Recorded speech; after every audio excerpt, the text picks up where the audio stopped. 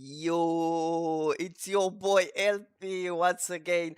Guys, today we are starting something amazing. So, I have some good news, and there is a new thing in Genshin that some of you may like, some of you might not like. I personally don't really like, but it's nice to have something special every now and then in Genshin. But first, yo, Cookie's here. Hello, Soda. Hello, Haley Bears. It's Vivi, one of Lynn's friends. Yo, hello. Hello, hello, hello. Linux is here as well. Hello, Cookie. Um, so Zoo is here. Hello, Zoo. And Soda was here. I don't know if they are still here. Oh, I mean, I don't know if Zoo is still here. Zoda is still here, but yeah. Welcome, welcome, welcome. Yeah, doggo. Is that a doggo? I can't see, bro. I'm old. Is that a doggo? Anyway. Let's get right in and check the new things out. I'll wait for more of you guys to join the stream so so I can tell you what's happening right next to my house right now, basically.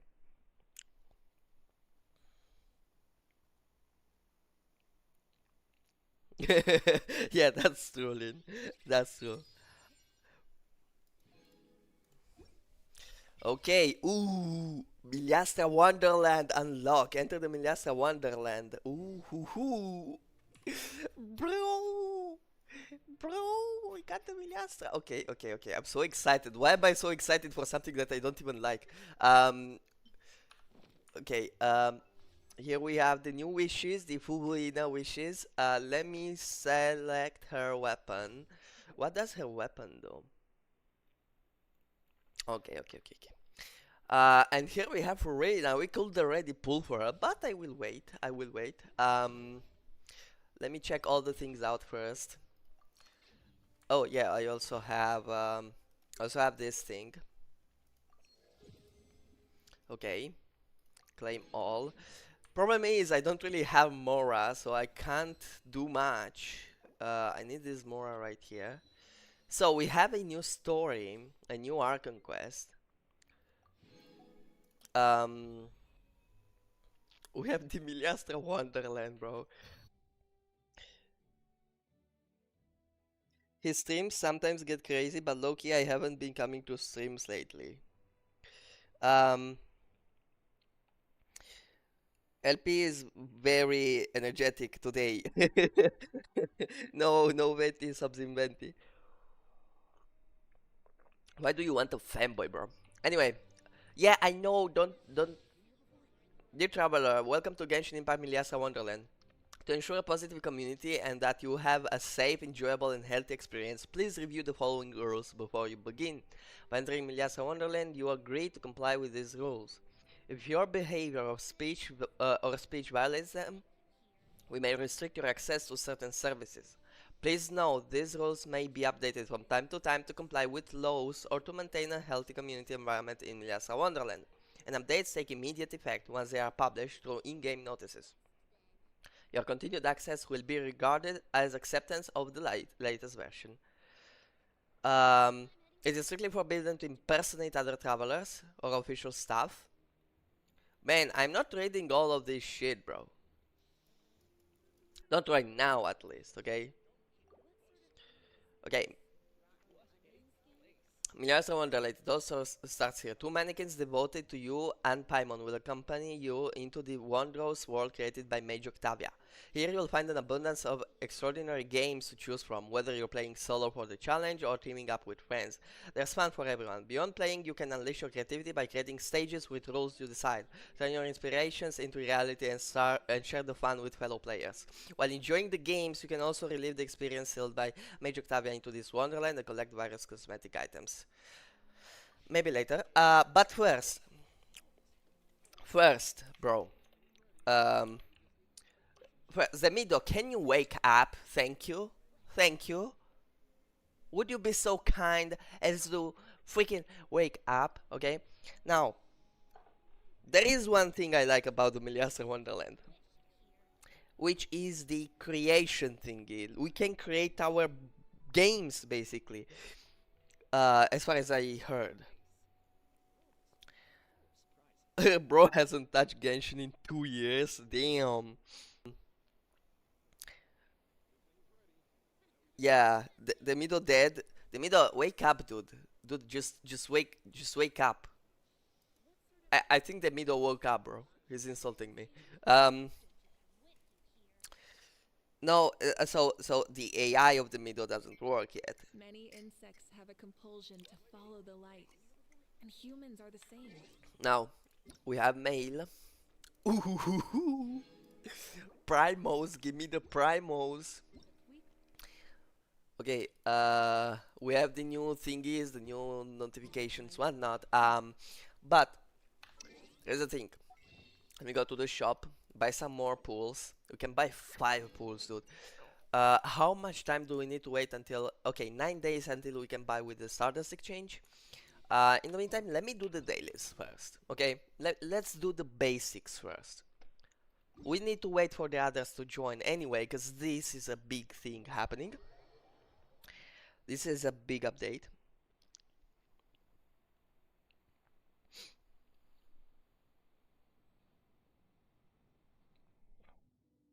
Stream keeps glitching.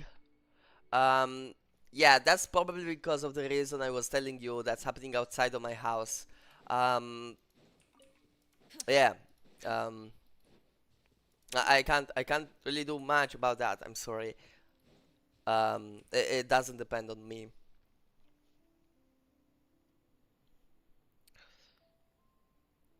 Bro, I love you so much. You are exquisite, breathtaking, gorgeous, beautiful, nice, pretty, eye-catching, outstanding, magnificent, stunning, wonderful, lovely, charming, charming, good, celestial, glowy, human.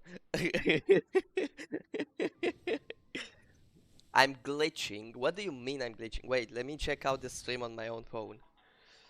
Wait. No, wait, full screen, bro. I don't need the full screen.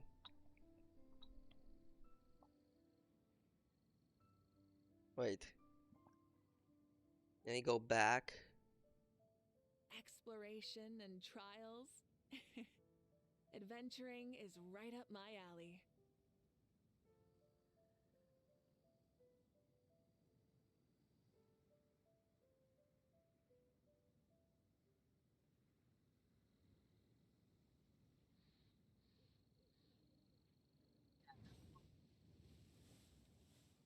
Oh, I was not lagging though. Like, what?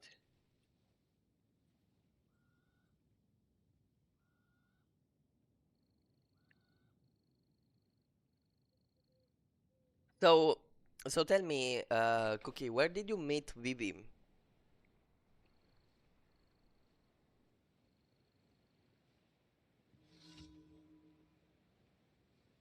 I mean, uh, why did I call her Vivi? Harleyverse. Rise with the sun. There is no escape. Lush as the moonlight.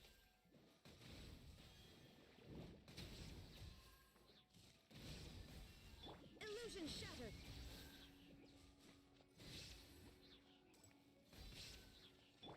Light it up.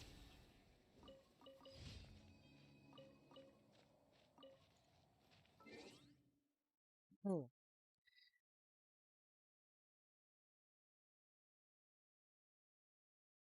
Back, and I'm going to say the thing I had to say before. What? What?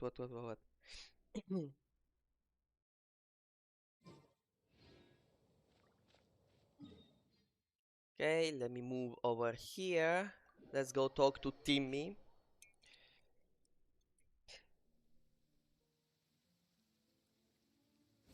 Cookie, you're part of the basement. Of course you're weird. We're all weird over here. That's what makes us special. Bro, my English also sucks. That's what makes us special. Okay, I said it correctly now. Yay!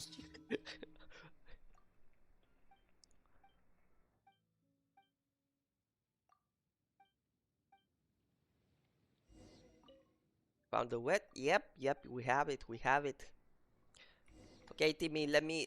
Oh my gosh, why do I always have to go myself? Just go yourself, Timmy. Get like drown. I don't know. Do whatever. I don't care.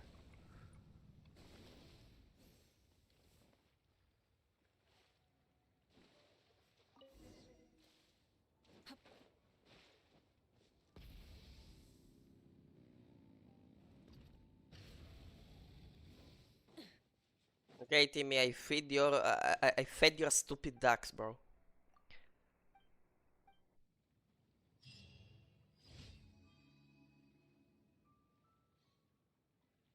Y'all are so nice.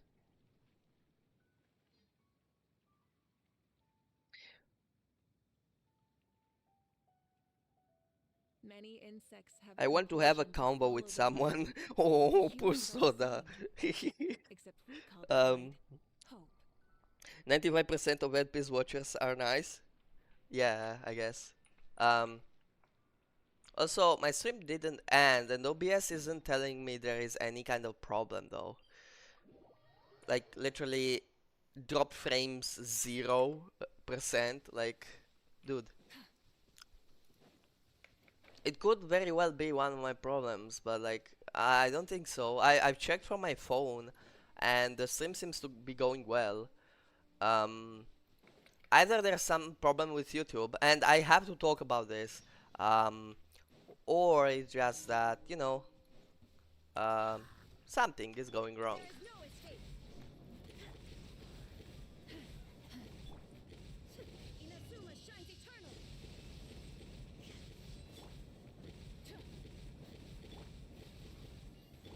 Strike a pose.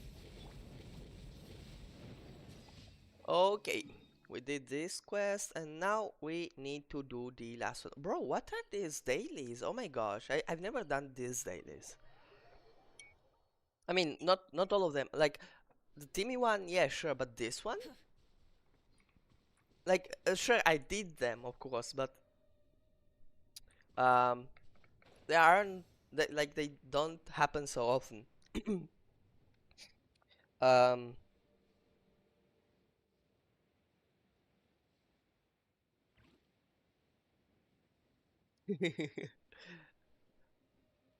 where is bro going? Why did bro come down? Ouch. Is this our Ouch. That fate? hurt. Rise with the sun. Receive my blessing. The show begins.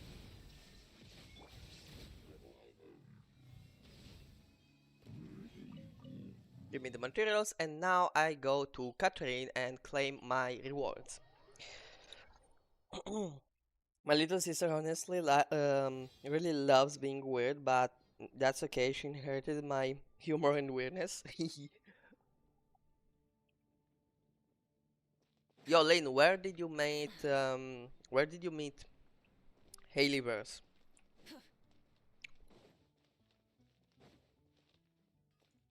Like, how do you guys meet people? Thank you for. I need to know. I mean, I guess you touch grass. That would make sense. Anyway, let me wait.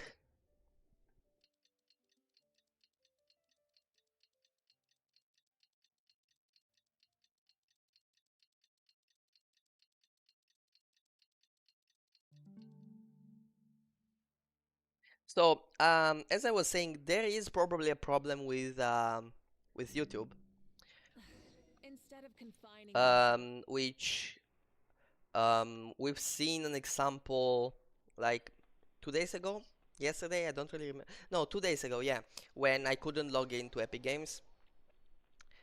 Basically, half of the internet went down. Probably YouTube had some impact as well. Um, and now since they're adjusting, probably the streams aren't getting transmitted well to people, shit like that, you know. That could be one of the reasons. Bye to the others in Nasha Town. Still no news about Rarer, though. Where could he have slunk off to? If only he was gone for good. But With all the trouble he stirred up before, there's no way we've seen the last of him. Hello, you must be the traveler in Paimon? Mr. Flint has been looking for you. Unfortunately, there's been a serious wild hunt attack over at the quarry. He thinks it's time to regroup and figure out a plan. The wild hunt? Oh gosh. Uh-oh! We better get over there, right away! Come on, let's go! Also, why is the volume so low? Oh, because the volume is low. Okay, the volume was actually low. Okay, this should be better. Now, here's the thing, okay? What I need to do is first try Never out. Wait, not here, but here. We need to try Never. I mean, I won't be pulling for her, but I wanna see how she plays.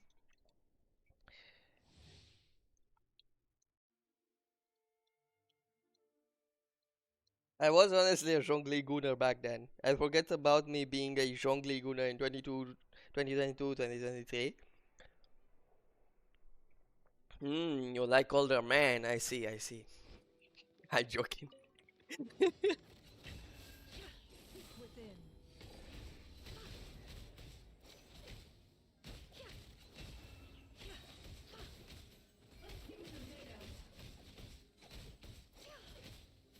It all adds up. The mystery unravels.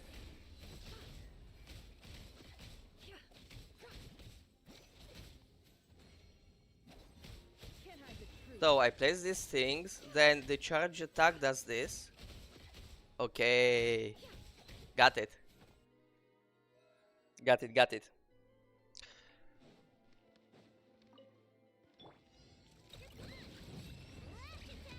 Pew-pew! Can't handle your drink. You poor lost. It all adds up. No more lies. Seek within.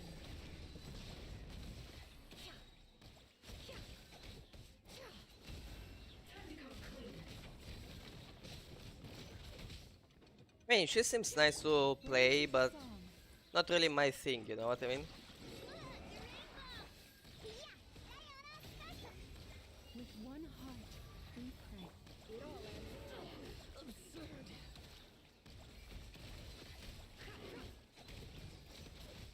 The deception ends here. Can't hide the truth. Chew on this. By the frostmoon of old. No more lies. Yeah, she plays nice. She's fun to play. If you wanna pull for her, do pull for her. She's fun to play. I liked her. At least I liked her. Um,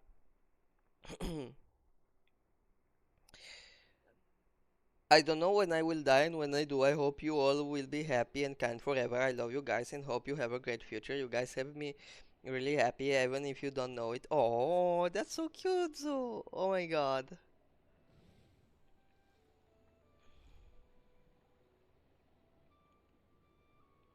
Oh, poor Soda. Soda is glitching. Okay, let's pull for Furina. What do you guys say? Let's pull for Furina. For Furina, okay? Let me buy another pull. And we're gonna pull for Furina, guys. We're doing it.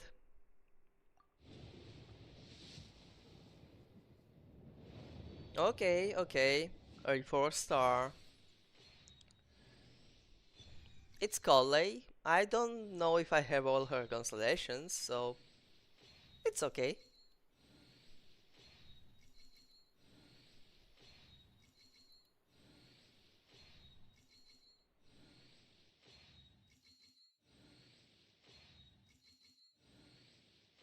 Some weapons. I mean, this is okay. Yeah, I did already have Collei's constellations. But let's try again. Okay, another 4-star.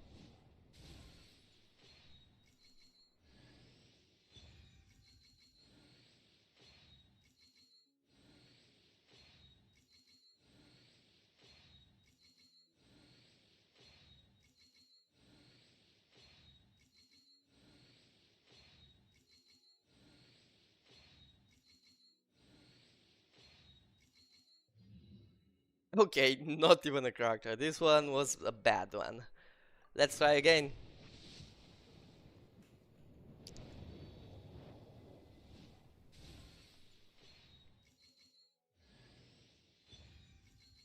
Yao Yao, hello. But I think I already had all her constellations, sadly.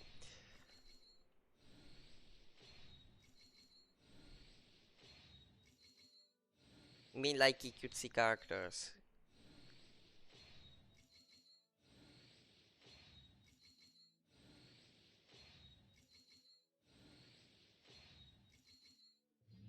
And only Yao Yao. Oh no, I didn't. Okay, I didn't have all her constellations. This is great. Okay. Okay, okay. Another 4-star, of course. Please give me Furina, bro, already. Chinchou, okay.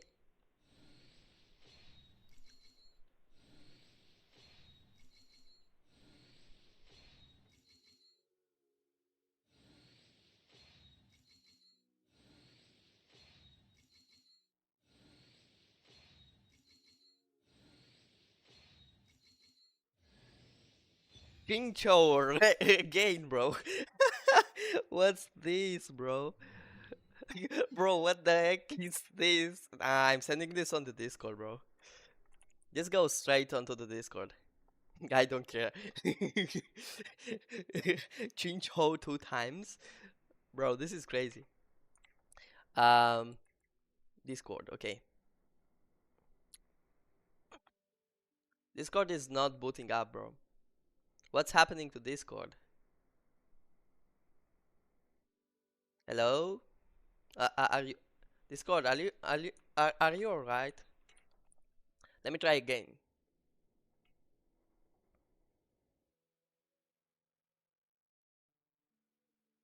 Yeah, Discord isn't booting up. So I guess I will just save this screenshot onto my PC and then I will send it later probably. Oh well. Now it is the time to get Furina. Or maybe not.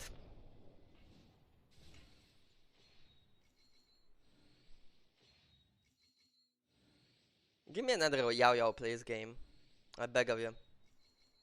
I need another Yao Yao. At least another one. Maybe two, who knows?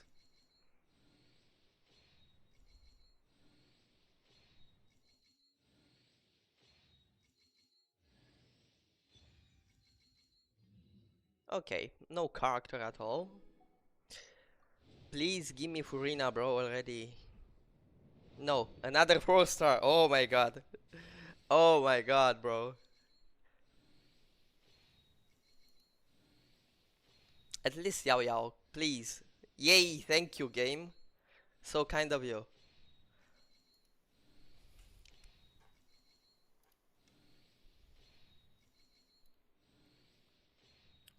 Fly me to the moon and let me sing amongst the stars. Let me see how spring is like on Jupiter and Mars.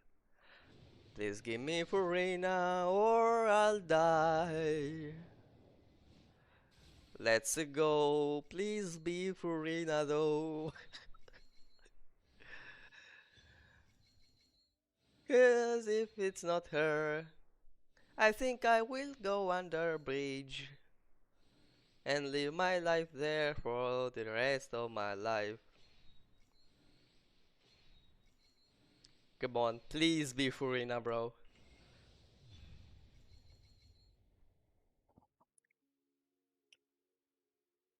Ah, why do you do me like this, game? Why? I mean, I got the constellation for Tainari, but it's still not Furina.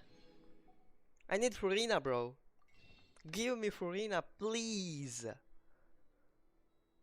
Please.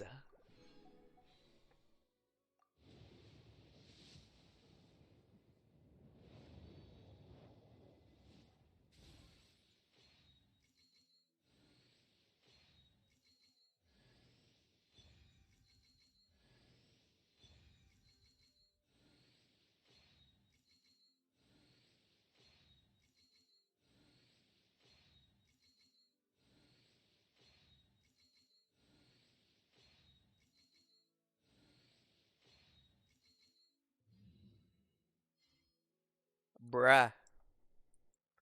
Bruh.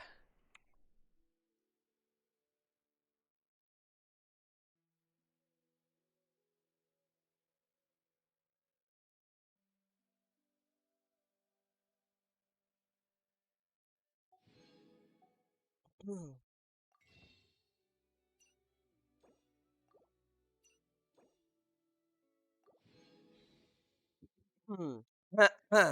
Hmm. Are you for real, game? Where is my streamer luck, bro? Where is my streamer luck? I should have streamer luck, bro.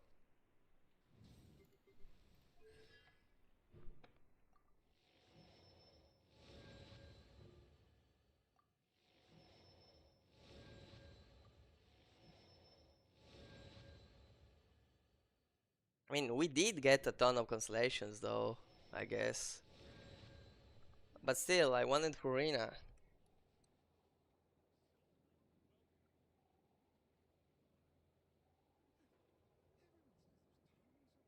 Okay,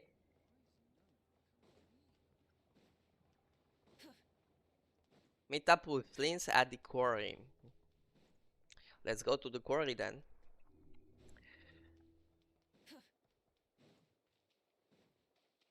Try and stop me!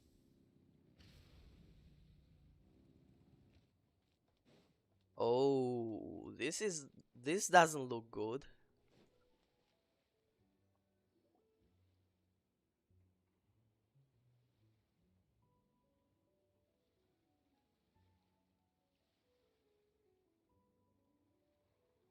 Hmm.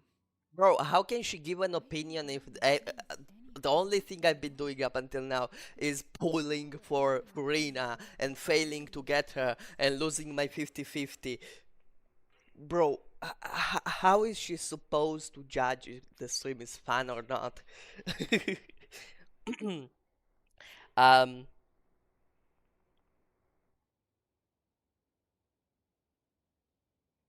I'm fixated on a live while doing something else at the same time. Oh, help it! Don't take your anger out of me. I'm not angry. I'm not angry at all. We got a lot of cancellations. Okay, we didn't get Furina, but we already have her. I was only trying to get her constellation, so it's not that bad. It could have gone worse. Like, we could have only gotten Kole, for example, which I already have all the constellations for. So, it went moderately well, okay? It wasn't amazing, but it wasn't the worst. So, I'll take that, okay? So I'm not angry. I'm not taking my anger out of you. I mean, out on you. Sorry.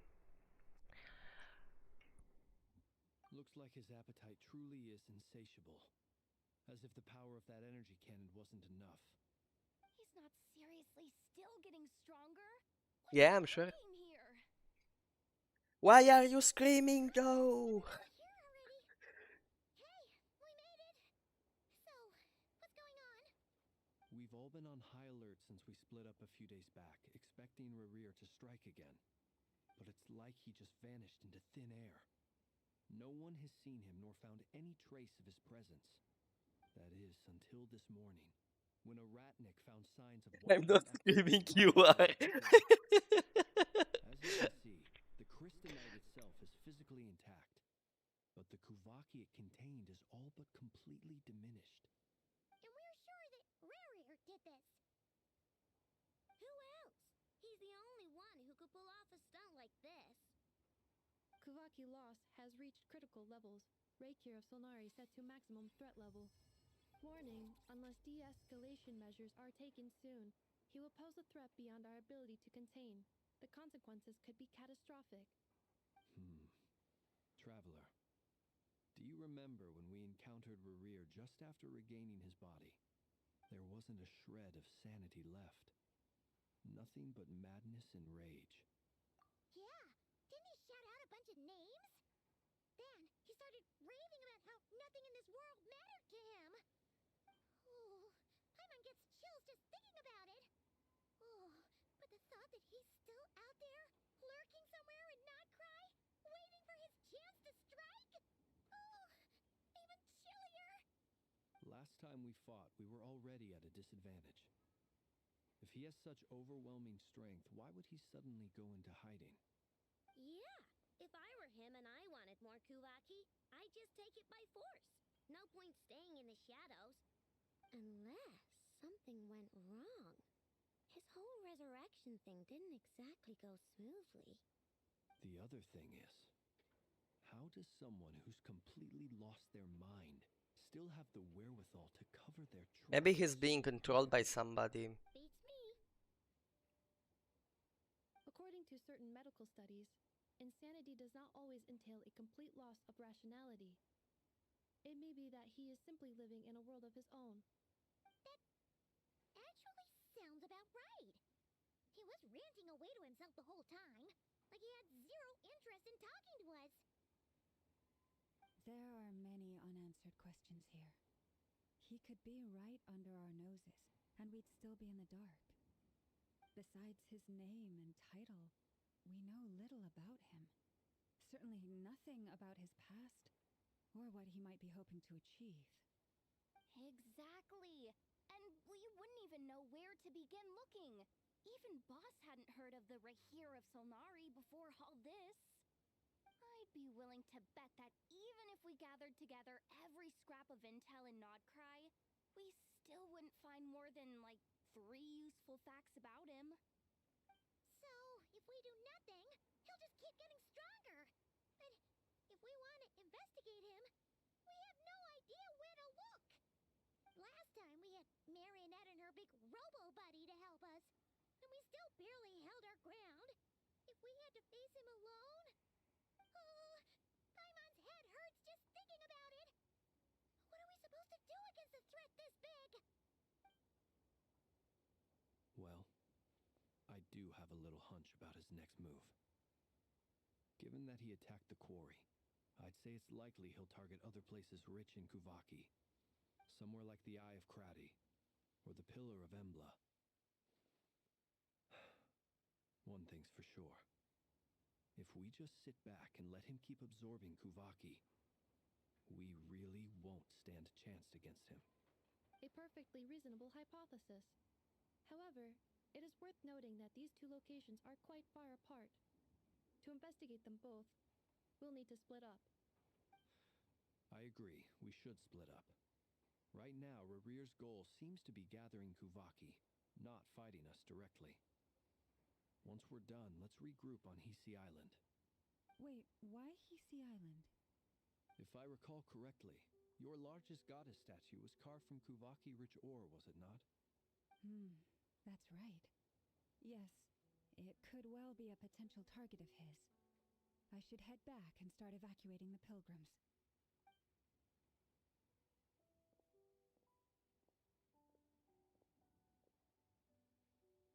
Splitting up's always gonna be risky.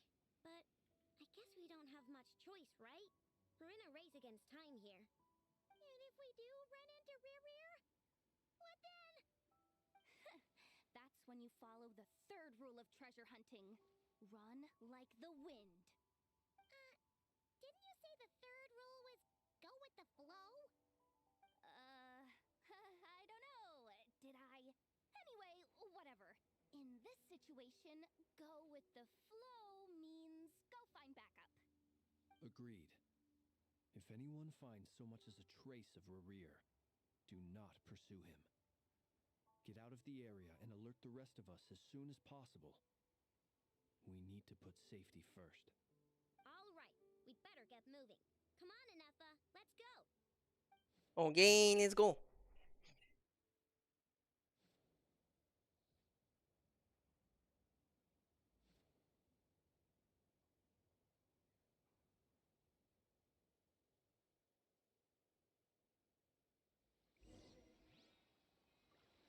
Okay, go to the Frost Moon Enclave. Okay, sure.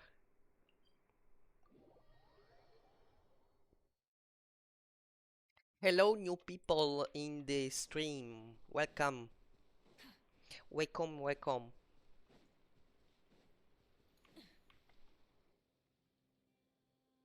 Hmm. Bro, my throat today is killing me. Nope, diddly squat. No clues to where he might be hiding. It's like he's a ghost. It feels like we're sitting on a powder keg that could go off at any second. Oh, Ugh, wow. I hate this feeling. I'd rather face him head on than be left hanging like this. So, you guys didn't find anything either? So you're just gonna show your eyes or what? The word either. How about you, Flint? I questioned a few Ratniki and eventually narrowed my Like, investigation. imagine somebody asks for your picture and you send them your eyes. That must be so damn confusing, bro.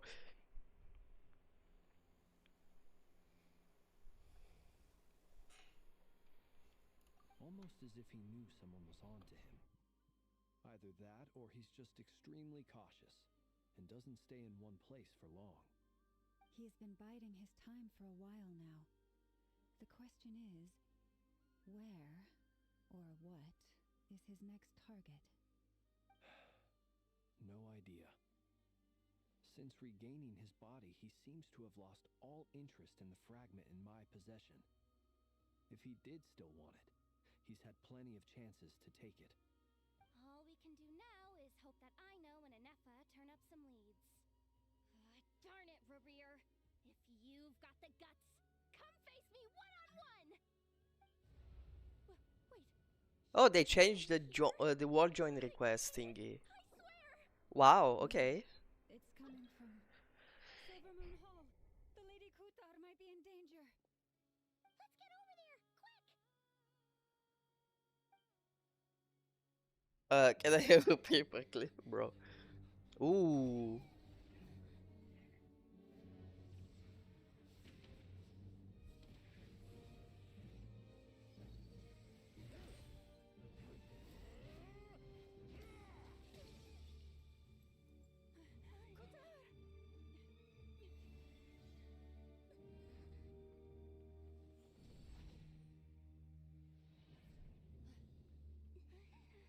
Oh gosh. Why is he attacking the dance elect? What's going on? No time for questions. Stop him!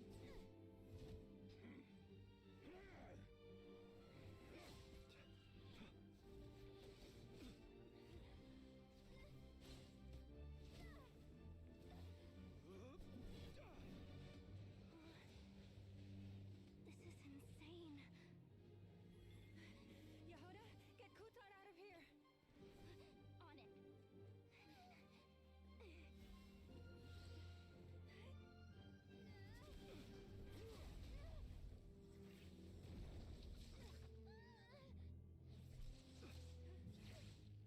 Look where your feeble light has gotten you. Now you shall plunge into darkness. Felindus, soon I will find a way. Watch out.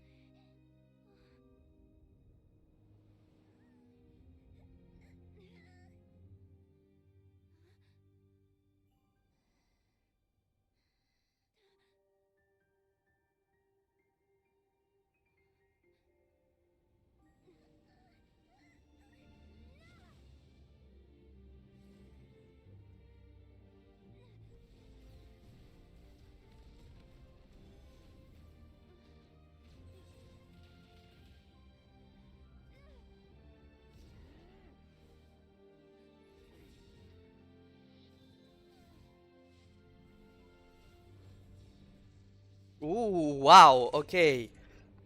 Oh gosh. Find them.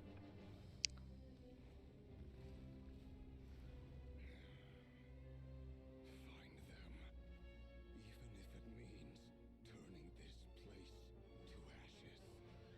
Damn. That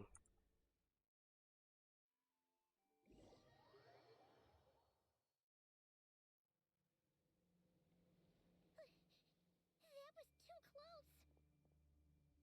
We barely made it out of there alive. What's that guy's deal? How'd he get so crazy strong? He's a threat to this entire nation.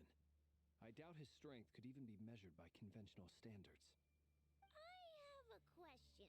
The cutscene though, bro. When Nefa showed up, we saw him chasing after this lady like he wanted her dead. What was that all about? We weren't there for the whole thing either. They were already duking it out by the time we arrived. Yeah, we didn't see how it all started. It all escalated so quickly, we had no choice but to step in. Kutar, can you shed any light on the situation? Kutar. Cross-checking database. I see. So you're the one that the Frost Moon Scions refer to as the Moon Goddess? Wait, she's the moon goddess? Oh, no wonder she looks just like all those statues. There are many reasons why people might worship the moon, and just as many why they might despise it. I've never met that person before, but there was no mistaking his deep-seated hostility towards me. Why he holds me in such contempt, I cannot say. But since he hunts the power of the moon, it's no surprise that I am a target. Kutar. There are many potential motives. For instance, you help the traveler escape his grasp. This could be his way of taking revenge.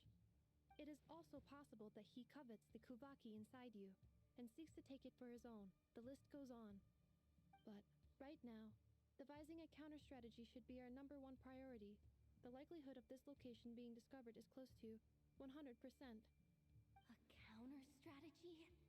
We don't stand a chance against an enemy like this. Surely our only option is to run. He's not gonna chase us to the end of the world, right? So as long as we can sneak out of Nodcry undetected... No, I can't say that. Come on, Yehoda. This is serious stuff. You can't suggest we all just chicken out. Running is our only option. Huh? What the fuck? But what other choice do we have? We are facing an enemy we cannot possibly defeat in battle. Well, I mean, yeah, but still. It's not too late. I can distract him, so you'll have plenty of time to make your escape. Wait, what? You're gonna act as bait? Doesn't that make sense? I'm the one he's after. There's no need for you to risk your necks on my behalf. A coyote doesn't stop for bypassers while it's howling at the moon. What is it, Loma? The Frost Moon Scions have already grown accustomed to life without their goddess. My presence here is no longer essential, and this is not my home, so you needn't ask me to stay. We can't just roll over and let him get away with this. That's not our style. Yeah, we can't just call it quits after everything we've been through together. Besides, she pretty much saved my life back there. If I just ditched her now, I'd never forgive myself. Aww. You can't overlook that you have saved our lives multiple times now. To talk of returning the favor would be a little crass for my liking. But suffice to say that we are friends, and friends look out for one another. Rira's true objective remains unclear. Even if we were to sacrifice Miss Kutar, there's no guarantee he would stop. But Kutar, I know why you left the Frost Moon Scion so long ago.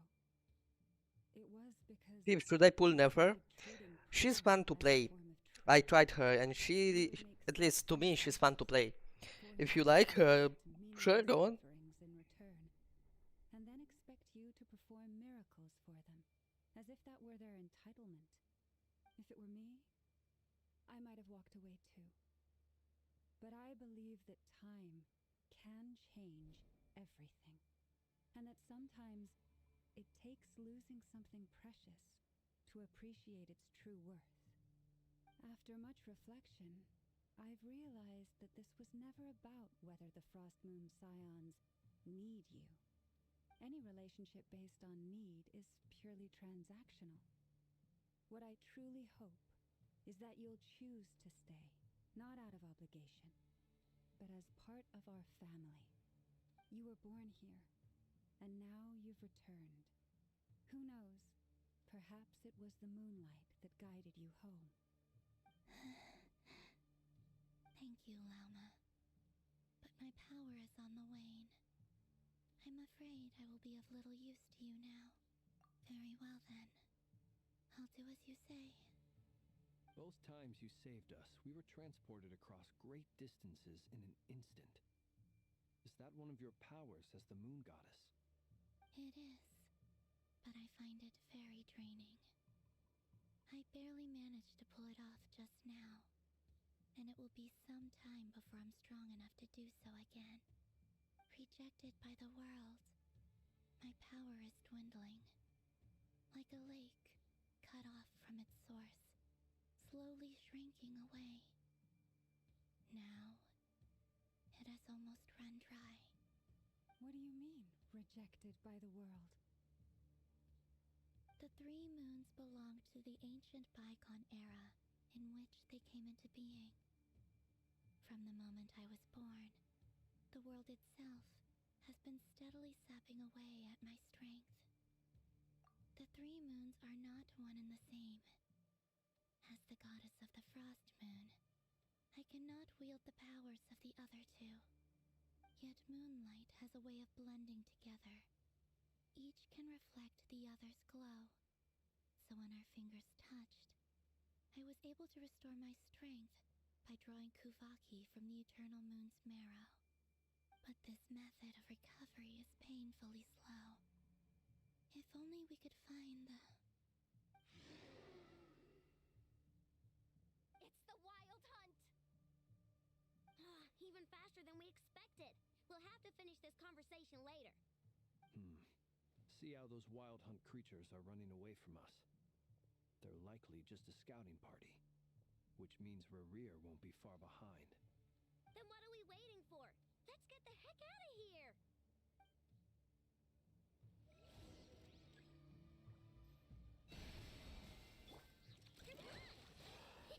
Ding dong, weather bomb! With one heart, we pray. Be silent. They just keep coming! This is driving me nuts! Rerir closing in on us. You need to pick up the pace. There's too many of them! And this time, we can't fall back on Guitar's house to escape! This goes on much longer. Beware the creatures of the night.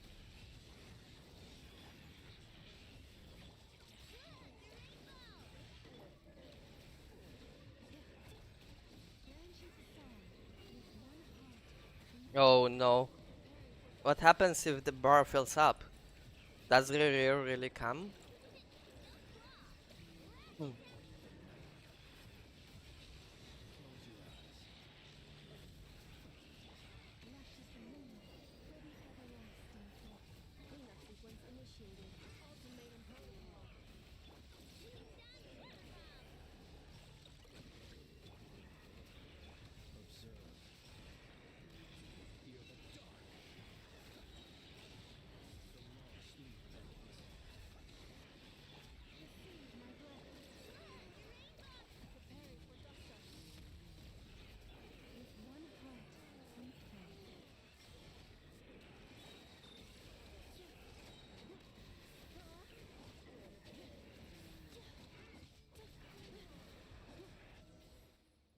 Oh gosh.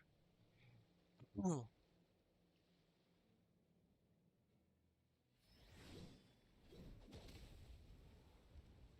A wolf's gravestone? What? Ooh, Varka!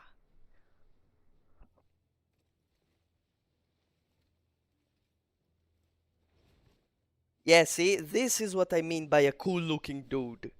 Not Rary. Rary has a freaking thing on his face. You can't even see him. What's the matter? Bit off more than you could chew? How are you? Uncle Varka! You're back from Amspartnir? Whoa! You're Varka? Grand Master of the Knights of Favonius? We could save the intros for later. Right now, let's get you all out of this hellhole. Follow me. I know somewhere you'll be safe. Oh, is that Bro, why does he look like a Final Fantasy character? Come on, move! There's no time to waste.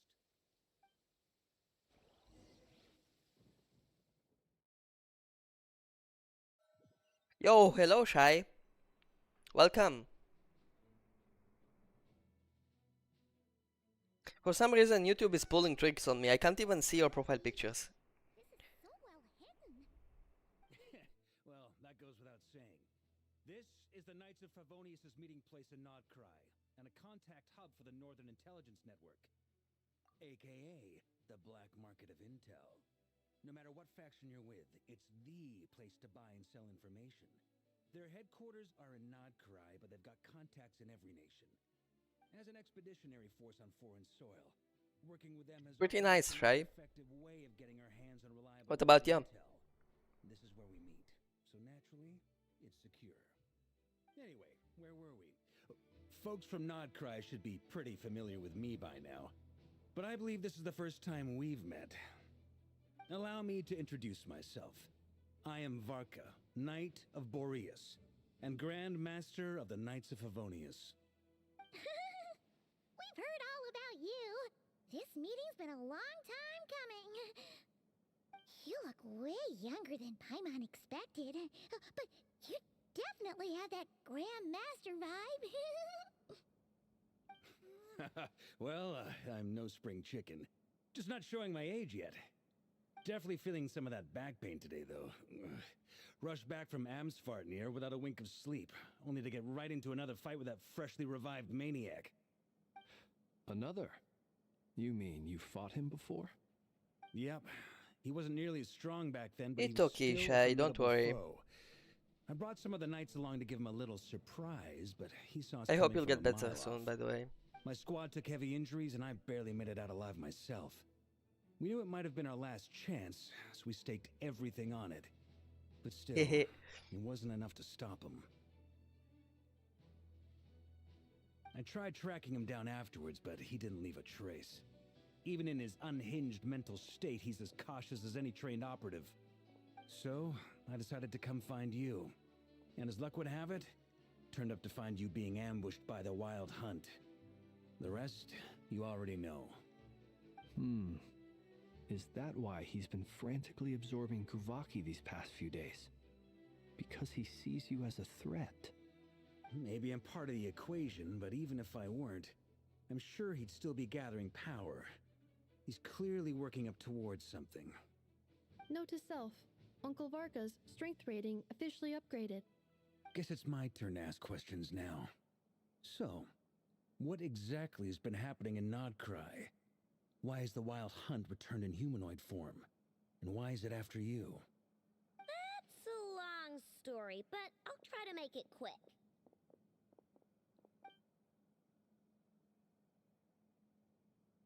Wow, I had no idea so much had happened.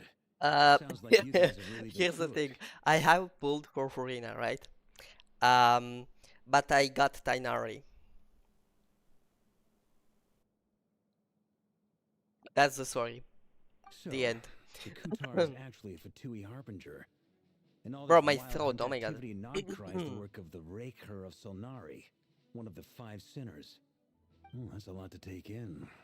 Need some time to wrap my head around it all. I'm truly sorry, Mr. Varka.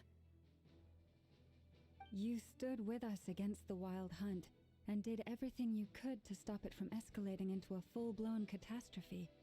And then, the one time you're away, it all comes to a head and all your hard work gets undone. You've got nothing to apologize for, Miss Moonchanter. You can plan 100 steps ahead and still slip up. That's just life. No one knows what tomorrow holds. You can't predict which way the wind will blow next. And, to be perfectly honest, I can't say I'm surprised. For all the times we've defeated the Wild Hunt in the past, we've never been able to completely wipe it out. Turns out, we were just delaying the inevitable. But now that a new variable has come into play, fate may well take a different course. A new variable? You mean us? Who else? And in a strange way, I think his resurgence might not be an entirely bad thing. The Wild Hunt is like an unrelenting force of nature, but Rarier is an individual with an agenda. He's gotta have a weak spot somewhere. That said, while I was explaining everything just now, some of the points that Mr. Flint's added caught my attention. You mean about our mystery ally? That's right. From what you've said, not only did they lead you straight to some key files, they also shielded Hisi Island from a lethal Kuvaki blast. I don't know who or what could pull something like that off. Heck, even Miss Columbina doesn't have a clue. I hadn't heard the story about those files. Would you mind repeating their titles for me? Wild Hunt Phenomena Log. So you're saving your Anarchy guarantee? Ratman's Yeah, Field Journal. I and am. Kuvaki Survey Log. Oh. No. Still doesn't ring a bell. Another dead end. Guess all we can do now is hope that our mystery ally keeps showing up when we most need them. Still, it's safest to assume they won't be intervening again. From here on out, we'll have to resolve this crisis by ourselves. Your intel also explains something else I've been wondering about. The reason I led my team to Amsfarnir was because we'd had reports about a possible source of the Wild Hunt showing up there. But once we looked into it, it turned out to be a red herring. I don't know who was behind it, but clearly, it served its purpose. I doubt it's by chance that he happened to make his comeback while my attention was diverted. And from everything you told me, it sounds like his scheming began well before his return. So maybe luring me away was all a part of his plan. But is it even possible that he orchestrated all of this by himself? The Moon Maiden and the Raker of Solnari, Nodcry of all places. The way everything is unfolding, it can't be a coincidence. So, what do we do now? Got any ideas? Right now, we've got at least 3 things to consider. Let's go through them one by one. First, we need to figure out how to take down Rarier. If we can't beat him in a straight-up fight, the rest won't even matter. To my knowledge, the bulk of Nodcry's fighting force is already gathered here. But even with everyone united, we're still no match for Rarier in his current state, let alone with his power still growing. What if there was a way to tap into a new power of our own? How so? Have you thought of something, Columbina? 3 moons once watched over this world. The Eternal Moon was the largest. The Frost Moon was the brightest. And the Iridescent Moon was the most mysterious. They say that back then, the 3 moon goddesses wielded immense power. Enough to shape the workings of the world itself. I now bear the Frost Moon's power, and the Eternal Moon's marrow resides within the Traveler. Hold on. Are you suggesting? The iridescent moon. The last piece in the puzzle. That's right. If we can find the Iridescent Moon's marrow, I will be able to regain my strength much more quickly. The 3 moons are said to stir I'm gonna try for currents never and on the illuminate all edge things. account. Okay, Shay. Perhaps I wish it you the holds best. Further secrets beyond our understanding. According to my analysis, the solution is feasible. However, it is subject to one major condition. How do we locate the iridescent moon's marrow? I know a way, but we will need to visit the Fatui's Experimental Design Bureau. The Experimental Design Bureau? Are you saying we need to involve Marionette? Yes, I must speak with Sandrone. It's a long way from here to the Experimental Design Bureau. There's a high chance you'll be spotted. You shouldn't go alone. Then that's settled. Next up, our second priority. Somehow, we need to figure out Rarier's end goal.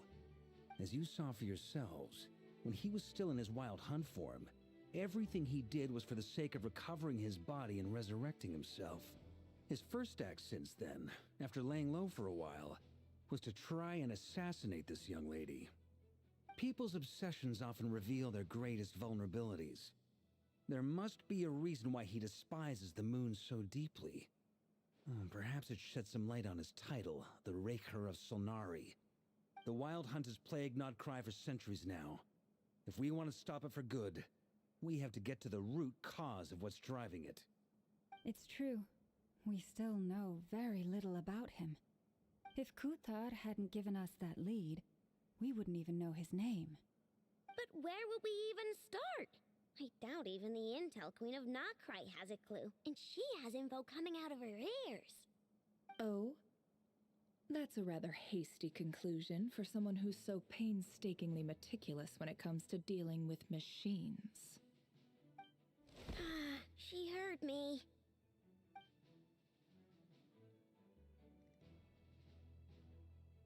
Boss! What are you doing here? I'm now asking myself the same question. I received a letter from a humble knight of Favonius, requesting a meeting to discuss a major business deal. But it looks like this humble knight had something else in mind. Details, details. Miss Neffer, the important thing is that you've arrived at the perfect time. Since his failed ambush, I've been racking my brains trying to come up with a plan to fight Rarier. Given the severity of the situation, I think it's fair to say that our only chance lies in uniting as one. And I'm talking all the factions in Notcry. We can't do this without the Curatorium, but I knew it'd be a tough job to win you over. So, I took the liberty of reaching out for a little chat. Wait a sec. How did you even hear about this place, Neffer? Didn't you say this is meant to be the Knights of Favonius' meeting spot? And a contact hub for the Northern Intelligence Network? And isn't it supposed to be super hidden? You really think he could have gotten settled in Nodcry without my help? Besides, I'm the one running this gig. Of course I know where the meeting place is. Allow me to introduce the current head of the Northern Intelligence Network. If it's intel you're after, she's your woman. Pretty much seen and heard it all. Please spare me the flattery. Let's cut to the chase. Seems like you've run into some trouble, huh?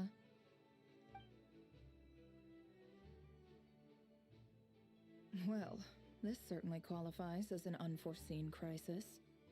On behalf of the Curatorium of Secrets, I wish you all the best of luck. So you're just going to sit this one out? Why should I get involved? What could possibly be in it for me? What if we told you we can't do this without you? Oh? Then I'd say, you'd better make it worth my while. I don't work for free. I can't put a price on something like this. It's just not in my nature.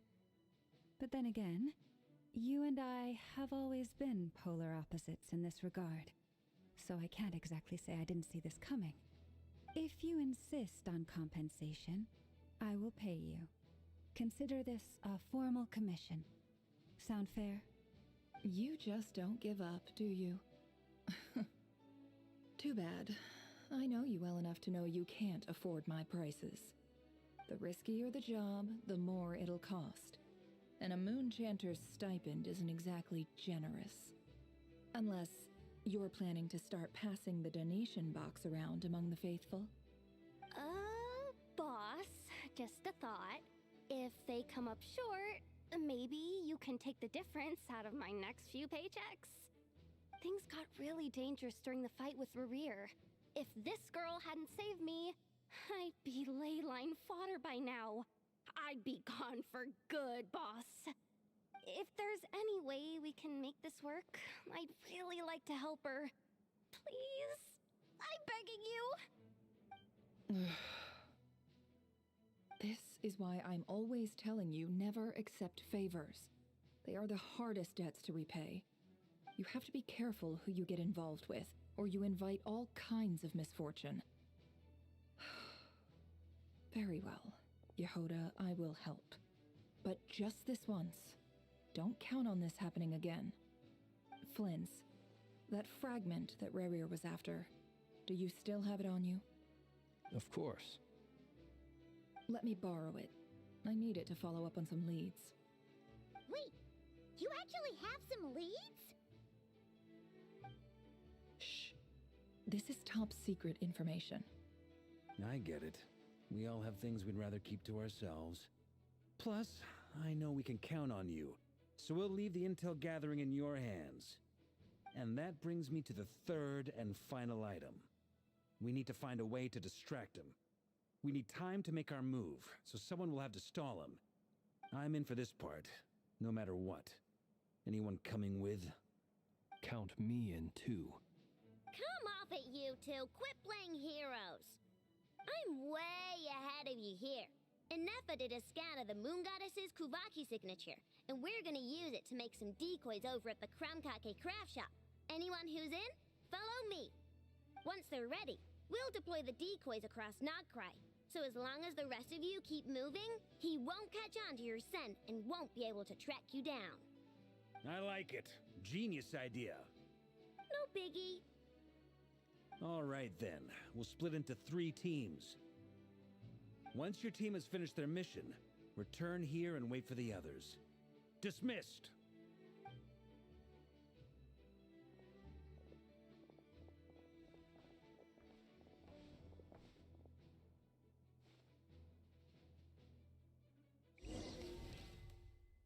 Ooh, what's this? Bro, YouTube doesn't work on my phone for some reason. I don't know what's happening with YouTube, but YouTube is acting weird today. Lady Damselette. Wait, and you two? What are you doing at the Kuvaki Experimental Design Bureau?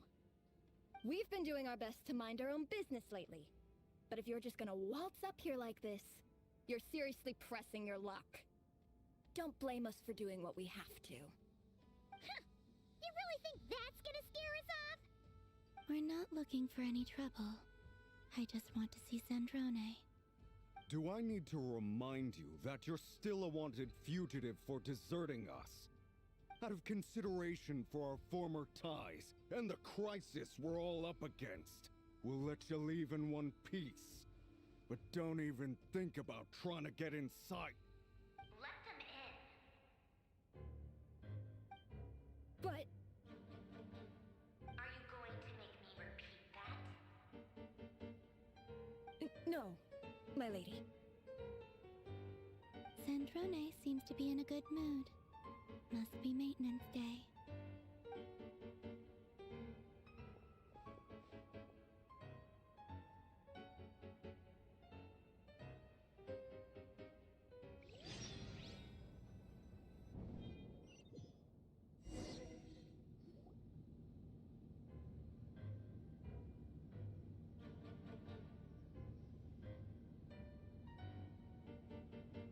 Bro, they walk So in tell sync, me, what?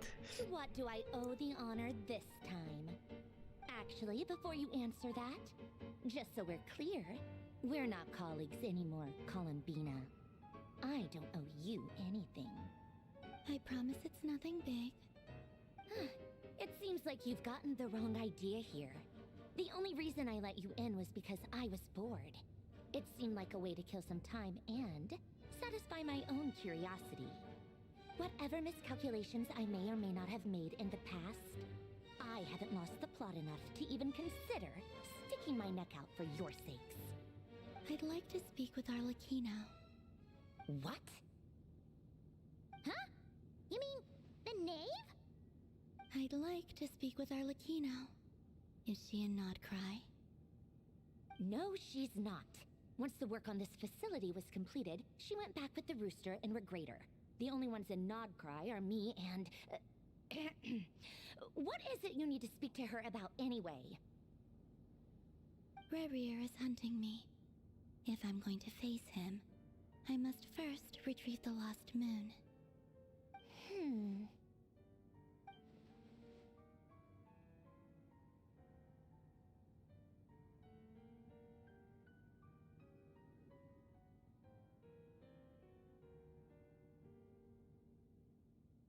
The music, bro.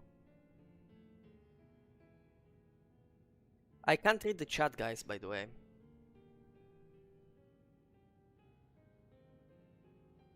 I don't know what's going on. Internet seems to be off, but OBS works just fine. What? Is that a no, then?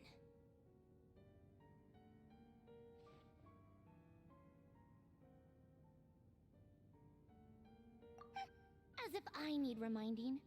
I was this close to settling things with him before someone decided to whisk me away to their weird little garden. Have you held any tea parties lately? Tea parties? Yeah, obviously.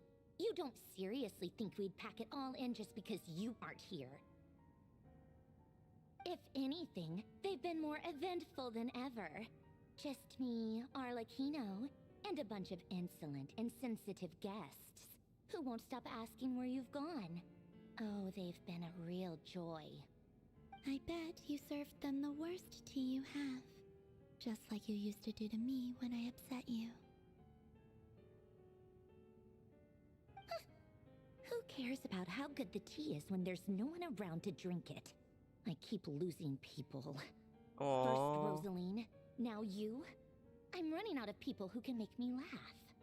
Honestly, what could be more ridiculous than the multi-centenarian goddess, who's only ever had the plain herbal tea she received as offerings? Wait. I think she says that. She says that she's running out of people who can make her laugh, but in reality she must be lonely.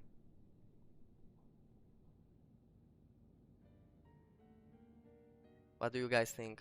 You'd always brew a different type of tea for me each time. Was it really just to see how I'd react?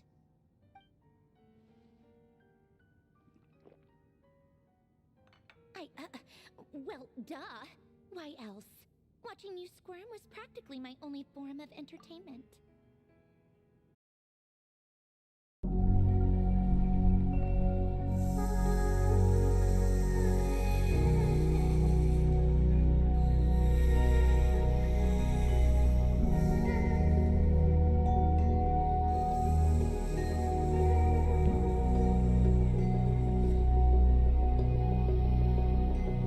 When we were so young, I could never see forever. We'd go midnight driving down that lane, pretending the whole world was lame.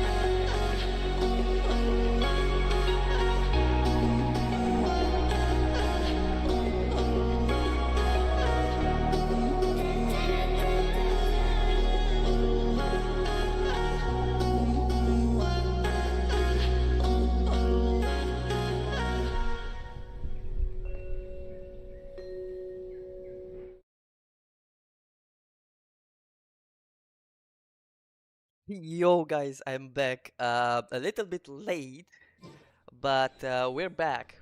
So basically, my internet company had a shutdown over the entire nation of Italy.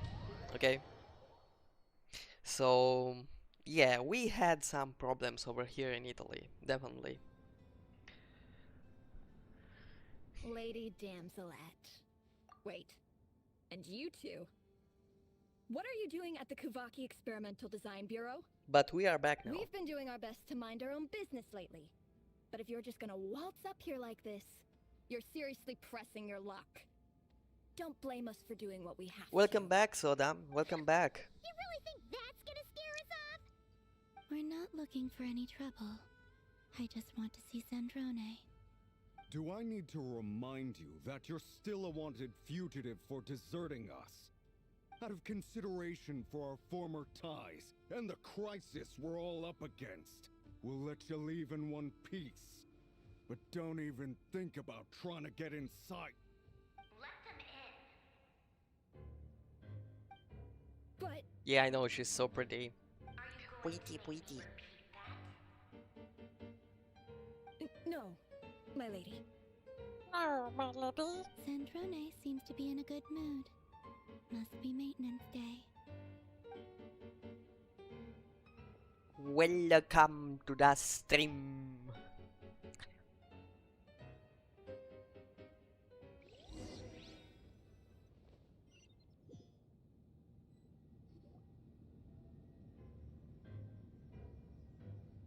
Bro, they're working in sync, by the way. And also at the same rhythm of the music. To what do I owe the honor this time? Actually, before you answer that, just so we're clear, we're not colleagues anymore, Columbina.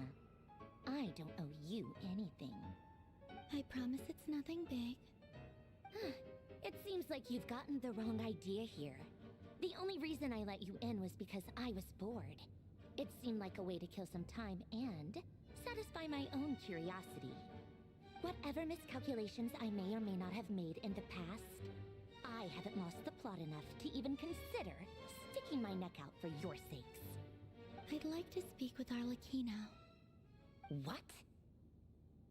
Huh? You mean the knave? I'd like to speak with Arlecchino.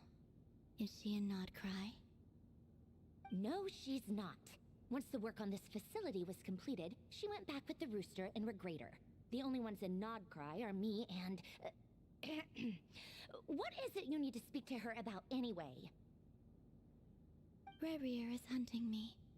If I'm going to face him, I must first retrieve the lost moon.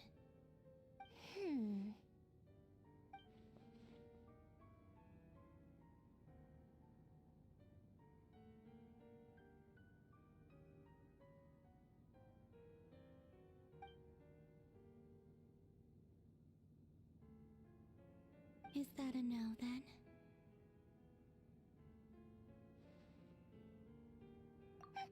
As if I need reminding.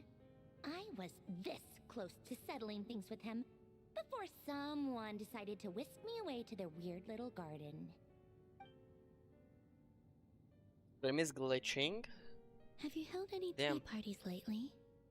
Tea parties? Yeah, obviously. You don't Uh, uh, uh, seriously think it- we it- pack it all it in might just be because my you fault. aren't here. If anything, they've been more eventful than ever. Just me, Arlecchino, and a bunch of insolent and sensitive guests who won't stop asking where you've gone. Oh, they've been a real joy.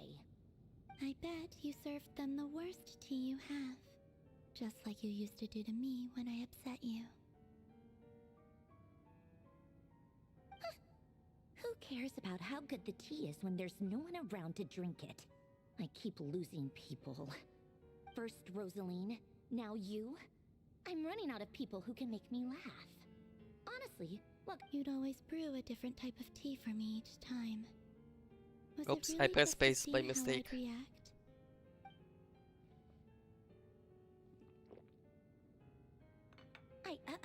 well, duh. Why else? Watching you squirm was practically my only form of entertainment.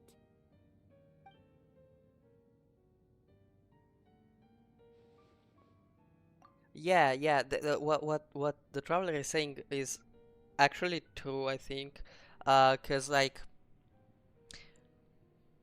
she must be lonely. Sandrone must be lonely, must feel lonely. She said she keeps losing people. I think deep down she feels lonely though. She acts cold on the outside, but like I don't know. Does she even feel human? Because I mean, she's not human. Does she feel human? She has emotions. We've seen her angry, we've seen her bored. I don't know. Oh, yeah. And Capitano sometimes used to bring Tartaglia around too. But I guess we won't be seeing him again. What do you mean cross it off? 1 hour was just Well, I guess absolute he's all silence. overdue for a get-together. Oopsies. Polonia! Have Febronia pass a message to Arlecchino for me. It's time for tea. Will suffice. Pass along a message for me, too, if you would. My body cannot contain the marrow of 2 moons, so I'll be leaving one of them in her care. Excuse me? Who said you were on the guest list? If my tea meant that much to you, maybe quitting the Fatui wasn't your brightest move. Back when you were under the Tsaritsa's protection, no one would have dared come at you so openly. But that protection didn't come for free. In fact, I paid dearly for it. At the end of the day, it was just another transaction. I just got tired, that's all. I never wanted any part in their grand ambitions, and I've had enough of being treated like a bottomless supply of power. It brings back memories from the old days, when I was still worshipped as the moon goddess. Centuries on, it may be a different group of people, but I see the same greed in their eyes. I figured you'd leave eventually. You didn't have as much of a reason to stay as I do. The Tsaritsa gave you shelter and protection, but that was it. Nothing more, nothing less. Meanwhile, the Fatui demanded everything from you in return, until it was more than you could bear. So she I understands? get why you left. And frankly, I have no interest in dragging you back just because the higher-ups told me to. Ooh. But if you keep hanging around with this riffraff, the next time we cross paths, we might be enemies for real.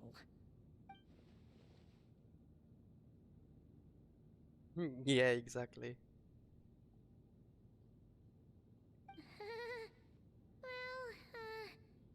Guess that's our cue to leave? That might be your plan. But it sounds like someone else wants you to stay a little longer. Huh? What do you mean? Listen.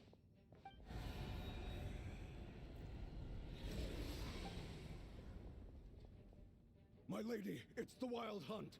A horde of monsters is headed straight for the facility. Another uninvited guest trying to crash my tea party. Clear the area! Le le le le le. Yeah. Bro, I can't believe this internet company ruined my stream, bro. Like there was a new person. Lane invited a new person. Um, Nabibi was here. Aster was here. JC even joined, bro. Um, and there was also Dono and Maku and Shy and Lo-Fi and you know Cookie's friend and Cookie. What do you mean you're sick? You'll be lucky to make it out of this alive. Are You you really like in a think you can jokingly afford to way worry or about like me? you're really Go feeling on, sick? Get out of here. You may have stopped Polonia from crushing him last time, but I've made sure that won't happen again. The entire Experimental Design Bureau is rigged for war. Stay and watch if you want, but it'll be at your own risk. You're not flagged as friendlies in the weapon system. Don't tell me what to do! Look, if you're leaving, make it quick. Or you'll just get in my way. There's a secret passage on the 2nd floor. It'll take you right to the plains out back. Dare all you want, Columbina. You're not getting another invitation to my tea party. I know. But thank you anyway, Sandrone. This is exactly why you shouldn't hang around with those people. All their melodrama and sentimental nonsense is rubbing off on you.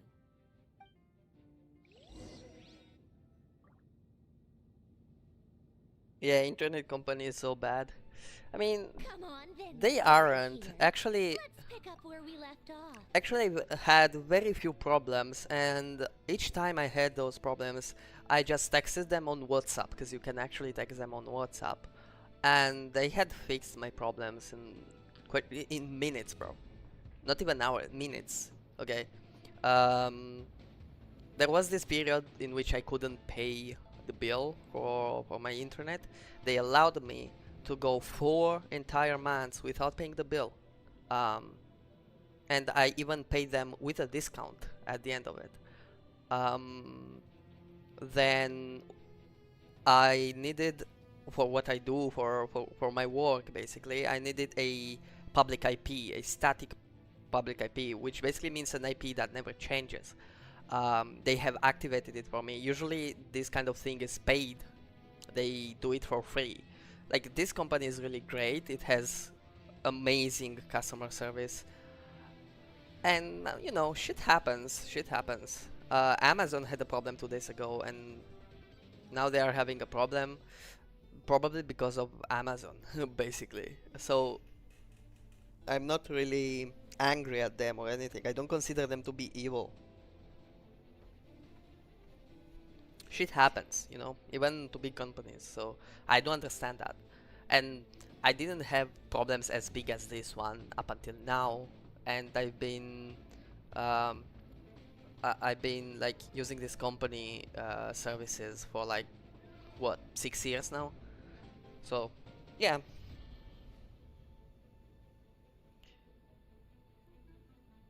So here's the thing. Number one, I'm not connected via Wi-Fi, but via Ethernet, which is the cable. And number two, Amazon has a lot of things. It's not just a website where you buy stuff. They also have this web service that basically allows developers to easily make logins, systems, and many other systems without having to develop them from scratch. They offer servers where you can store the data of your clients, the data, like, for example, you can store the website itself. You can you can basically have your application running on the Amazon servers, right?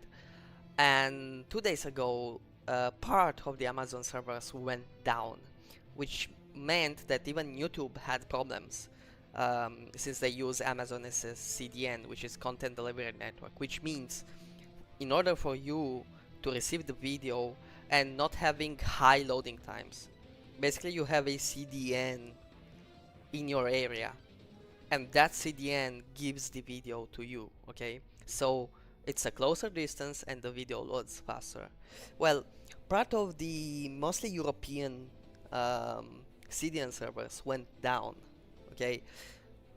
And probably, like, there are services like my internet company that probably use it and are still having problems because of that. In the most insane cutscene? What? It's your Wild Hunt monstrosities versus my beautiful creations. Let's see who comes out on top. Welcome, Clay, by the way.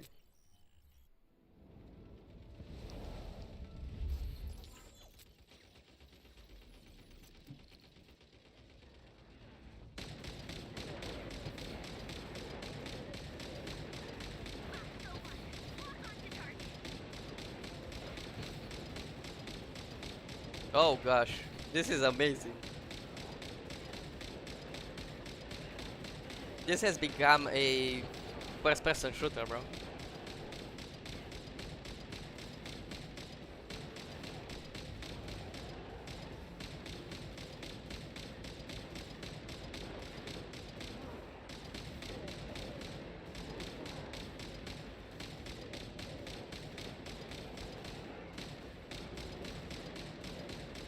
Also, the interface with her image in the top left looks like Honkai Impact Third.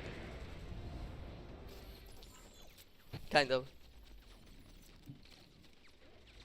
Good work, Bosco 1. Bosco 2, prepare to fire!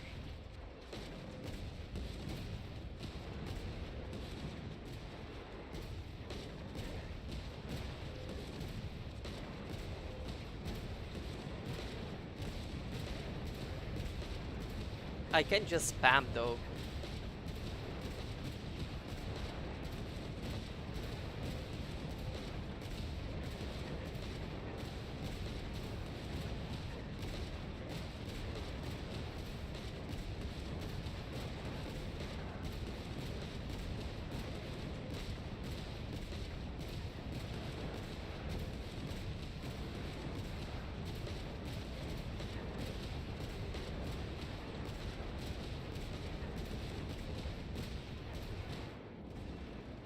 Jeez. Oh, sniper. That's it! Keep them pinned down! Don't let them get near!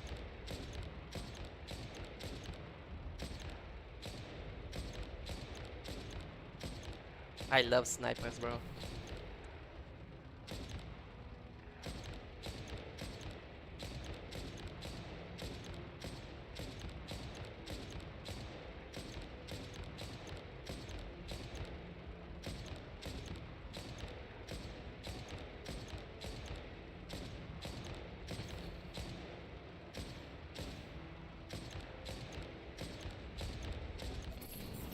Rotate out! Deploy all backup units! Get in there and hold the line! Guys, please text so I know I'm not disconnected once again.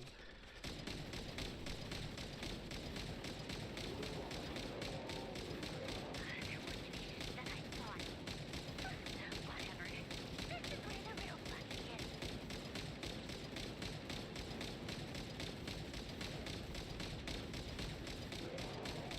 Oh gosh, they're getting close.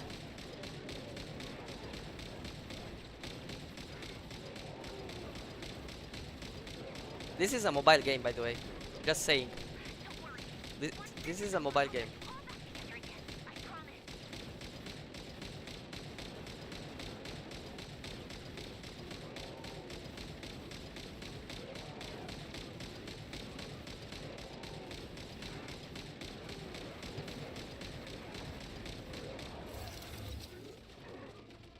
Machine severely damaged. Finally, the race Gosh. itself. Time to... Huh? Where'd he go?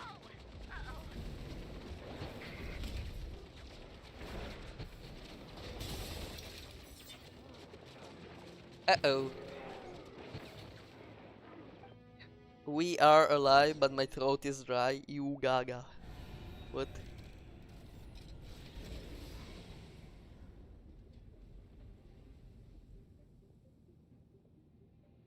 Warrior. This guy is called Warrior. Warrior. Hello, Warrior. Polonia, get him! I've upgraded Polonia again since our last encounter, and uploaded every last scrap of your data. So let's finish this, once and for... She's not here. Where did she go? Hey! Over here, you big... Curse it. Moon. Go. Keep searching. She cannot have gotten far.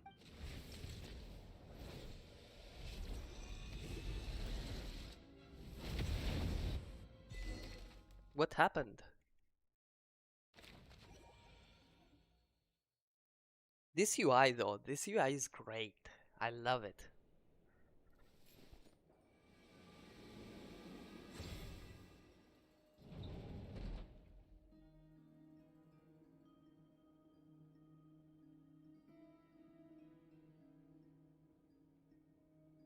So this is your method for investigating Rarir's past. It almost looks like some kind of ceremony. It does look indeed like a ceremony. Good deduction. But it's quite a different affair from what you're used to with the Frost Moon Scions. What do you mean? Whoa, first time I've ever been in here. Boss always said it was off limits, so I pictured some kind of creepy dungeon. But it's actually kinda nice. Oh, I guess this must be Sumero decor? That's where Boss is from. And that nice shopkeeper who sold me my treasure compass.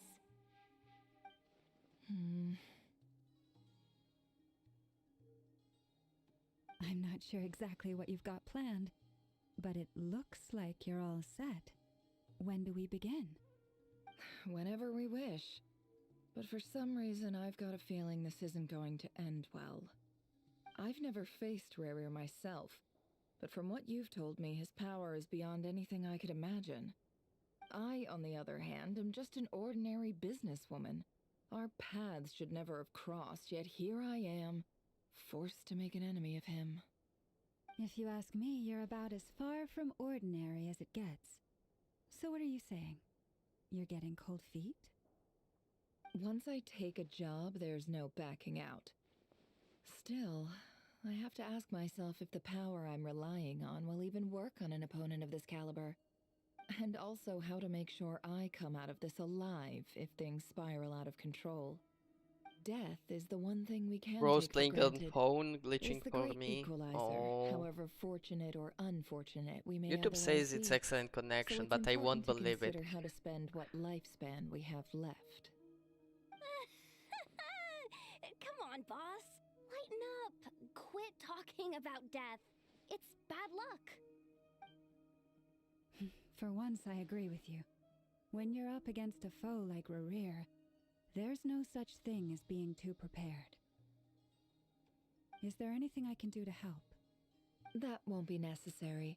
I've already made up my mind. Wait a sec, so I'm gonna do Time something. to cash in a precious favor I've been saving for a rainy day. Yehoda, I need you to find someone for me. The sooner the better. Okay, try to Eh? text. Find who? That shady merchant who sold you an overpriced treasure compass the other day. Come on, boss. You're pulling my leg again. In what way is she shady? She Try to showed text up when her. I was completely lost and sold me a neat little gadget that was exactly what I needed. Trust me, she's a good person. Anyway, I know who you're talking about. Don't go anywhere. I'll be right back. Nice. I genuinely can't run any further.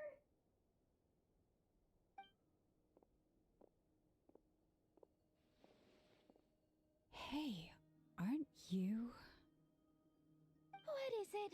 What's the big rush? You dragged me out of a dream where I was literally swimming in Mora. I'm charging double my usual attendance fee. See, look how easygoing she is. After that rude No, why should I awakening, remove you? she could have completely snapped at us. But instead, she kept it together and just asked for an extra fee. Just don't break my trust, okay? Doi Sangama Bay? I never would have pictured you two doing business together. If you want to make it big and not cry, it's all about connections. Lady Nefer just so happens to have a lot of intel that interests me. And she also did me a big favor in the past. It was back when I first arrived in Notcry. My trusty assistant, the genie in my lamp, had an adverse reaction to the Kuvaki and fainted. And when you know it, that's when I suddenly find myself in a life-or-death situation. Good thing my compatriot was there to swoop in and save the day. I've been giving her a 30% discount off all of my goods ever since. Now, so that no one here feels left out, I'm willing to extend a 20% discount to fellow friends of Boss Nefer. Plus, any other friends you send my way will Dunno. enjoy 10% off. What can I say? The great Lord Sangama Bay is nothing if not generous. So, let me guess. You've run into some trouble? I've got everything you could possibly need, and the more you buy, the more you'll save. You guessed correctly. What have you got in the way of survival gear? The one type of gear I've never been short on. What are you looking for? A jetpack fresh from the Academia's labs? An ancient suit of armor dredged up from the bottom of the sea? At the very least, I need to know what kind of opponent you're dealing Hello, with here. Dono. If even you're worried about staying alive, it must be Welcome, pretty Dono. serious. I have something for you today as well. What if I told you it's someone with the power to bring a nation to its knees? Is that so? Then we really are talking top shelf treasures. I don't have anything like that in stock right now. I'll have to ask my supplier. Your supplier? A powerful woman, make no mistake. I can't reveal her identity, but luckily for you, I hear she's planning to visit Notcry in the near future. If you're willing to wait, I can ask her when she's here. Can't say exactly how long that'll be, though. Then let me put it another way. What would you do if you encountered an enemy like that? Roll over and serve yourself up on a silver platter? Of course not. I have a handy little trinket from one of my generous suppliers, which... Hold on. What exactly are you getting at? No, no! This is for my personal use only! Let's just say I'm borrowing it, all right? Just for insurance purposes. You'll get it back later. Favors are the worst kind of debt to owe, and now you've got a chance to repay one. A win-win situation, don't you think? Fine. You can borrow it for 5 days. No, make that 3. And for every extra hour after that, I'm charging you 1,000,000 mora. Deal? Deal.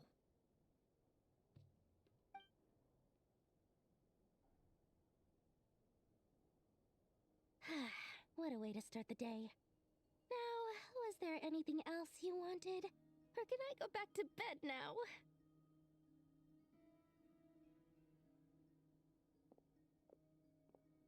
That will be all. Take care now. Don't trip up on your way back, friend. See you later! You're my favorite shopkeeper.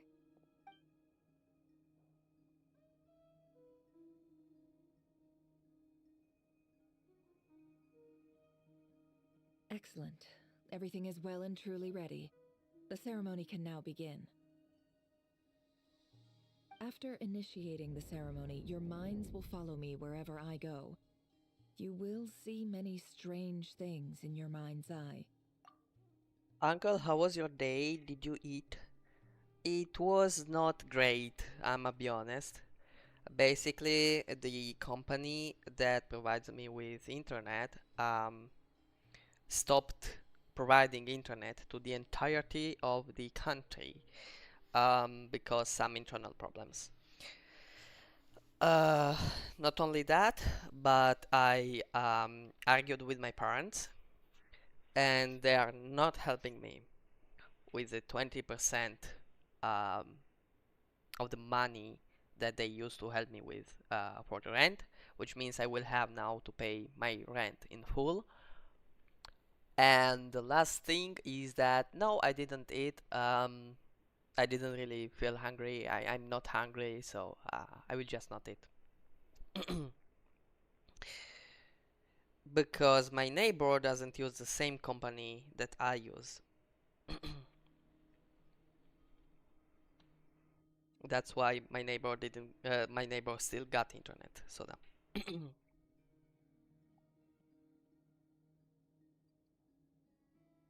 So remember, don't be frightened, and don't make a sound. Oh, that's so cute of you, Dono. Thank you. Now then, Thank you let us too, peer Sodi. into the Raker of Solnari's past.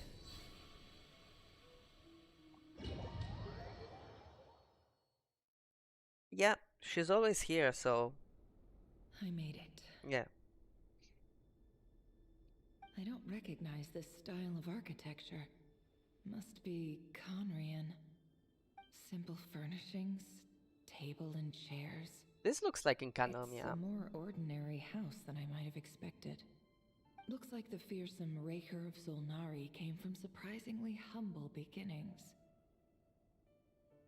Unless this passed for luxury in Conria. Unlikely. It was said to be a very prosperous nation in its heyday. Anyway, I'll keep exploring.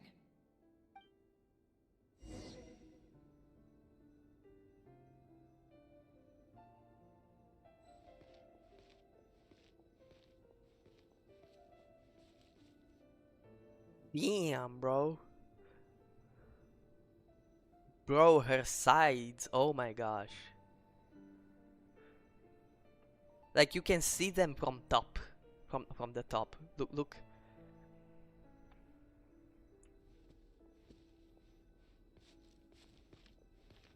Jeez, Hoyo. Chill. They've been releasing only hot AF characters, dude. Hi, Reverie. Since you're Where we working were. extra hours tonight, Hi, where we were. I thought I'd keep myself busy by checking out that new kebab shop. LP is I've freaky heard even good on things phone. about What do their you mean menu. on phone? I'll test it out, and if it's as good as everyone's saying, let's go back together sometime.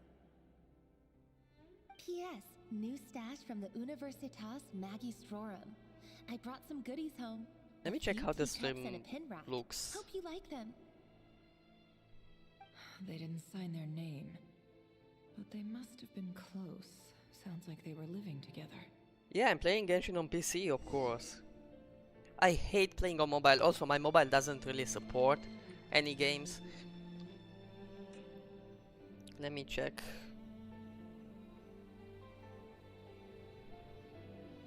I mean, it doesn't seem to be glitching for me, at least.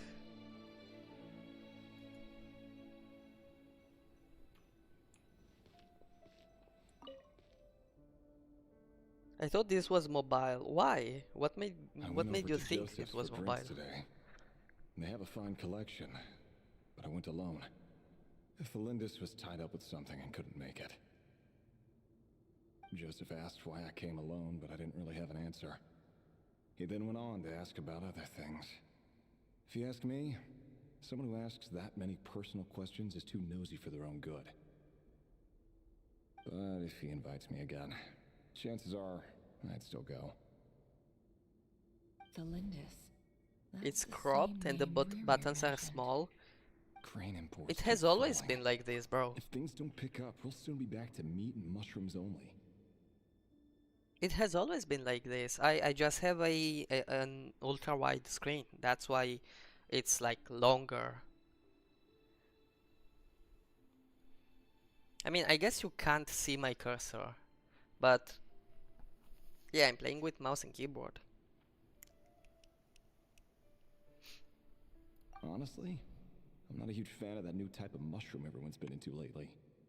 Didn't it start out as a lab-grown variety? I heard it's even mildly corrosive. Seriously, why would you even eat something like that? Oh, and by the way, this isn't sponsored, but I have to tell you this. So, let me share my screen.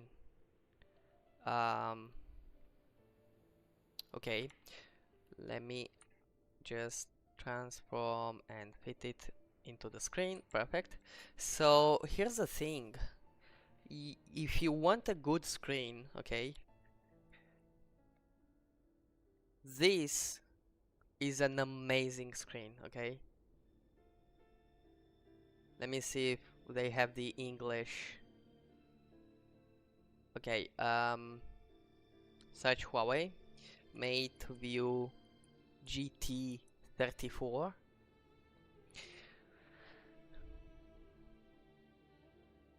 Yeah, this screen right here is amazing if you don't wanna spend too much.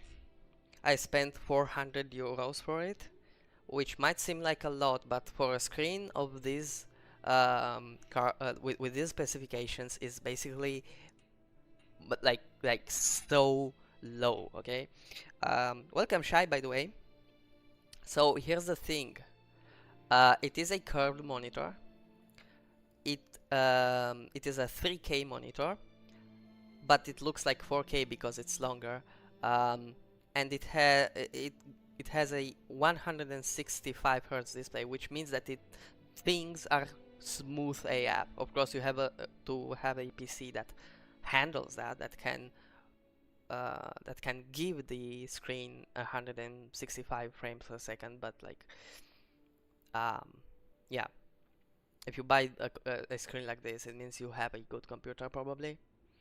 The thing that makes this screen so great though, especially for creators like me, is that it has so amazingly accurate colors. This screen is accurate AF, okay? Um, it has 1 billion colors and it has a delta E minor than 2 color accuracy, which is basically so good, okay? It supports HDR, although it's not that great, but it's pretty and like it's a pretty screen, okay? Um, yeah, look at this thing, bro. This screen is amazing, and yeah, you are seeing now the difference. Oh, of course, it's accentuated over here. 60 Hz doesn't look like that. It is a bit smoother. I would say this is like 20 Hz, the one on the left. But just so you understand the difference between one and the other, yeah.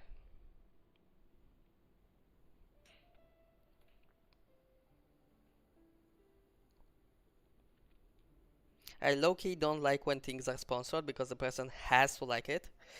Here's the thing, Linus Tech Tips has sponsored a lot of companies, but they are all companies that either he himself uses, somebody from his company uses, or that he knows are good companies, okay? He has sponsored Framework, for example, for a long time. I think he still sponsors them, which is basically this laptop company. And they make great laptops, and he sponsors them. You won't get like actual real reviews. Yeah, I think so. Um, there are a lot of streamers, of course, and creators that sponsor things just to make some money. I can understand doing that because, for example, if I received a sponsorship, I would most likely accept it, um, even if the company isn't that great. It has to be a good company, but it doesn't have to be a great company, okay? And that's because smaller creators like me need those extra money to sustain the channel.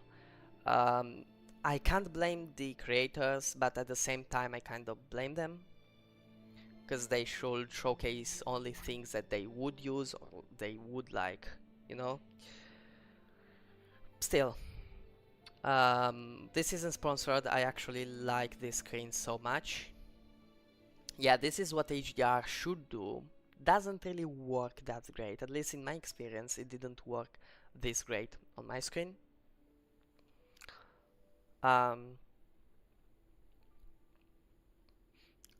Yeah, this yeah, bask in the beauty of a billion colors on the big screen for more precise true to life gradients. The 90% DCI-P3 wide color gamut provides a cinema-like experience, and the delta E minor than 2 accuracy lets every color shine forth as they are meant to be seen. So this is a great feature to have as a creator because you have accurate colors, and usually screens with accurate colors come at really high prices, you know. So yeah, I suggest if you really wanna if you really want a good screen on which you can also play competitively. I play for, Valorant on this screen.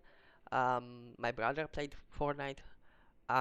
It is great. 165 Hz, it's pretty amazing. It's not on the level of 240 Hz like some other screens, but it is quite rare to find screens like this one, which is an ultra wide, okay, which is bigger, is curved, and it has 165 Hz and accurate colors, and it's under $400, okay, 400 euros, sorry. Usually screens like this are above 1,000 euros, okay? And here it is. The alimentation comes through a Thunderbolt USB-C connector. See, this is the power. A Thunderbolt connector. However, what I did was removing the bar because it took space on my desk, so I'm using an arm to keep it up. Yeah. Another thing that I have from Huawei is their drawing tablet. And yeah, I mean, I used to have it. I switched it for a Huion, but like it is. I mean, Huawei is doing nice shit. Okay, they might be backwards, like related to phones, but overall they're still a nice company, and I would buy from them still today. I don't care about people who say they're a Chinese company. They make good quality shit. Okay, so I don't care if they're Chinese, Indian, Moroccan, or American. If they are a great company, I'm gonna talk about them. Okay, you can at least you can expect this from me, even if I do a sponsorship. Okay, even if I don't like that company 100%, I'm gonna be transparent, and I'm gonna tell you guys, look, this company, I didn't have much to do with it. I don't know it very well, but here is what I have experienced. Because usually when they offer you sponsorships, usually they let you try the product. I personally don't think I will ever accept a sponsorship if they don't let me try the product, except for some cases in which I have friends and I know those are good products. Okay. For example, if NordVPN comes to me and tells me, "Yo, we offer you a sponsorship, okay?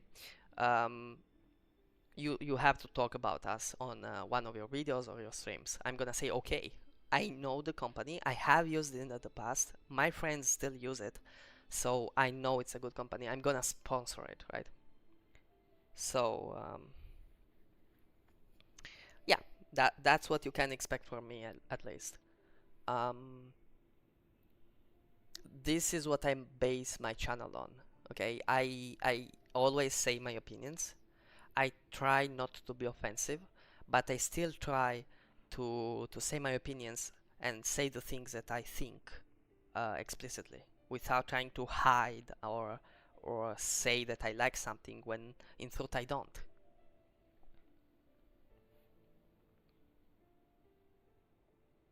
If it's bullcrap, LP will say yes. I don't think a VPN company is gonna say yo to you. um, I don't know, but like honestly, I will let the companies know. Okay, so when they contact me, I will let them know I I have to say the truth. Okay, for example, Lootbar has contacted me for offering me a sponsorship, but Lootbar is not officially uh, seen as a like um, very legal quote unquote website. Okay, so I just didn't sponsor them. I didn't use them. I don't know much about them. I didn't find them in the official European databases and whatnot. So I was like, okay, maybe it's better not to, you know. Even though I had a sponsorship offered to me. Money minor than morals, always, always. Um, even Yeah, I'm going to insult your ass. Yeah, exactly. If you offer me a sponsorship and you allow me to say anything I want about your company, as long as I talk about your company, and you offer me a trial of your product, I'm gonna insult your ass if you did shit.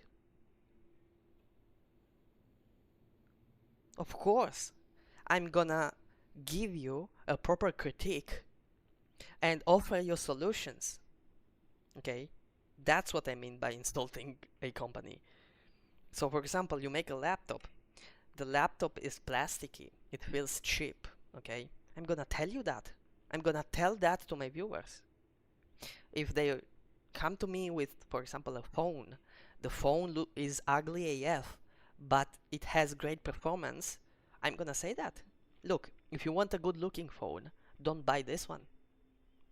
If you only care about performance, you don't care about how your phone looks, then go for this one. That's what I'm gonna say.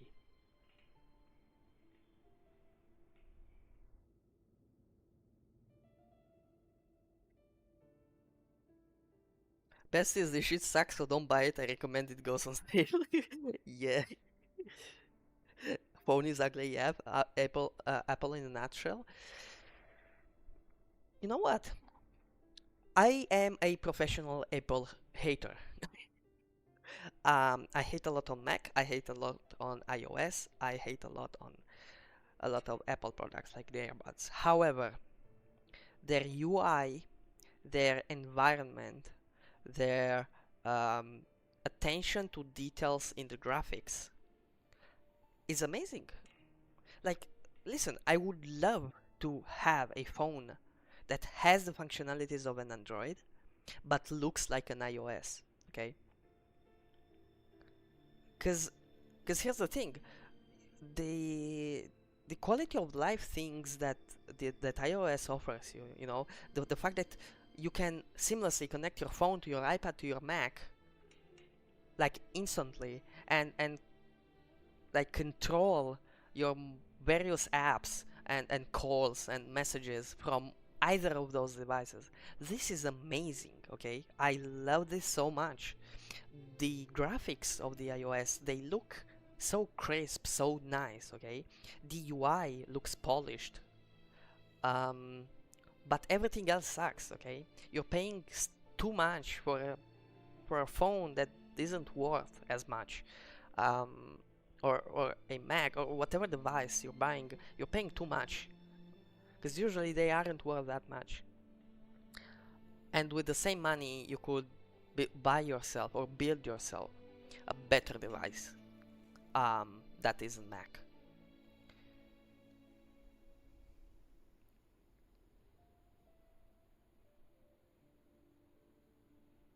So yeah, when you buy a an Apple product, you have to think about the downsides, sure, but there are upsides too compared to any other phone or device.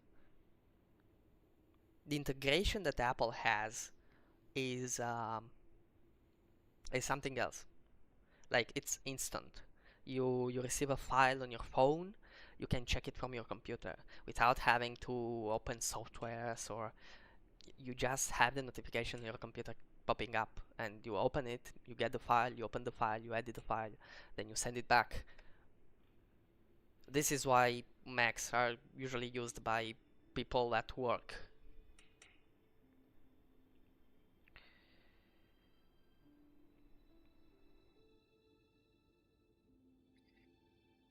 Yo, Astra, I pulled as well, by the way.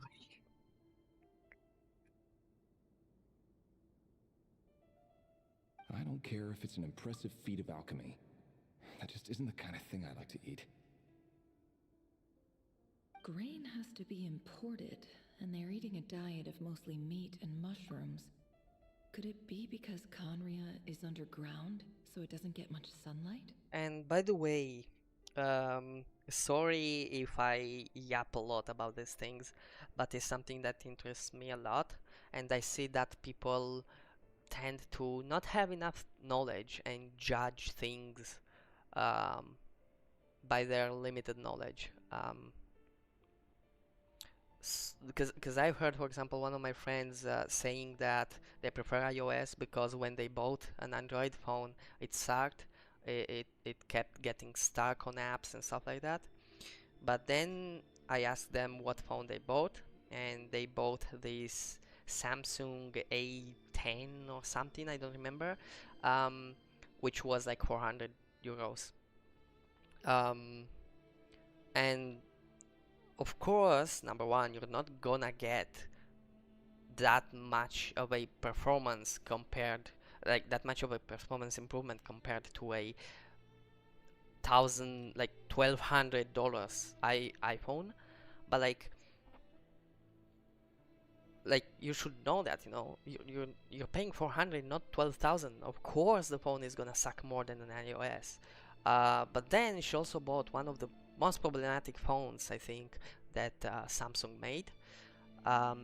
So yeah, you need to know what you're buying when you buy any other phone, because iPhones get released basically every year, and they only release one version of the phone with their sub-versions. So you have the, I don't know, iPhone 16, 16X, 16 XL, whatnot. I don't know what models they have, but for Android, you have all of these models that are so different between them, and you have to know what you're buying. Otherwise, you're gonna buy shit. Because there are some really great phones that cost a dime. Um, I'm looking at you, Xiaomi. um, 400 euros, you can get a Huawei laptop. Yeah, yeah, that's true. And people for Furina, you got the free. um, the Sumeru gang, huh? The Sumeru, bro. This is the Sumeru course all over again.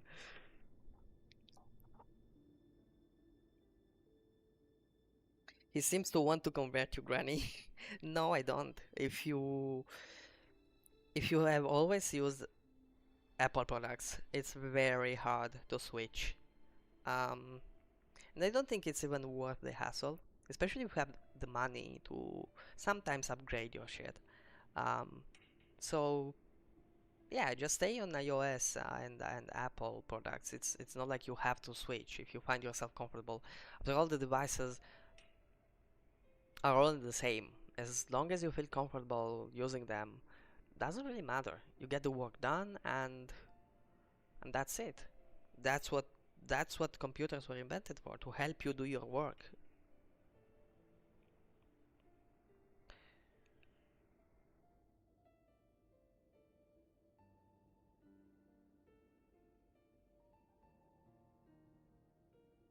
Did I say Mary?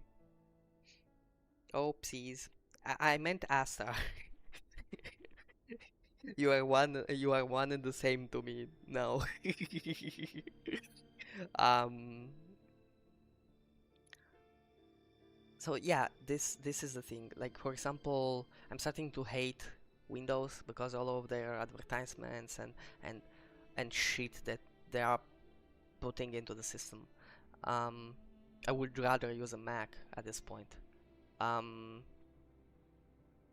and listen, they have improved as well lately, especially the Macs with the new M1 and M2 chips. Those are great chips, not gonna lie. Especially if you wanna edit and do shit like that, they work very well. Um, so if you find yourself comfortable with Macs, just buy another Mac whenever you feel like your old one is too slow, and that's it.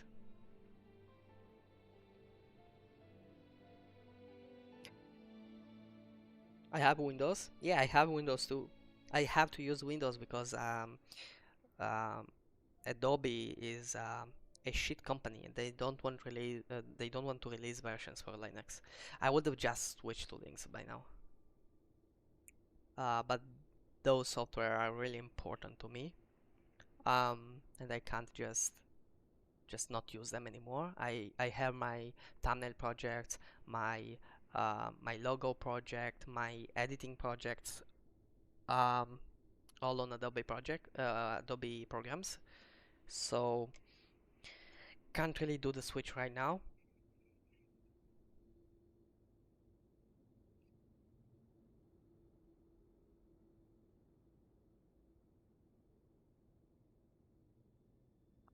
But yeah, I went on a sidetrack. I got sidetracked. Let me go back to the game. That would explain why they use so much stone in their buildings. They even use alchemically modified strains for food. Seems like the people of Conria don't have many options when it comes to dining. I've just about saved up enough now. Time to buy it and keep it somewhere safe. Making a big purchase. I wonder what it is.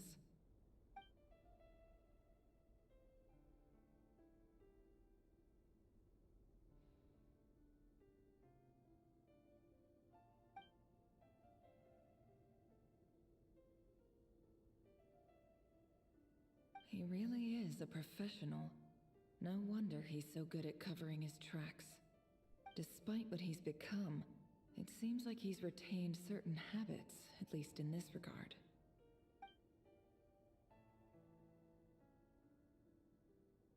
Yeah, Aser's voice is amazing. She has a nice voice, actually. Soda has a really amazing voice as well. Soda's voice is relaxing. In fact, I did fall asleep once when she was on the voice call on Discord, and I felt so relaxed that I just fell asleep. So yeah, if you can't sleep, just listen to Sodi speaking, and you'll fall asleep.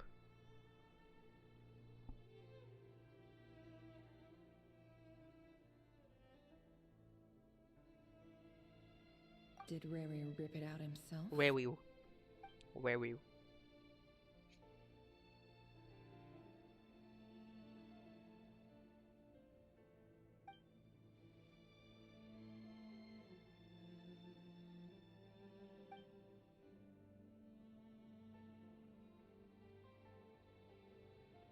Before I met you, I was convinced that my heart was nothing more than a stagnant pool, the burial place of a fallen moon. A withered, windless grove where the waters rested forever unrippled. It was you who helped me see that my heart hadn't entirely withered away, that it could still beat to the rhythm of love. This is just trivial sentimentality from the looks of it. Why would he go to the trouble of hiding that? The burial place of a fallen moon. Ooh. Wait, that's what we're searching. We're searching for a fallen moon. The third moon, right? The third moon marrow.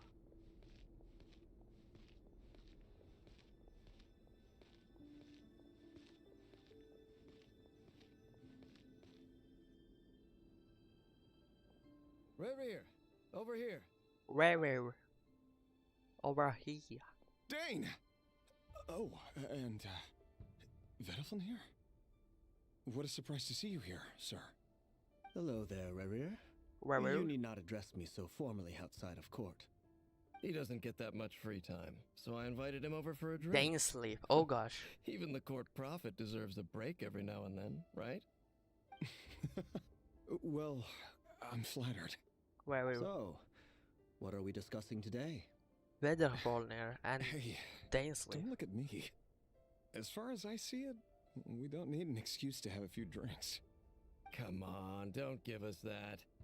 Didn't you say you were about to pop the big question? How's that coming along? Who'd have thought the great Twilight Sword was an even greater gossip? I just didn't expect you to be the first one to settle down and get married, that's all. Yeah. If you told me that a few years ago, I wouldn't have believed you either. So, are you planning to come clean about your job then? I'm guessing you still haven't told her. Sure, I'll have to tell her at some point. But I'll need to pick the right time and place. To be honest, I have no idea how she'll take it. Yeah, that's Come where on, we were. Stop being such a pessimist. He looks nice. For all you know, she could be thrilled. I bet she'll be much more impressed by your actual job than the See? one she thinks you're doing now. See, now I like Rare too. I didn't like him because I didn't see his face. I couldn't neither like him nor not like him because I didn't see his face. Now I saw his face, and those eyes, those are nice eyes. He has a nice, like, he looks nice, and the hair is also nice. Currently my hair is kind of like this, so maybe I'm biased, but yeah, I like him. Rare.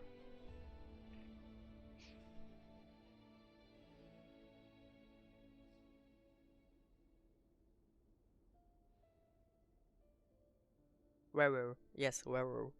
That's werewolf, Donald. A member of the King's Guard. Quite the cover story. Does the king himself even know? Of course he does. Anyway, enough about me. How have you been? Me? Same old, same old. Nothing much to... Huh? What's up, Fed? It's nothing. Vadafulnir, Dainslift's elder brother, renowned throughout the court of Conria as the Visionary, and said to possess a wisdom far beyond the reach of any ordinary man. And yet, despite the gulf between us, he seems to have something to say about me. Does he even know me? Does he see me as a friend of his brother, or just another of the Vinster King's blades? Why did he react so strongly? Was it really to do with what we were talking about? Brown, curly hair and brooding blue eyes. So this is what Rare looked like back in the day. Where? Perfectly normal. No different from anyone else. As frightening as this monster is in the present, there's something even more unsettling about seeing the human he used to be.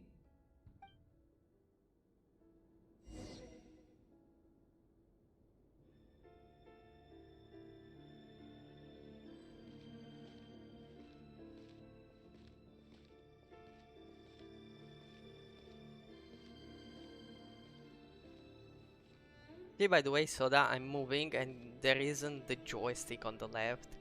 And yeah, and also I can just... Oh, oops, I can't. But if I press enter, yeah, see, no keyboard shows up and stuff like that. I'm from PC. Yeah, Xiao has been kind of dead lately. I think she's studying and stuff. Or maybe she just got bored of the streams.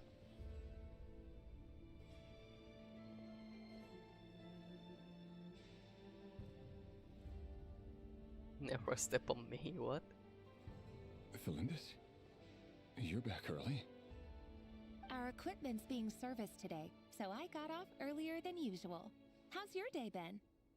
Aw, why the long face? Is something the matter? Has your boss been giving you a hard time again? Went for a drink with Dane and the others after work. Isn't that a good thing?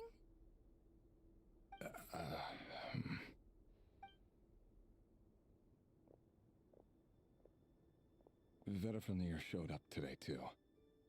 You know, Dainslift's older brother. Ah, Mr. Vedifulnir. Yes, I've heard of him. They say that everything he says ends up coming true. We will do that. We will never get bored of you. Unless it's a 10-hour stream on the LP watching paint dry. Actually, if we got commentary, that wouldn't be so bad. Did anyone try the Miliastra stuff? No, I will try it, and I have in mind to also create my own stuff. That's the thing that interests me the most, because you're basically making your own games at this point, so that wouldn't be bad. I need to try it.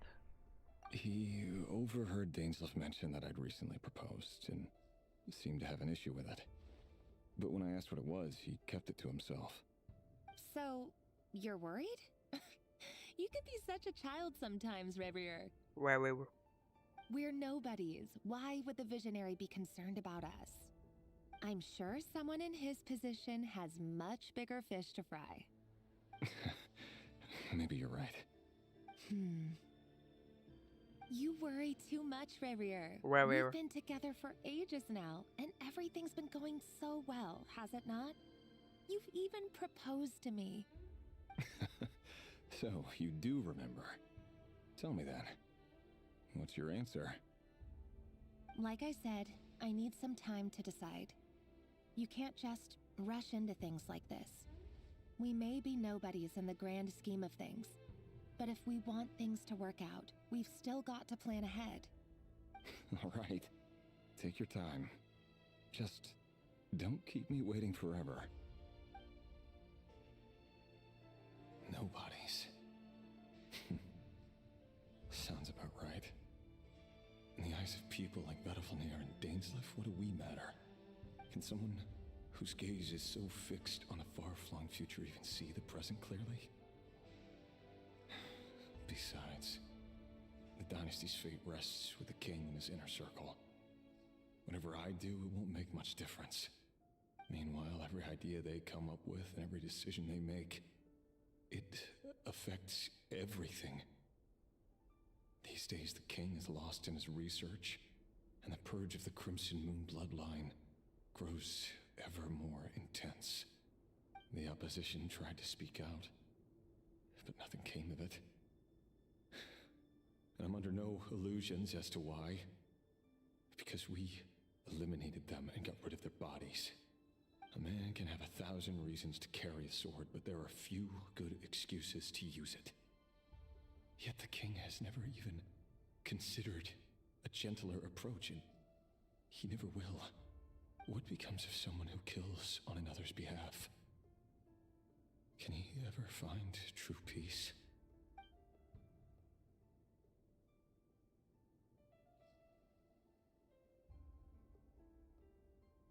Thelindis?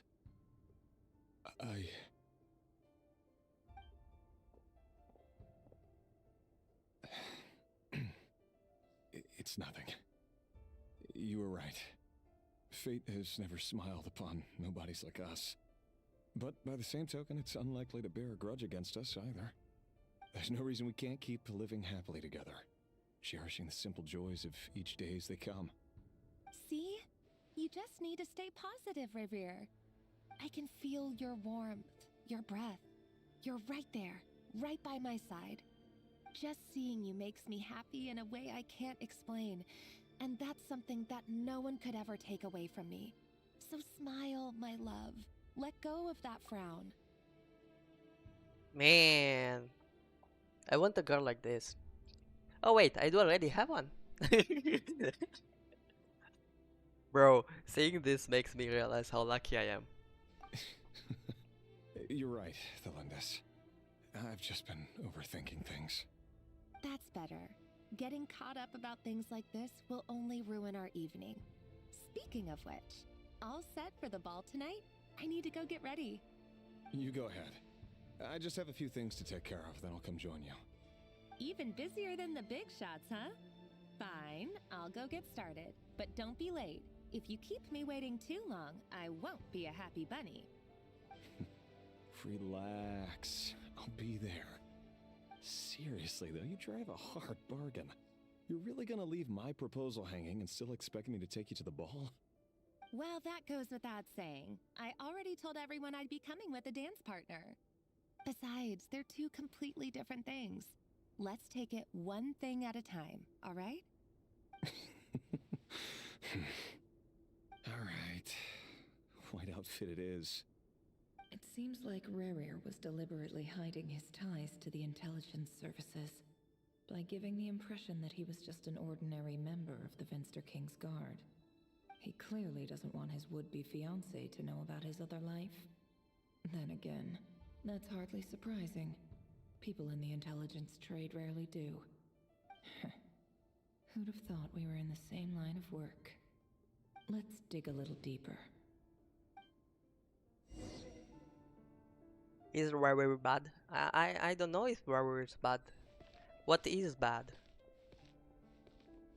What is bad for you might be right for me, you know?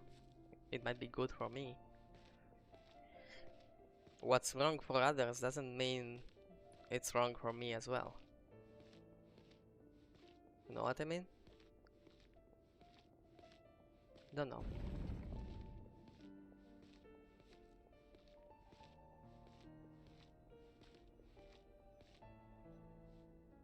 Our last operation was a resounding success, and all thanks to you, Rehir of Solnari.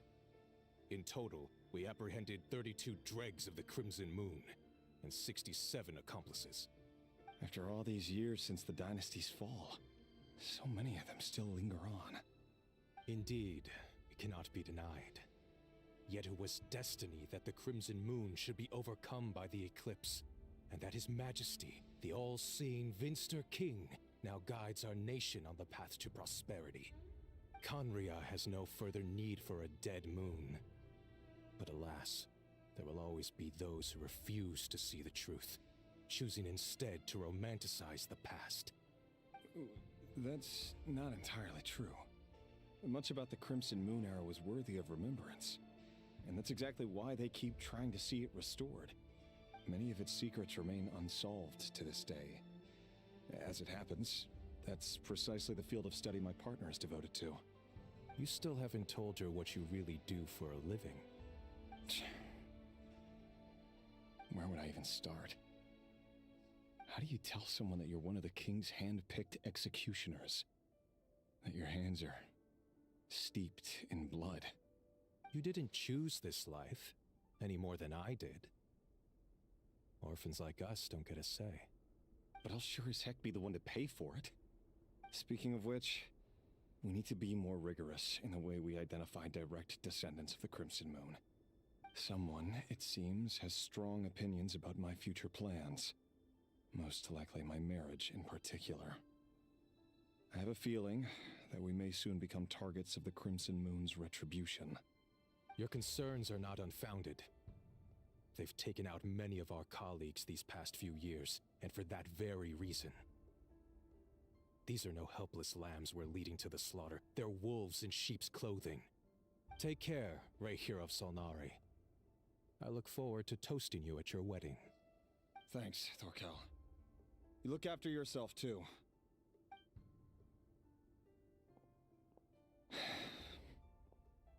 Thelindis, I never wanted to keep this from you. You're the last person I would ever want to lie to. But that's exactly why I can't tell you everything. There are things you shouldn't know. Things you cannot know. The moonlit dynasties are a thing of the past.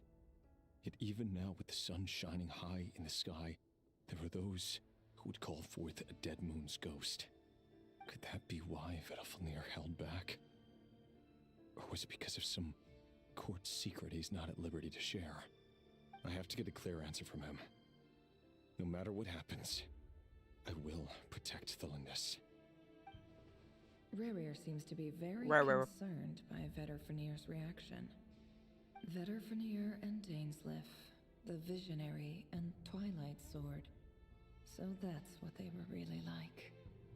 I've investigated this whole area now. There doesn't seem to be any other memories here. Should I try somewhere else? Wait a second.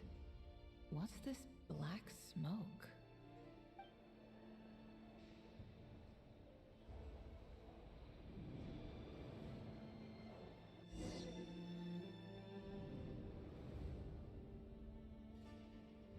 So, he's late after all.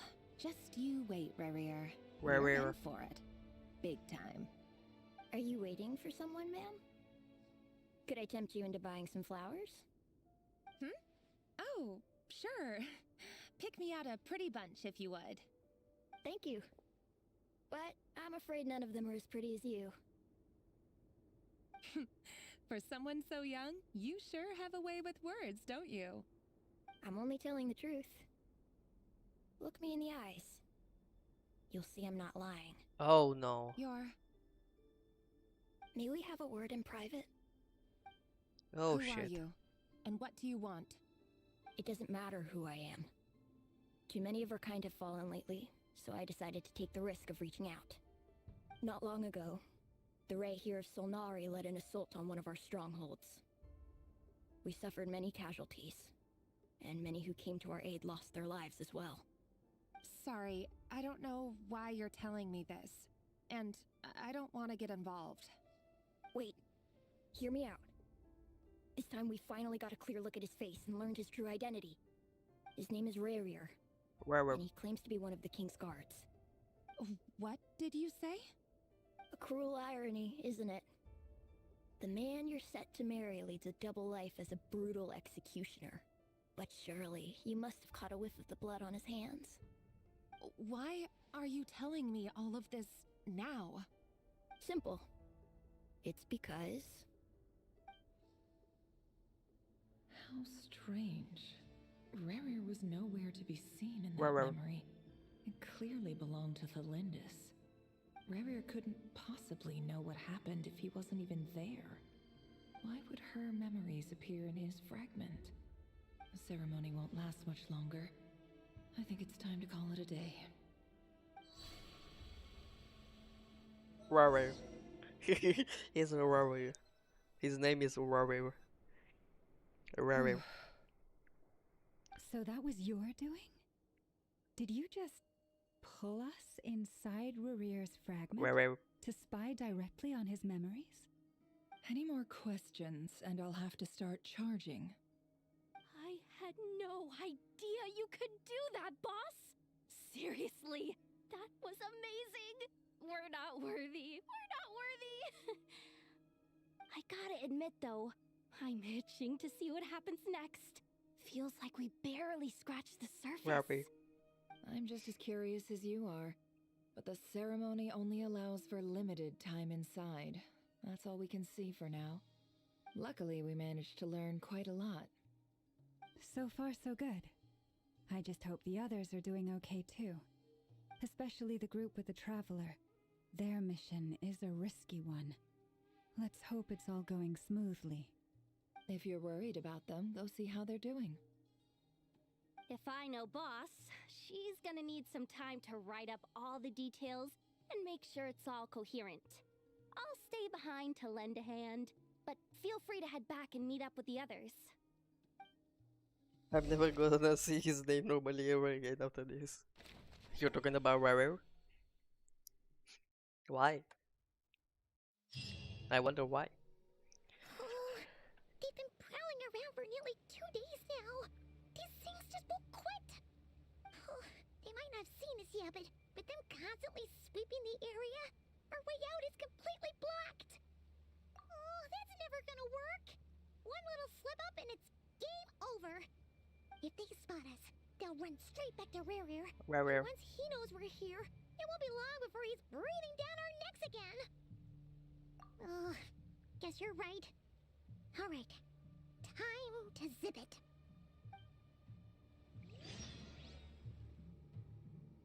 Wow, Paimon even says to herself that she needs to shut up. Quick, hide! We almost got spotted. Phew, that was a close call.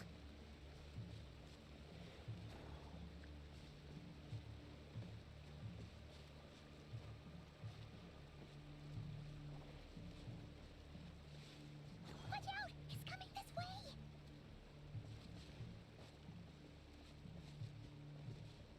Keep going. We're nearly there. This is the final hurdle.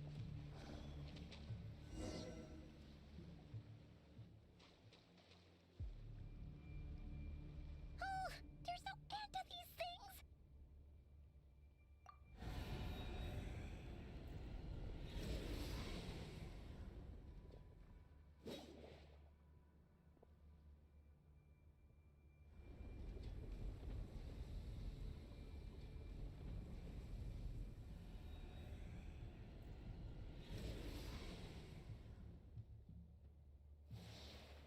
Fire. Fire? Wait, what's that smell? Oh no, there's a fire!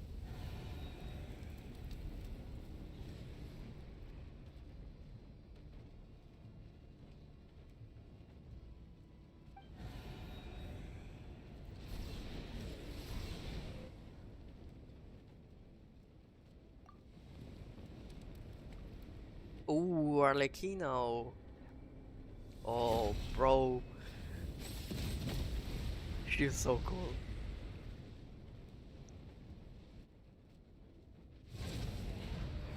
Zandrone was right.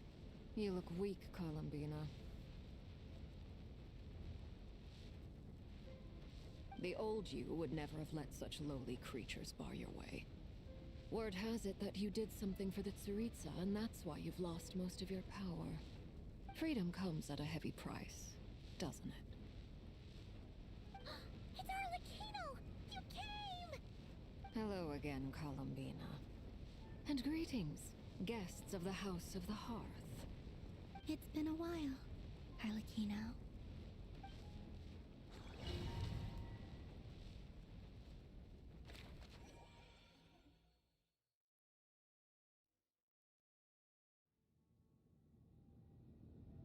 This is such a big cutscene, by the way.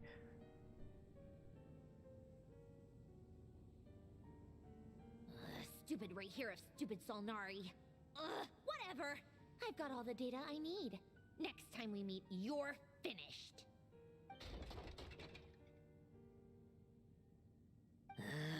He sure doesn't pull his punches. Excuse me, do you need a hand? You can do me a favor by staying out of my way. Can't you see I'm busy? Wait a minute. I recognize that voice. Is that Furina? Hello, Miss Oh no, Sandrone. yeah, it was Furina. Father sent us over to help. How considerate of her. Hey, Fremine, get over here and help me fix this. Nani, you do your thing. Just keep your sister away from my machines. Nearly every machine that cat girl touches ends up going haywire. Go put her on cleaning duty or something. Oh, poor little head, bro. She's just having fun. Then let's start downstairs. Fremine, we'll leave this place to you. You've got it. Wait a second. Pretty sure there's still some tea in the cupboard. If you want some, you'll have to make it yourselves.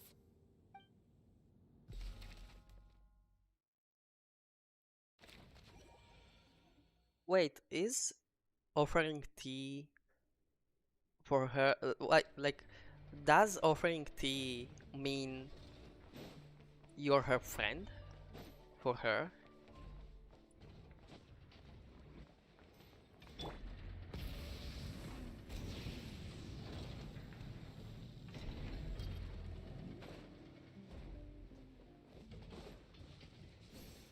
Damn, what's this?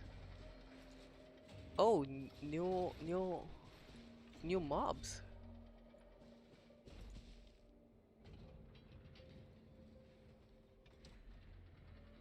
I wanna try this out.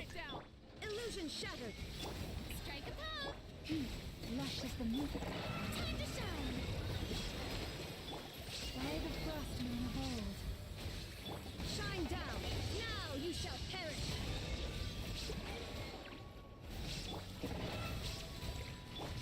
Rise with the sun!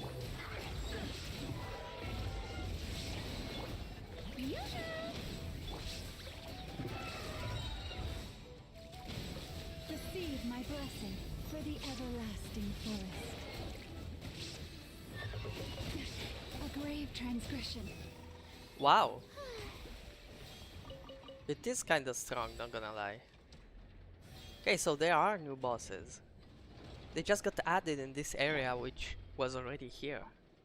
Kind of like the wolves that came out when Inazuma came out, and they got added into Mondstadt.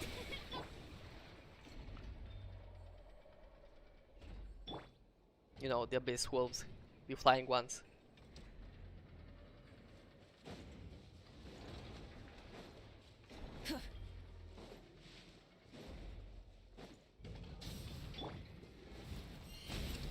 Strike a pose. Let the world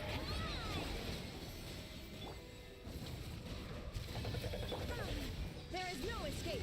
Torn to oblivion. Light it up! By the frost moon of old. shine down.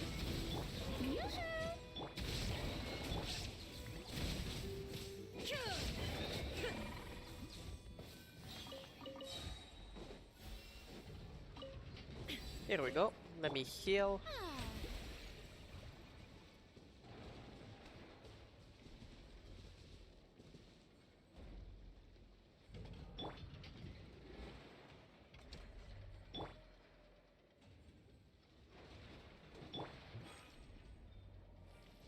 Wait. There is no new area, right? Nope. Okay.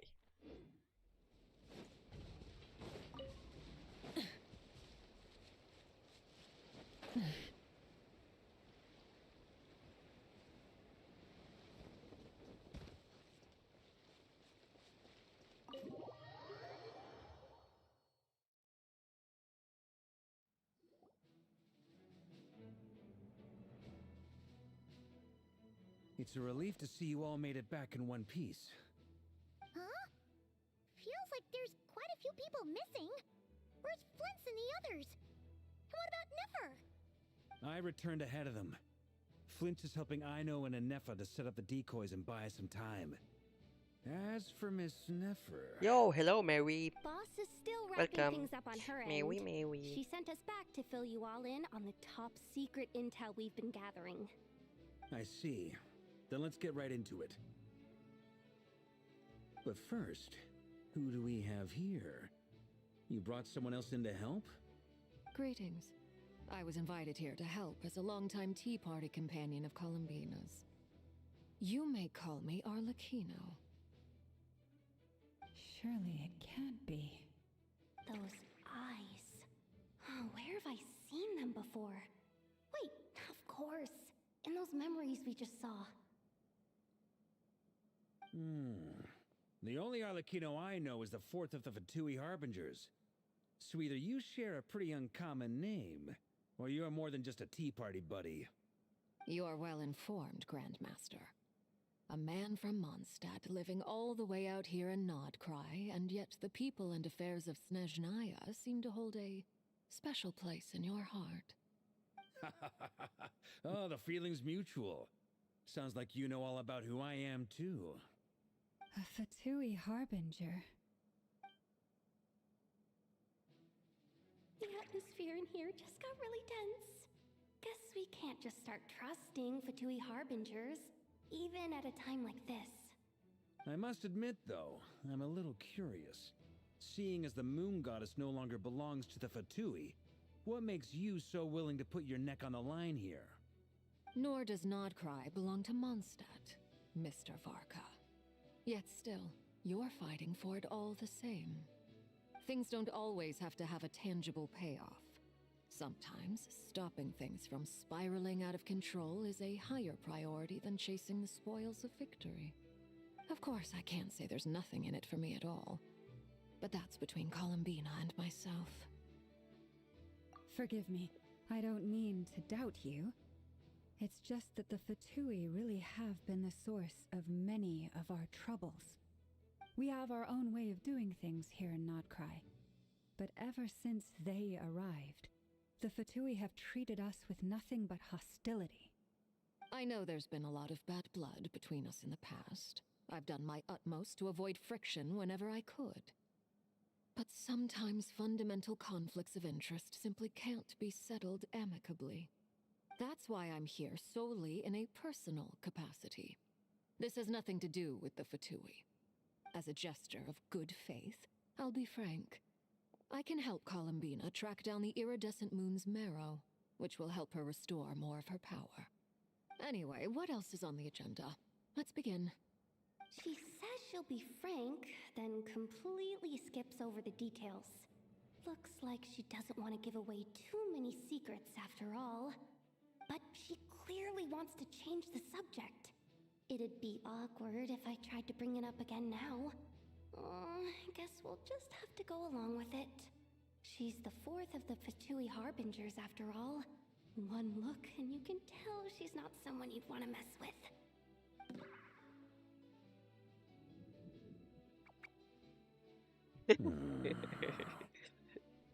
Well, since Miss Arlecchino sounds confident in her ability to handle that, we'll proceed to the next topic. Yehoda, time to share that top-secret intel. Alright, listen up everyone. First, we now know that Rerir was Right. originally a Conrian secret agent whose primary mission was to hunt down and assassinate the so-called Dregs of the Crimson Moon. The Dregs of the Crimson Moon? In the memories, there was a lot of talk about the Crimson Moon and Eclipse, and a whole bunch of other stuff from the time of Conria.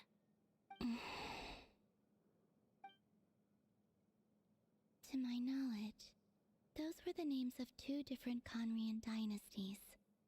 Long, long ago, it is said that the people of Conria worshipped the Crimson Moon, drawing a mysterious power from its reflection.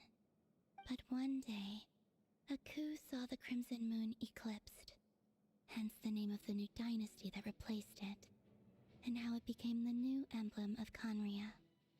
Still, long after the Crimson Moon dynasty had fallen, the last ruler of the Eclipse dynasty, the Vinster King, still coveted the secrets it left behind. So, he sent the Rayhir of Solnari to secretly hunt down the Crimson Moon's few remaining followers. In those days, Rerir showed no signs of madness. In fact, he was as normal as any other person. Why chat so dead? Don't know.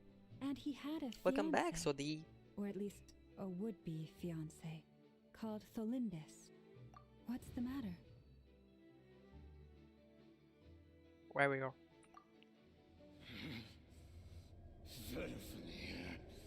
Granddaughter! Flinders!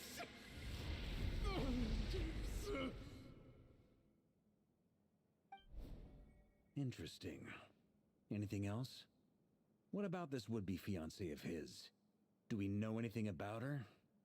Well, she was a researcher at the Universitas Magistrorum, but it felt like she was hiding some kind of secret.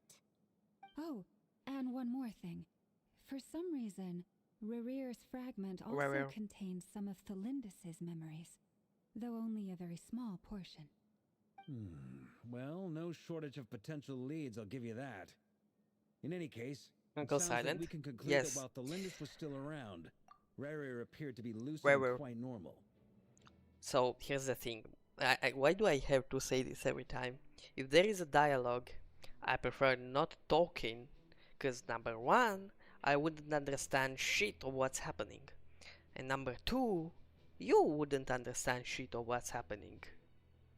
Because you wouldn't understand me, nor the dialogue, if we speak together.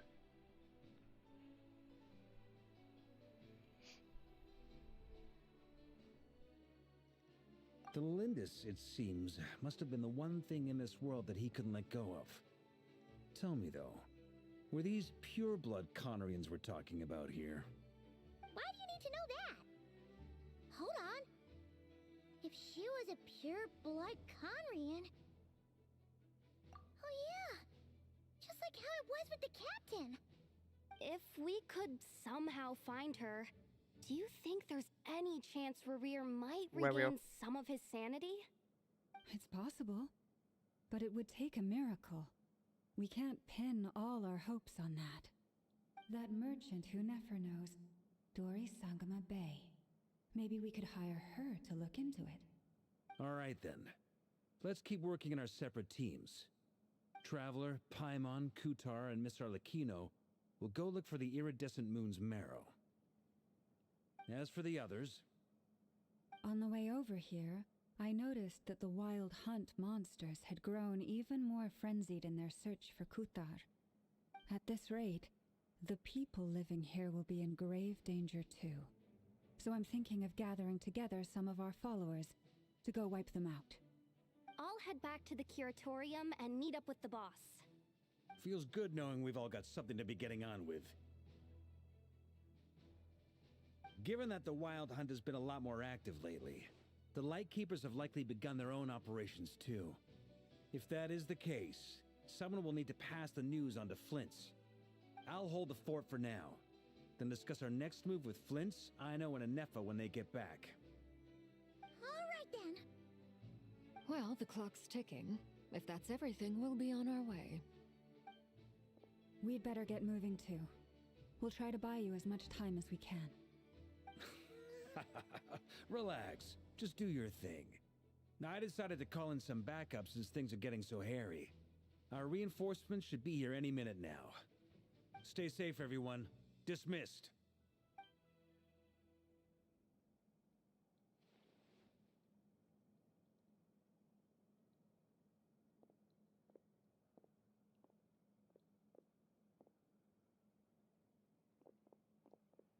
We're back.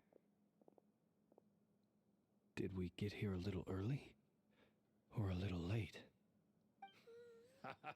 A tad late. The others have already set off. To summarize, our resident moon goddess has found us a new ally, and Boss Nefer has uncovered some promising info. Everything going smoothly on your end? I don't know how long we can stall them for. The decoys are getting taken out way faster than we imagined. I'm gonna make some more later, but I need a timeout first. I'm so tired right now. Oh, right! Ineffa, could you fill in Uncle Varka on what we just discussed with Flints? Sure. Uncle Varka, you previously told us about how when you went to investigate a source of the wild hunt in Amsvartnir, you discovered that it was just a diversion. But according to Flints' intel, several outbreaks of the wild hunt had already occurred in Notcry in the period leading up to that. That was before Rerir had regained his body, when he was far from regaining his full strength. In other words, in theory at least, he still lacked the means to act in two places at once. Flints, with everything that's been happening, the Lightkeepers across Notcry are rallying to fight back against the Wild Hunt. They're gonna need your help. I know, I'm sure you're capable of coming up with something far more effective than decoys. But for now, you should stay here and get some rest. Ineffa and I will head back over to Amsvartnir to see if there's anything I missed.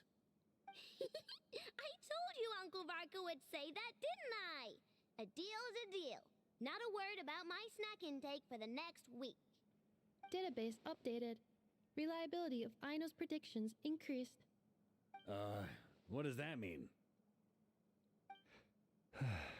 They were betting on how you'd respond after hearing their intel. It's the obvious choice, isn't it? That's hardly worth betting on. We already decided that Ineffa should go investigate the situation over at Amsvartnir on her own. You might as well stay here and keep watch. Someone needs to hang back and oversee our strategy meetings. And besides, you still haven't fully recovered from ambushing Rerir. So I've ended up with the easiest assignment. Well, I appreciate it, everyone. See you when you get back. Raka will die. I know it. I just know it. Either die or get so badly injured.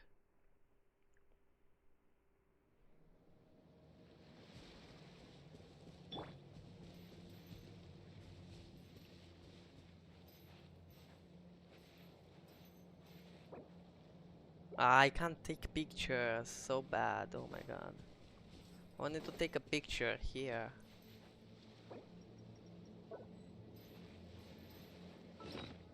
Let me equip the camera. No, I can't take pictures. Come on. Here, this will serve as a good spot to cross over. Arlecchino, hold up a second. Since you brought us all this way, would you mind telling us what you've got planned? We still haven't got the slightest idea what's going on here. And if even Columbina doesn't know where the iridescent moon's marrow is, how do you? Simple. Because I am an inheritor of the royal bloodline of the Crimson Moon, and one of the last surviving embers of the Two Worlds' flames. Huh? Are you serious? As in, you're a descendant of that Crimson Moon dynasty we were just talking about? The one from ancient Conria? Your surprise is understandable. I was also taken aback when I first learned of it. But the more I thought about it, the more I realized the signs had been there all along. When I was young, I discovered I could wield a very special kind of fire. It coursed like blood through my veins and smoldered away inside my nerves. What's more, whenever I experienced strong bursts of emotion or drew too deeply on this power, it was like some kind of presence within the fire would begin to gnaw away at me. Exactly. That is why my hands are like this too. At first I saw it only as a curse, but once I became a harbinger, the jester apprised me of the truth. Together with my own investigations, over the past few years, there are several things that I have gradually come to understand. For instance, take the so-called Crimson Moon. In truth, it is nothing more than the shattered remnants of the iridescent moon, fused with the abyss to prolong its lifespan. Since this blood flame was bestowed upon me by the Crimson Moon, it is a fusion of the iridescent moon's former power and the corruption of the Abyss. You all understand the nature of the Abyss well enough. I draw upon its power, and in return, it hungers for my soul. This strange blackness is the mark of corruption it has left behind. If I recall correctly, you once told me that if the corruption ever made it to your heart, you'd become a completely different person. Yes, and that's the reason I'm always careful not to push my power too far. It's essentially a never-ending tug-of-war. Whew. Sounds intense. Anyway, the rest of my story can wait. Is there anything else about the Crimson Moon or the Iridescent Moon that you're unclear about? Paimon has a question. So, the crimson moon that the Karians used to worship was actually the iridescent moon, right? Which was one of the three moon sisters. Does that mean that the Karians were to the crimson moon as the frost moon scions are to the frost moon? So much of that history has been lost. We have no way of knowing exactly what they were like. But I would suspect that the Conrians weren't as devout in their moon worship as it might appear. The iridescent moon's remains simply served as their link to the Abyss. Later on, perhaps someone discovered a way to make direct contact with the Abyss. Or maybe there was some kind of ideological divide. Either way, a dissenting faction staged a coup and drove out the royal heirs of the Crimson Moon dynasty. Still, even with the dark sun looming high overhead, the Crimson Moon's glow never truly faded. If you want living proof, it's standing right before you. The first time we met, I sensed something familiar in your presence. When I looked at you, I felt I could see that mysterious red moon in the corner of my eye. In your flames, I saw its broken image, surrounded by a strange black aura. Well, I appreciate that you kept it to yourself. Much about the Crimson Moon is still a mystery, and I'd prefer not to end up as the object of an insane research project. Anyway, time is against us here, so if there's any other questions, they'll have to wait. I just want to make sure I've got one thing straight. In her letter, Sandrone mentioned that since you are unable to contain the iridescent moon's marrow yourself, you intend to leave it in my custody. Correct? That's right. For now, it's the only way I can pay you back for your help. The iridescent moon is already part of who you are, so with its marrow in your possession, you'll be even more powerful than before. Deal. Then let's get started. Get what started? What does this place have to do with the Crimson Moon? When I first became a Harbinger, the Jester gave me a book called Paranhari, also known as Leobranto Inamorato. You should be able to buy a copy. Bro, next what time is you're in this? Fontaine. Some kind of It's a Italian love brain rot? story set in the Leobranto Crimson Moon Innamorato. era. Setting This aside is- the tangled romances of its characters, it also records a few interesting details. Yeah, he talked about the Amazon thingy, but I actually discovered it through my newsletter. I have a bunch of websites that I follow, and yeah. And also, Fireship also talked about it. There are a bunch of people who talked about it. Let me go to YouTube. And okay, now let me share it. Here we are. So if we go to Fireship, see this one. He talked about it. Mutahar talked about it. And I got a ton of news. Google, and I go to news, and I go to AWS. Yeah.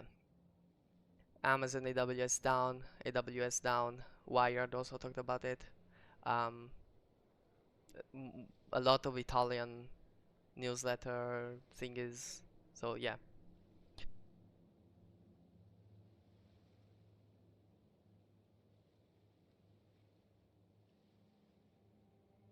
In the Crimson Moon era, or so the story goes, there was an orphanage that received children from beyond the bounds of this world and subjected them to a peculiar Wait. induction ceremony. From beyond the bounds of this world, does that mean that they are like the travelers? Like out of this world? Out of Teyvat? Beyond the bounds of this world? For real? And what kind of induction ceremony? The Crimson Moon sages looked beyond this world for beings with powers that surpassed the gods. But fearing they might lose control, they subjected these children to a process of refinement. They made these children crawl up a fireplace and kept asking them, "Have you died? Did you see it?" Until they finally admitted to having died and seen a crimson moon. The adults embraced the children who passed the ritual, telling them, "Within the fireplace, you have traversed the flames between two worlds. Here and now, you are born anew." The book leaves much unsaid, but I suspect that this was their way of branding the children they had enrolled, leaving an indelible mark upon them so that they would forever live in the Crimson Moon's light. That explains why I can't sense the Crimson Moon's marrow in this world. It makes sense that it would be sealed in a special space that can only be accessed temporarily through some kind of ritual. But there's no fireplace here. Do you see a chimney anywhere? Oh, are we supposed to build it ourselves? Okay, fine. Paimon will go find some bricks. That won't be necessary. The fireplace is purely symbolic. The key to the ritual is crossing the flames between two worlds. In other words, the flames that burn within me. Wait, we need to go inside Arlecchino. We need in inside her. Nice. Those burned away by such flames leave behind a kind of ghostly afterimage in the world. In the days of Conria, people believed they could be used to bridge the gap between the two worlds of life and death. In short, I can open a passage to that space for you. That's the easy part. The catch is I'll need to stay on this side to keep the passage open, so I won't be able to come with you. Once you're inside, you'll have to find your own way. Very well. Then I'll open it up. She'll open it up, bro. Spare me a Bro, little she more says she'll open moonlight it up. if you would. I may need it. She said she'll open it up, guys. What do I do? I never got this far. Joking. Bro.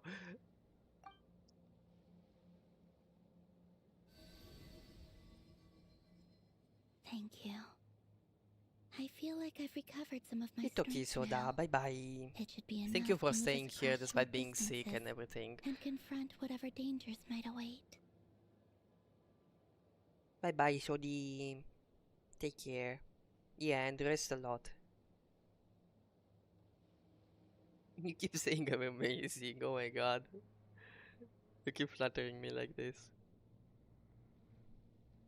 Bye bye. See ya.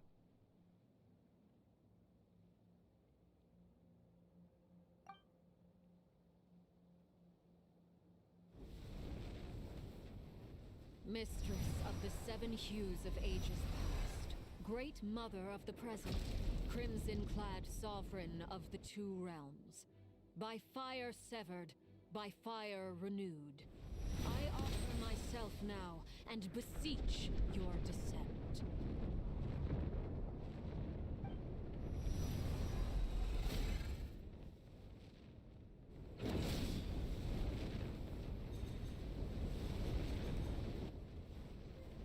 Oh God, what's this? Jeez.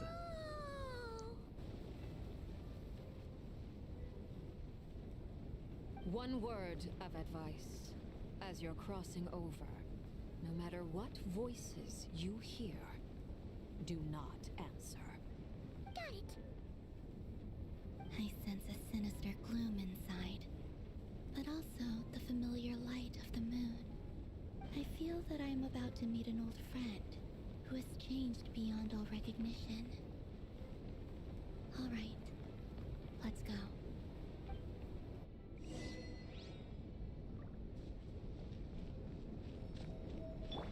Ooh, my Wicca is so fitting for this, bro.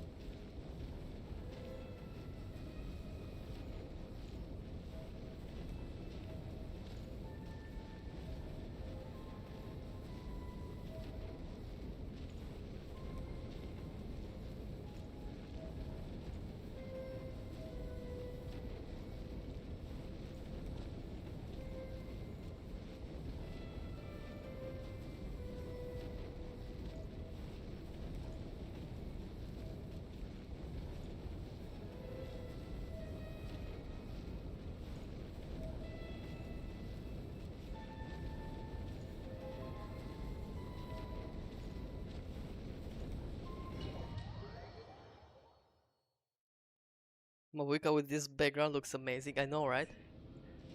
I sense your presence and crave death and rebirth. Wait, you're... Why are you... You have crossed over from another world, transcended fate itself. I have no right to...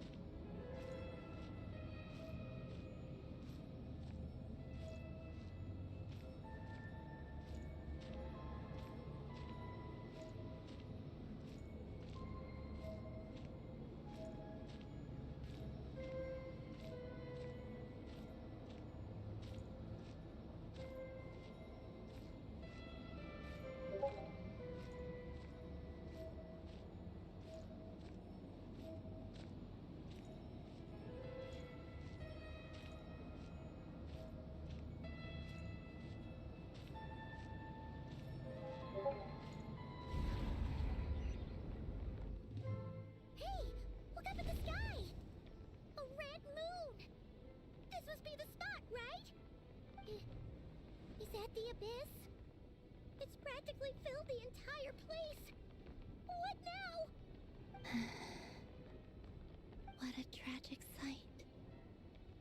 Fragments of your broken body, seized by the abyss and hung up aloft like mummified remains. Iridescent moon, was this truly what you wished for? Careful! There's something spooky about this place. Feels like something is lurking in the fog. Paimon's right behind you. Whatever you do, don't run off without her.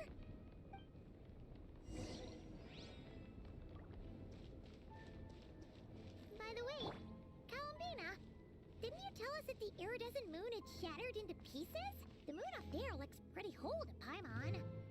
How is that possible?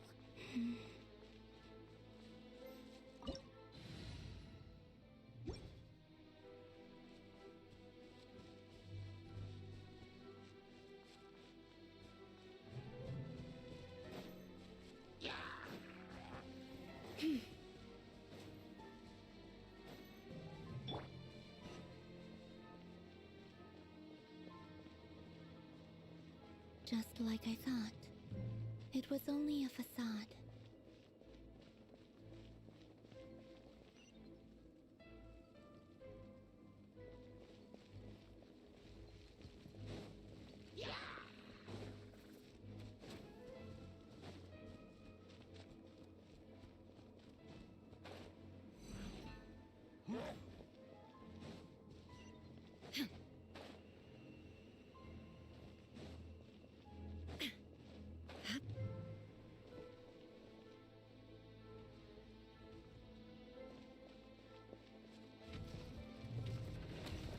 There is no escape! Forest? Shower me with praise!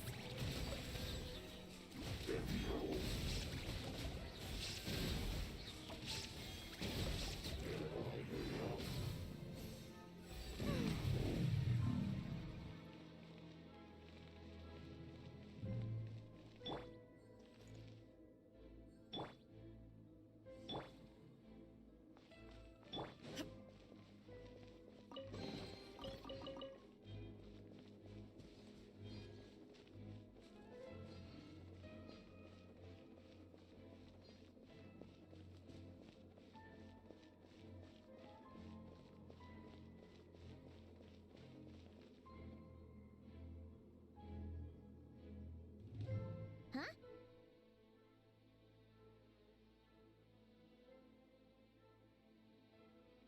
Huh? For real? That's way too high! There's no way we'll be able to reach it! No. I'm not sensing anything up there. It's coming from under the mountain. Let's see. Ah!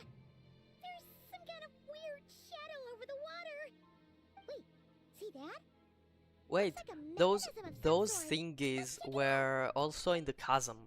The black rock looking thingies. The three black thingies, see? The rocks.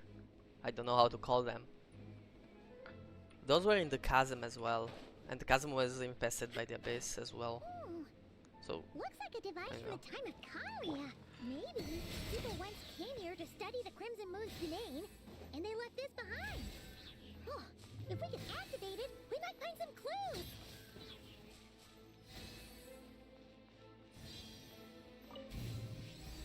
yep.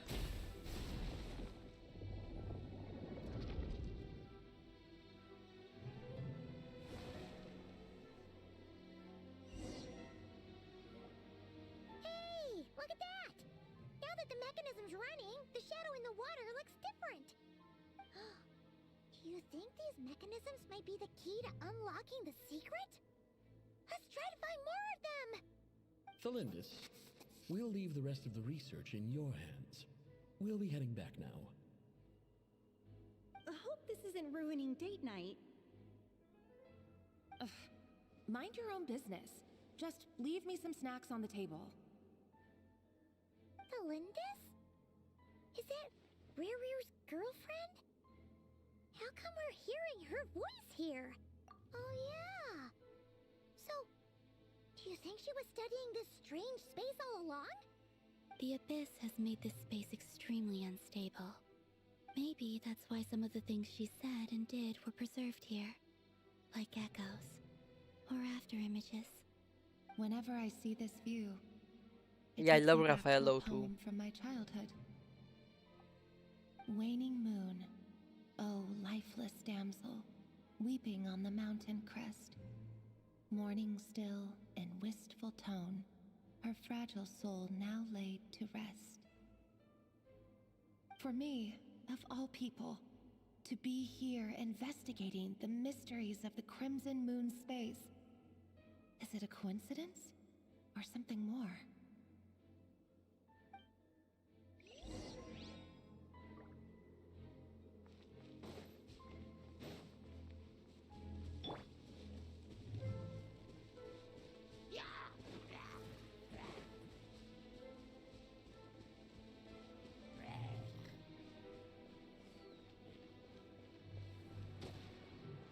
Oh, looks like the Abyss has messed up this mechanism. We need to find a way to get it working again. Let's see if there are any other devices nearby.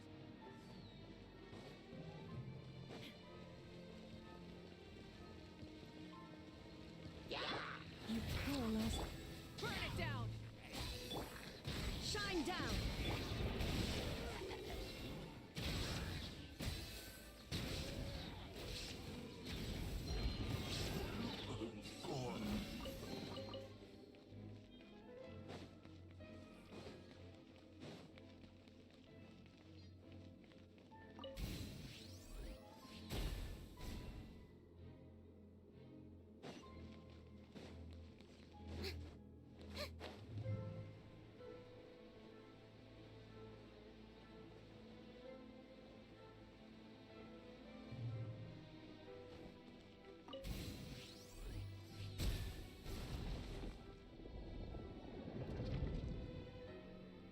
Miss Raghat. Bro. I see. So the moon marrow, or rather the power of the three moons, is the key to unlocking.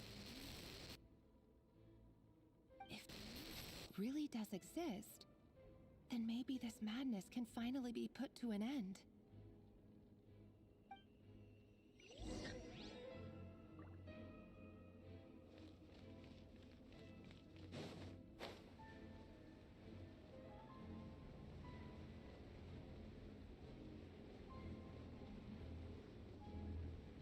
Oh yeah, that's true. They said that they were worshipping the moon and were using its reflection to draw on some sort of power. Literally, this is the reflection, bro. In the water.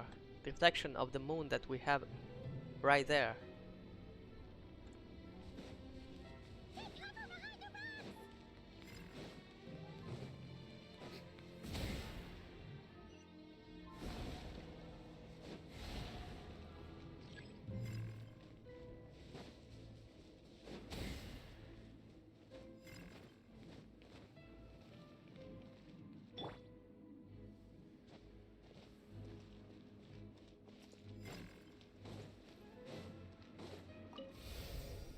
Here we go.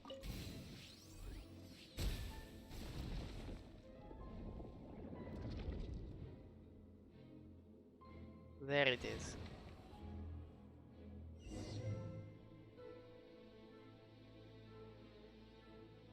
With the Abyss inhibitors in place, I should be able to access the chamber with the moon marrow. Oh, Rebrier. With Rebrier. every step you take, you're drifting further from what you truly desire. But you're not the root of the problem. Ever since that outsider set foot in Conria, the Vinster King has sunken deeper into So she's madness. part of the Crimson Worshippers or whatever. Only I could get my hands on that outsider.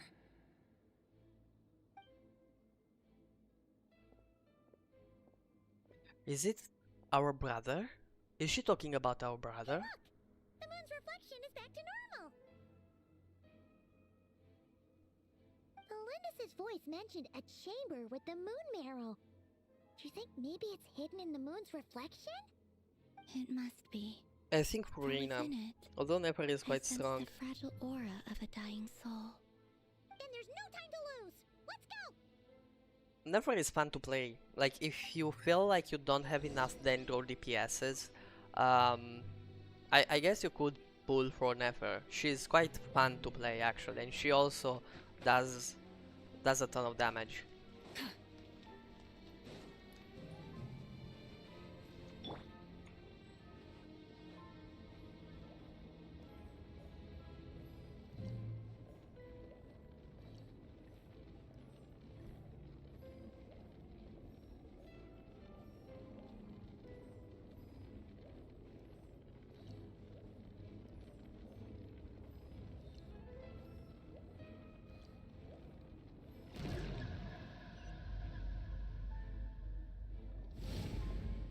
You have a terrible idea, which is?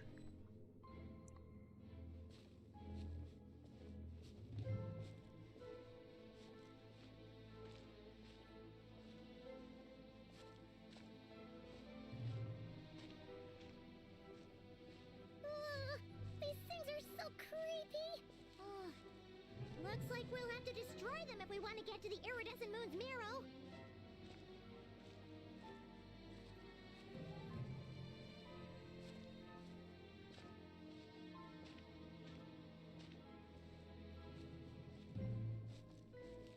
There is no escape.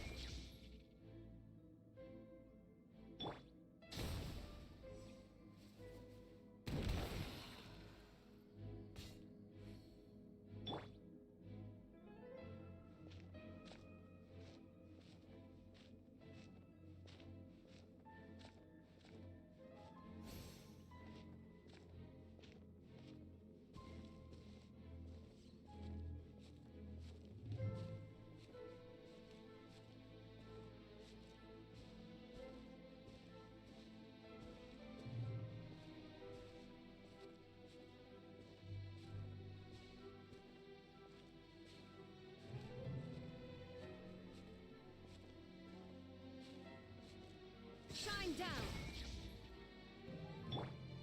Full throttle.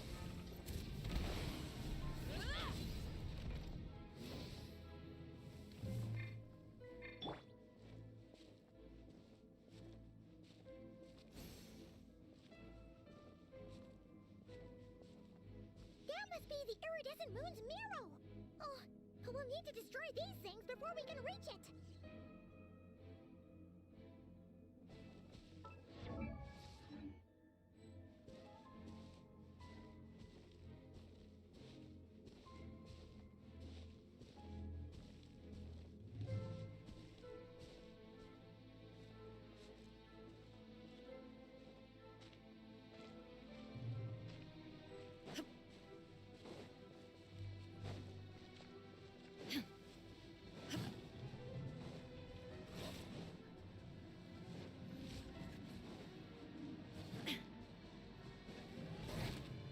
There is no escape.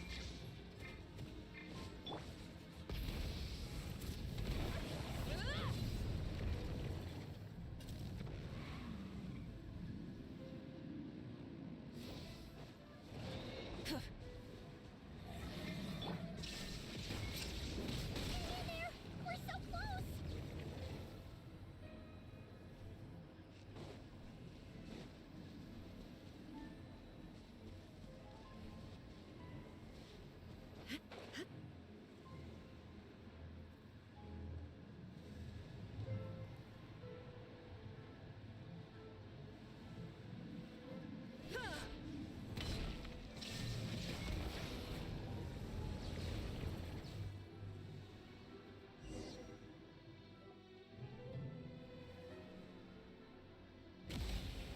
Bye bye, Maui. We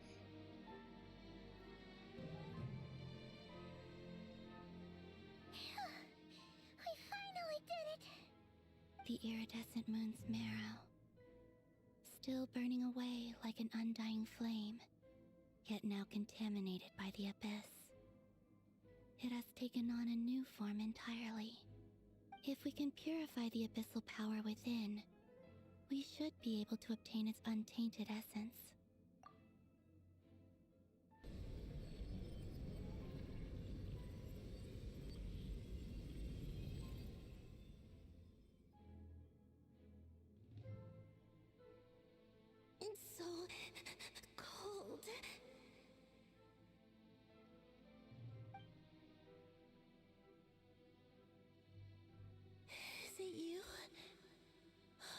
here?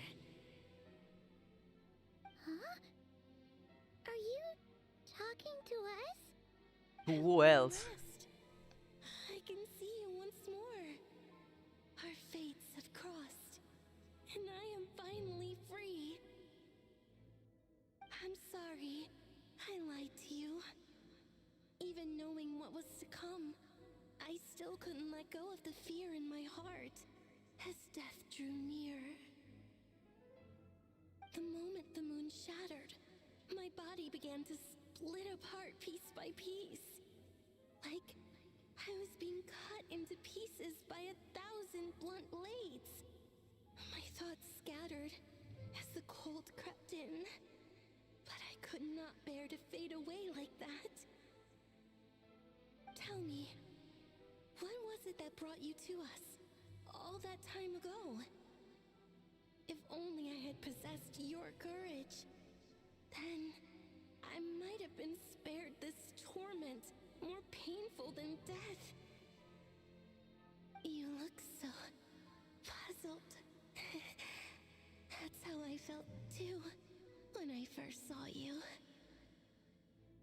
But trust me when I say that everything happens for a reason. Farewell, Hypo.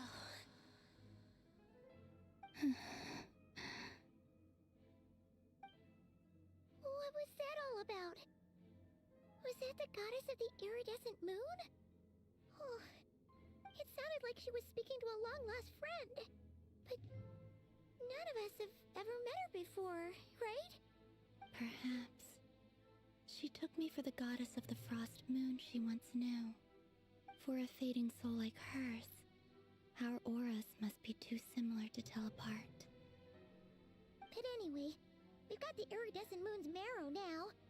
That should help you regain your strength, right? Alright, time to leave this place and meet back up with Arlecchino.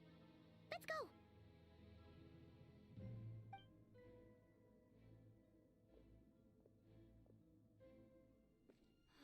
That's odd. This place looks different than when we came in. Waning moon, Huh? oh lifeless damsel. Oh.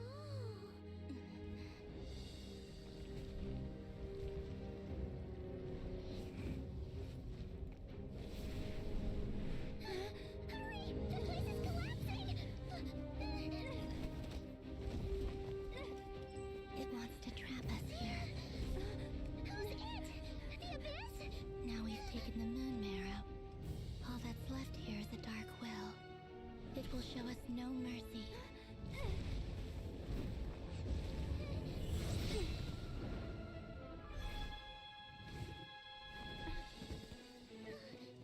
Give it back! The crimson moons! My marrow!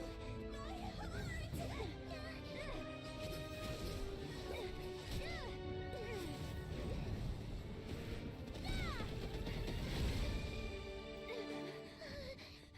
Finally! Huh? Oh no! The exit's blocked! They're back! Now what do we do? This is where you fall. Witness my rise. What are you waiting for?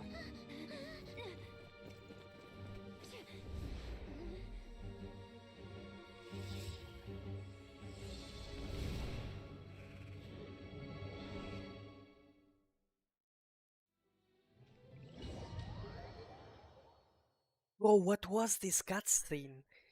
Jeez.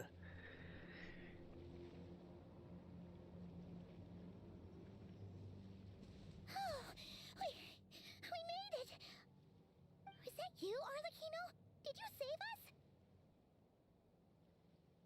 Wait, your hands! They're... Oh, this? Don't worry. It's a small price to pay. The Abyss wanted to trap you inside, and I defied its will by bringing you out. No wonder it's a little angry. No. I have paid the price, albeit a small one, and it cannot be undone. My hands have already fused with the Abyss. Purification would simply destroy whatever's left of them. But surely... Oh, we're so sorry,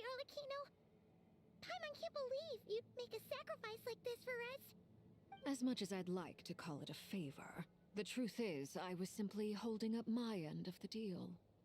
Well, Columbina. Yes, you did your part. And as promised, I will leave the iridescent moon's marrow in your care. From this day forth, may the two worlds' flames burn ever more brightly.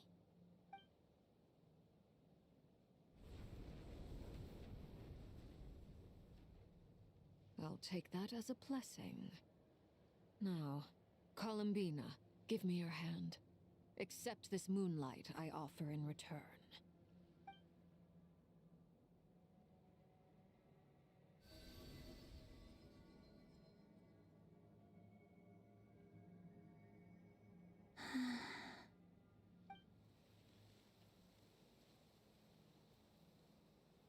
Feeling stronger? Hey, Columbina, are you okay? I'm fine. Our powers are a little at odds, that's all. By the Frost Moon's authority alone, wielding the power of the other moons was always going to be a stretch. Still, I think it's fair to say that your strength has returned. At least to the level it was at as Third Harbinger. It's still not enough. There's no way I can hope to challenge Rayrier like this. Just one more ray of moonlight, if you would.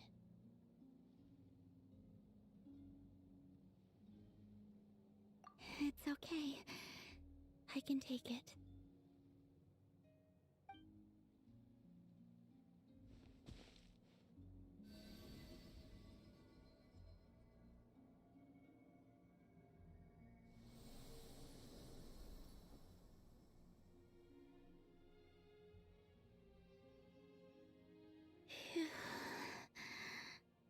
How about now? Fighting fit? She's bleeding from her nose. At the very least, I won't have to stay hidden like before. I want to see him gone from Not Cry. The Ray here of Solnari and his wild hunt must be sent back where they belong. Well, it's good to have something to aim for. Or was that You just my certainly seem impression? more alive now than you did earlier. When I first met you, you didn't strike me as a ray of moonlight. More like a Day wisp Master, of I'm skipping fog 6.2. drifting in from who knows where, ready to scatter at the first sign of a breeze. But now, you're full of vitality, just like the Frost Moon, once the brightest of them all. May you keep shining, Columbina. This is who you are. Thank you. Look after yourself too, Arlecchino. I know you have plans of your own, and that's why you're always seeking to grow stronger. But whatever you're after, don't let the Abyss take a hold of you. I do not wish to see you go down the same path as Rayrier. I appreciate the concern, Columbina. Although perhaps it's time you took a new name. A new name? Kutar, the Moon Maiden, Columbina, they're nothing more than code names. They describe who she is and the roles she's played, but they're not her real name. We often use code names in the House of the Hearth, too.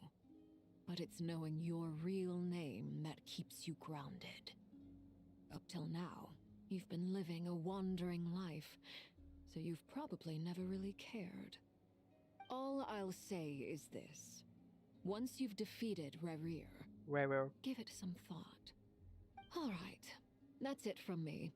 I'll get you back safely first, then go meet up with Sandrone. You're the best! I appreciate the gesture. It speaks to your good character. Anyway, let's get going. There are more urgent things to do right now than trade compliments. Wait, does that mean that you guys don't explore a new area when it comes out? Like, when I personally see a chest or a whatever, I have to go there and claim it. Like, All that matters. I have to. I cannot not do that, you know. Mission accomplished. I cannot avoid doing it. Paimon, shut the fuck up. I cannot avoid doing that, bro.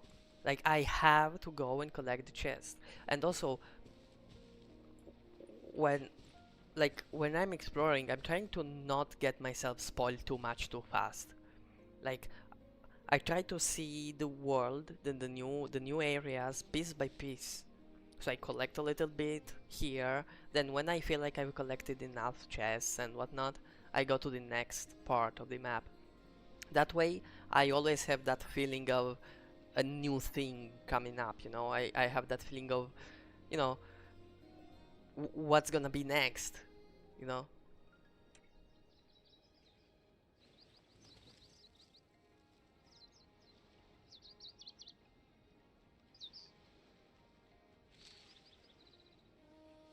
I don't know, man. This kind of exploration that I do is, to me at least, the funniest part of the game, the more interesting part of the game. Yay, we got another pool. How many pools do we have now? We have 4 pools. That's not nearly enough. Inactivity serves no purpose whatsoever. Oh, so here is the new boss. I see him.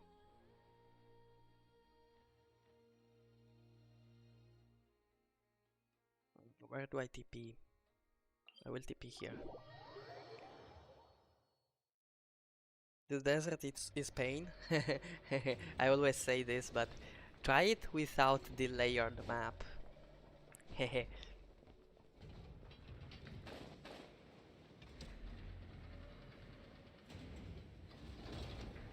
Like, bro, I had to explore the pyramid without the layered map.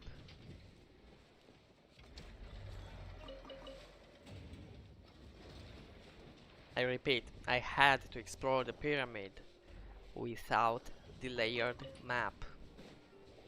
All the pyramids, to be honest.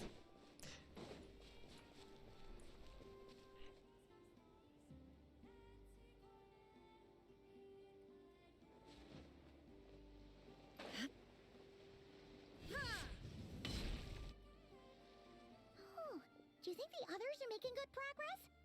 Hope it's all going smoothly. Huh, hey look! They made it back as well! Prince! Lama! How did it all go? All is well, thank you. Nefer and Yehoda had to stay at the curatorium to wrap things up, so they won't be joining us for now. I ran into Miss Anefa and Miss Aino on the way back. Their work is still in progress, so I suspect they won't be back for a while either. You seem rather cheerful today, Mr. Flintz. I certainly am. I achieved what I set out to do and came away with more than I bargained for. Yeah, a thing that I used to always do was get to the compass, get the reputation quests, and complete them, and do them until I unlock the compass.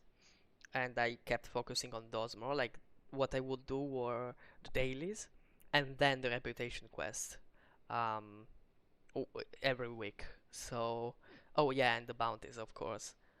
Um, and after that, I would do some other stuff. And explore. I would have kept exploring. Don't get me wrong. But I would have been more like, you know, um, more slow.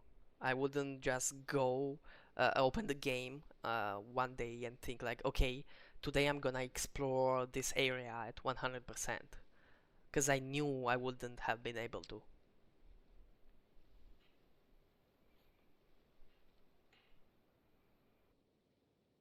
Login commission swish by, then why are you even playing, you know? That's the thing I kind of tried to not do as much as possible, which is just logging in and do the commissions. I would always try to either farm for some characters or just walk around and and see the landscape, take some pictures, um, listen to the music, stuff like that, you know? Or maybe just try to get some resources, um, going around collecting shit, level up characters for no reason, stuff like that, you know?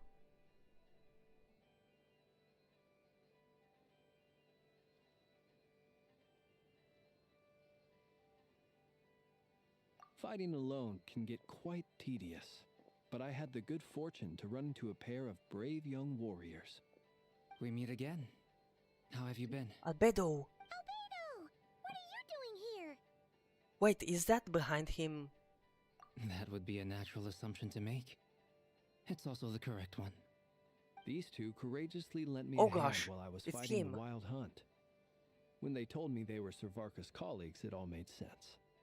And given how people of outstanding talent tend to cross paths, it's no wonder you're already acquainted. So, who's your travel buddy, Albedo? Why don't you come and introduce yourself? It's Duran. It's him, bro. It must be him. A gentleman of few words, I see, and a rather stern countenance. I presumed you were acquainted with him. Is that not the case? It's nice to meet you. Again. We've technically met before. Wait a sec! You're Mini Durin! That's right. It's me. I'm glad to see you again. By the way, he says it's okay if you drop the mini. Yeah, I'm not as mini as I used to be. Interesting, isn't it? The first step towards blending into human society appears to be reflecting on whether one's name really reflects who they are. Wow! You look so different! In a good way, of course. It's great to see you looking so healthy. Thank you, Paimon. And although you're as mini as ever, I understand that diminutives don't always convey endearment. I'll be sure to simply call you Paimon as a sign of my great respect for you. Wow! You're such a smooth talker now. Paimon could get used to this. From now on, you may refer to her as your esteemed guide, Paimon. Little Paimon is pretty tiny out Personally, there. I think our little Paimon is the perfect size. When people call her Little Paimon, it's just because she's so adorable that they can't help themselves. If that's not a sign of endearment, what is? You're absolutely right, Miss Lauma. My brother still has a long road ahead of him when it comes to understanding human relationships. Anyway, speaking of long journeys, didn't Columbina, leave with you? How come she isn't back yet? She's been catching up with old friends.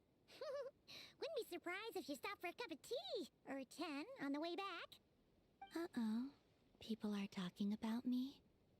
Hope it's nothing negative. Oh my god, so many people.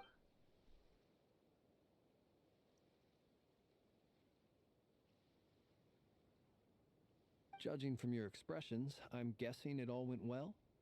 It's getting crowded here. I'll go grab some chairs. No need. This is a job for an alchemist. I'll whip some up momentarily. Thank you for your hospitality, ladies and gentlemen, but I was merely escorting my friends back. I'll be meeting Sandrone shortly, as we still have some things to discuss. It's been a pleasure, everyone. But this is where I'll say goodbye. We really appreciate your help. Oh, come on. Spare the formalities. I'm just glad I could help out some true friends. Oh, she considers us true friends. Oh gosh. I understand. Well, bye for now, Harlequino.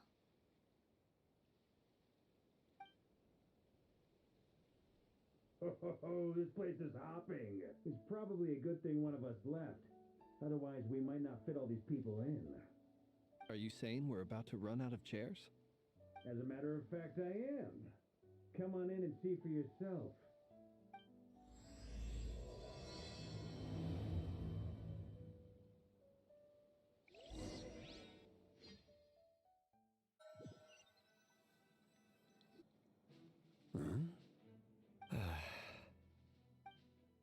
Thanks, Leaf. Oh gosh. Why are there so many people, I bro? overheard your little chit-chat outside, by the way. With Miss Columbina's colleague gone, we should be back to the original crew plus the other colleagues I brought in. Though, it looks like we have another new face. Someone else managed to rope in a colleague too? Frankly, you and Paimon are the only people I know here. Wait, guys. Let me grab something to eat. Is Deanslip, colleague of Tivat's greatest guide, Paimon, and greatest adventurer, the Traveler. Well, not exactly colleagues, more sort of friends.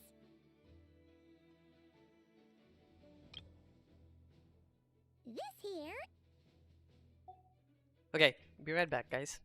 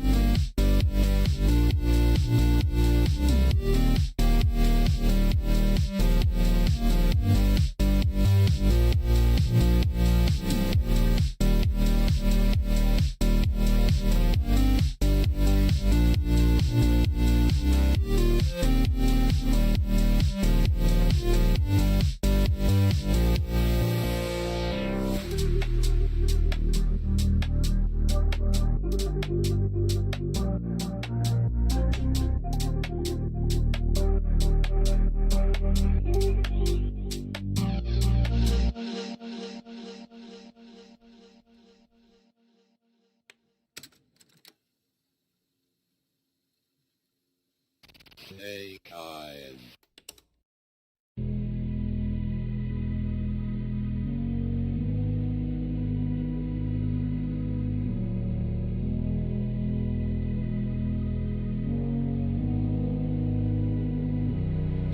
I can't sleep, yeah. Only miss you when I'm breathing in too deep, yeah. Am I just your little secret? I didn't hear the sirens. I didn't wanna see the warning signs, and now I pay the price, yeah. Oh, I should've known. It hits me like a tidal wave every time you say my name. It hits me like a tidal wave. It hits me like a tidal wave. A tidal wave. Tidal wave. Tidal wave. Tidal wave. I was so blind.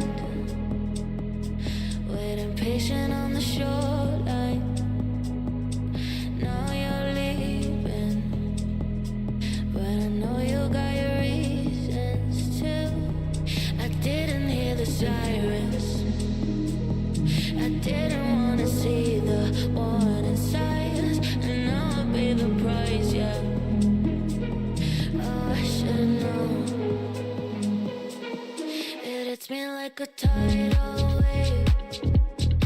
Every time you say my name, it hits me like a tidal wave. It hits me like a tidal wave. A tidal wave. Tidal wave. Tidal wave. Tidal wave.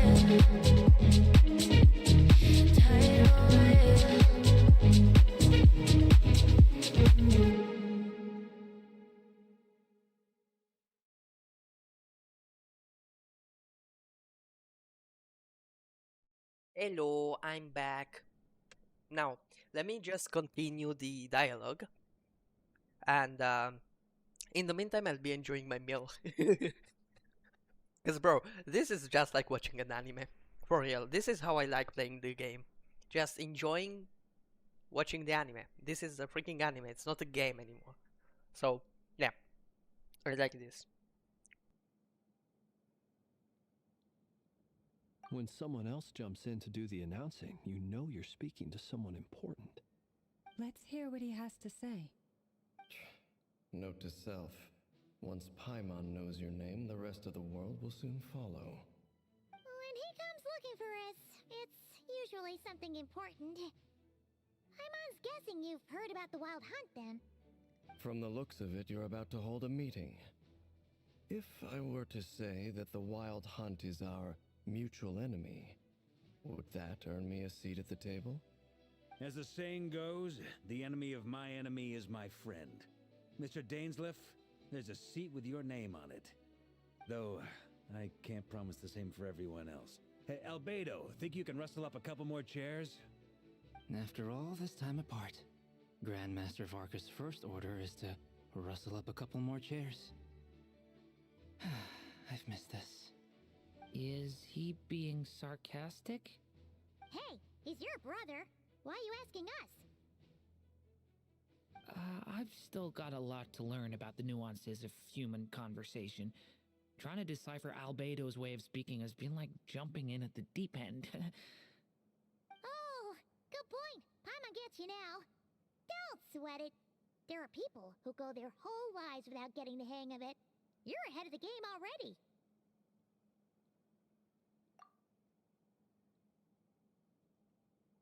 I wonder what's taking Nefer so long. Perhaps you should go and check in with her. If anyone can hurry her along, it's you. I just got back from the curatorium. Besides, aren't you curious to see what's taking her so long? Miss Nefer doesn't strike me as the type to share secrets. And since gathering intel is her specialty, I'm guessing she'd prefer to keep her methods confidential. Under such circumstances, would it not be tactless for me to impose? Oh, but it's fine for me to impose. What can I say? You have an unrivaled ability to garner people's affection, Miss Moonchanter. Besides, you have far more in common with her than I do. All right then. Impressive. She barely fought back at all. I admire your powers of persuasion, my friend. As I'm sure Miss Lauma will realize soon enough, the trick in life is to always pitch in with other people's responsibilities so that you can be selective with your own. Another trick is to simply hide in the background. Spoken like a true sage.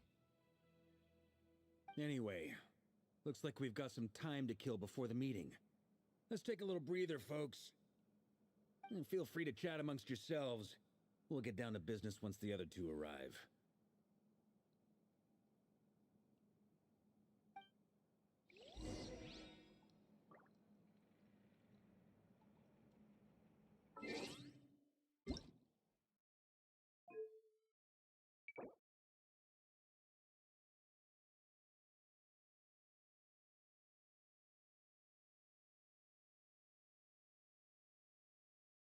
Wait, guys, I just realized something. I didn't search for the codes for this new version.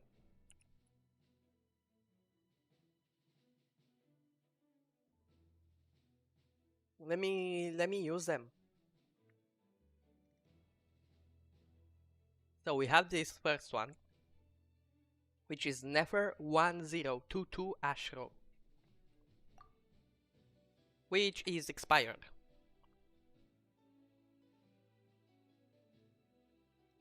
Wait, these are the live stream codes.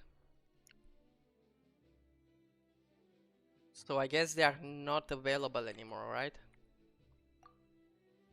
Yep, they're expired.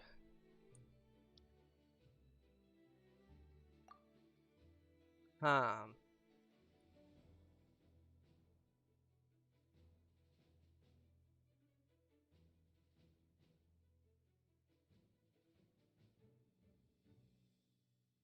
Let me see.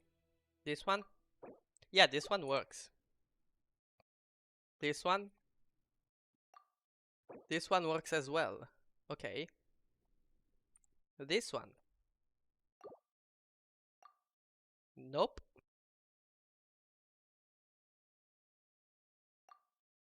Nope.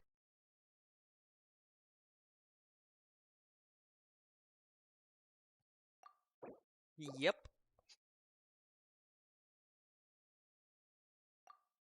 Nope. This one I think I won't be able. Oh, I am. Okay. And lastly, this one, which we can't use. Okay. What did we get from this? We got 100 primals, 20,000 mora, and 10 adventurers experience. Not too bad.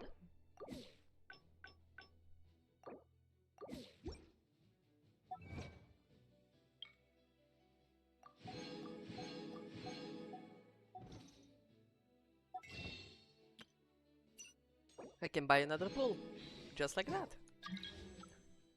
We have 5 pools. We need 5 more.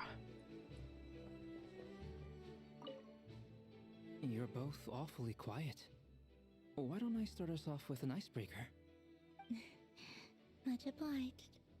Have either of you ever had your portrait painted? If not, I'd be glad to help. That sounds like a lovely idea. You know how to paint, then? I dabble occasionally. He's an excellent painter. Tables, chairs, people, dragons, you name it. He'll paint it for you. I'm flattered. If I ever get the chance, I'd like to give it a try myself. I'll bear that in mind. Anyway, how about you, Durin?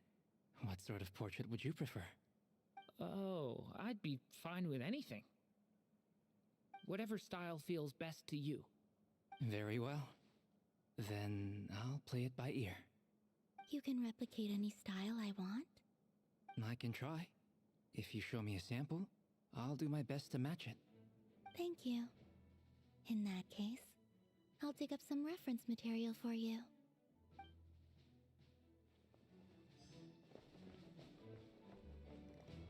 Is there something you'd like to say to me? Yeah! For starters, why'd you just show up here without even giving us a heads up? If you think back to our previous interactions, you may recall that that's hardly out of character for me. You do have a point there. Oh yeah, you'll need to find somewhere to stay the night too, right? Want to tag along with us? You never know. We might get a group discount. Sure, let's do that. Great! Paimon will handle it! And in return, we can get Dainslift to be our very own personal bodyguard. If that's what you had in mind, you should have said so sooner. I'd be happy to help. Oh, okay then. Paimon was only kidding, but good to know. Anyway, since we're all here together, we might as well watch each other's backs. That's just what friends do, right? Indeed. Thank you.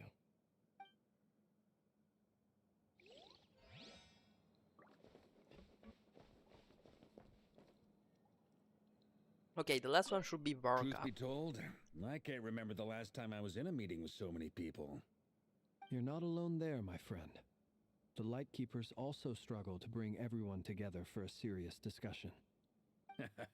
I don't doubt that. I've only ever met 2 Ratniki, one being you, and the other being that young guy, Eatlua. Eatlua is a good apple, I'll give him Il that. lugar. He's kind, honest, and regularly delivers supplies to my lighthouse. A true ratnik to the core. In that sense, he puts me to shame. So you're what? A fake ratnik? That's what it sounds like you're saying. But I get the feeling that's not quite what you meant.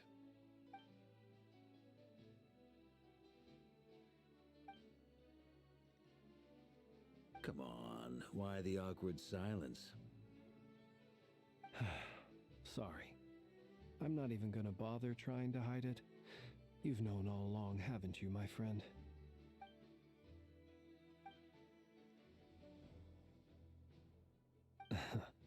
Now that was an awkward silence. Let's just keep this between ourselves. Probably best if Eloa doesn't know, huh? That goes without saying. Gotta be careful what you share with youngsters So after all. isn't it Anyone Iluga? else in the know? Why Let me Ilua? guess. The Traveler and Paimon? It's dangerous being too sharp for one's own good, you know. Then, in the name of the Animo Archon Barbados himself, I swear your secret's safe with me. When Okay, we went sure, for why drinks, not? You said that you and Barbados were practically best buds. In the light of that claim, do you really expect me to take your oath seriously? Of course. Just as long as you don't go spreading around the fact that I'm close with Barbados, all right? Fair enough then. I wish you could give Nothing like a Welkin bit of without that one mutual website though. leverage to I seal the didn't mean bonds of buying the friendship. Welkin though. I only meant the membership. But I was joking anyway.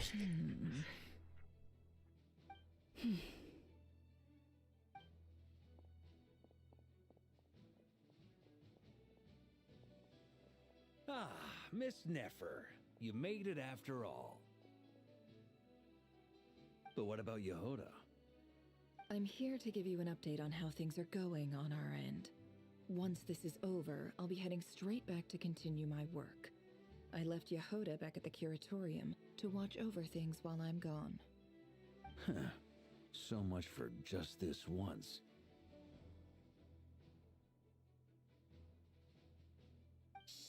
Not so loud! Okay, yes sir, I was just joking, don't worry. And suddenly decides to back out.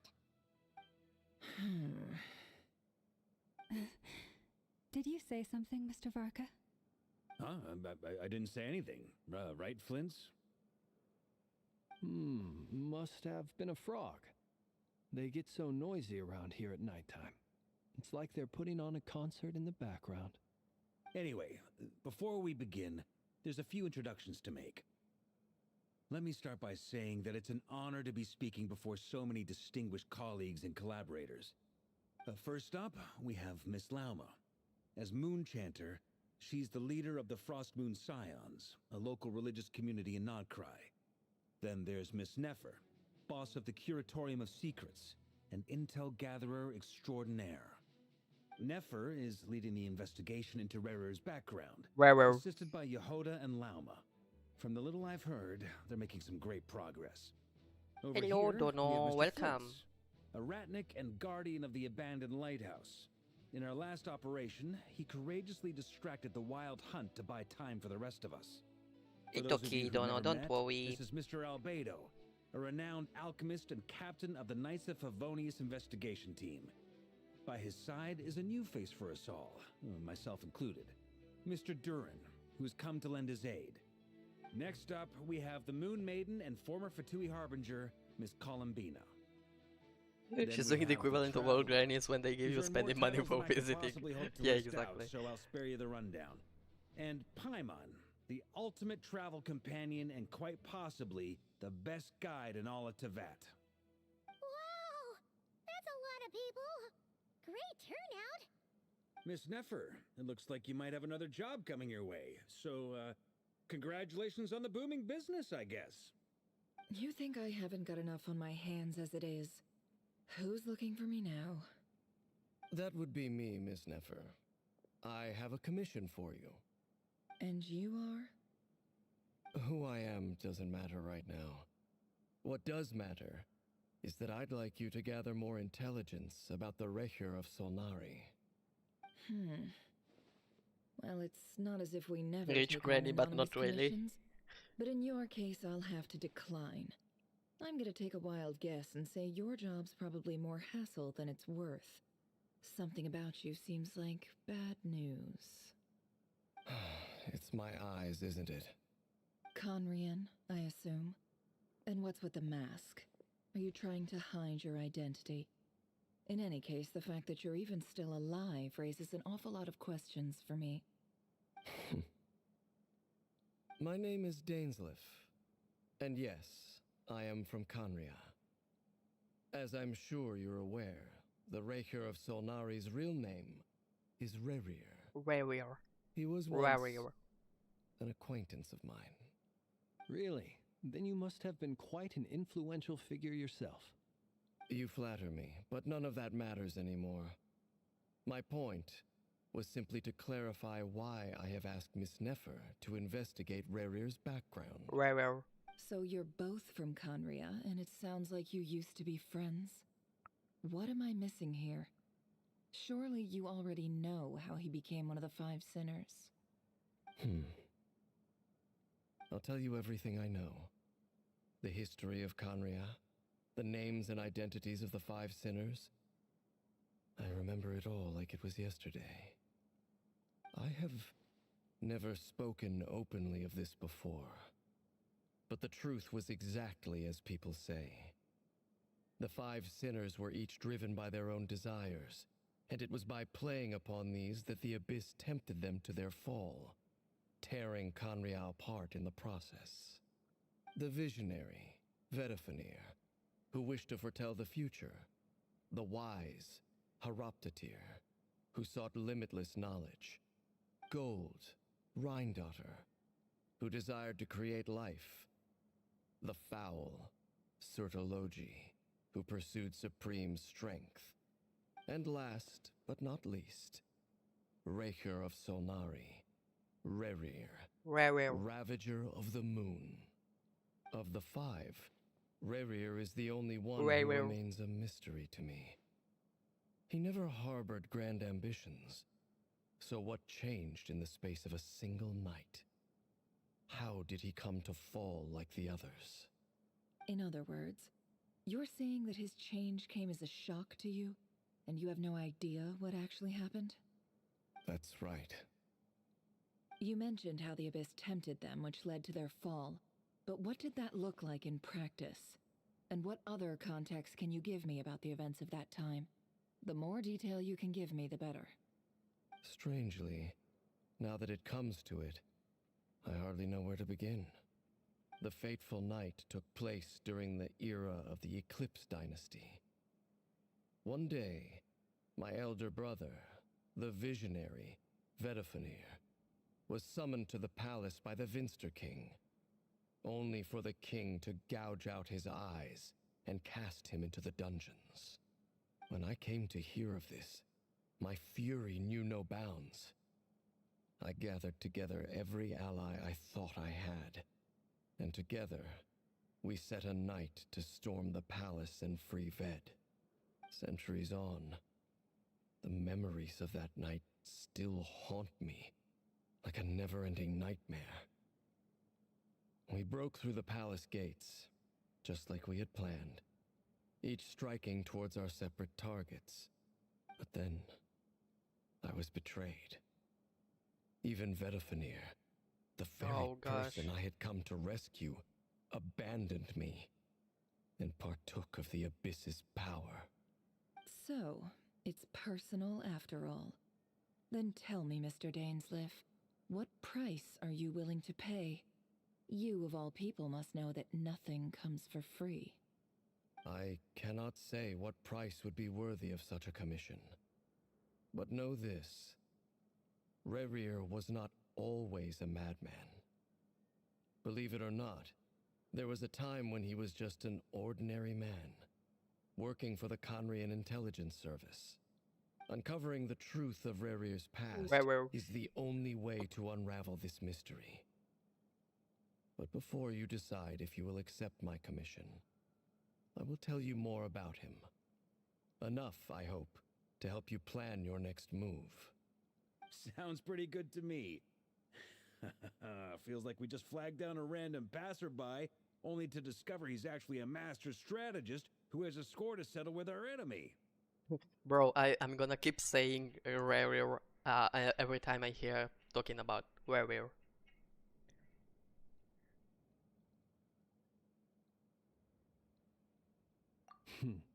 Can I borrow your halo? It could be useful in the lighthouse. Hey, enough with the wisecracks! Besides, isn't that lamp of yours bright enough already? Relax. It was meant to be a compliment. If that was a little over the top for your liking, I'll make sure to tone it down next time. I'll give your proposal some serious thought, Mr. Dainsleif. Let's speak in private once the meeting is over. Before that, there's a few things Oh, I'd like she's to share. talking. Recall meeting the knave and how the iridescent moon's marrow was retrieved from the crimson on space.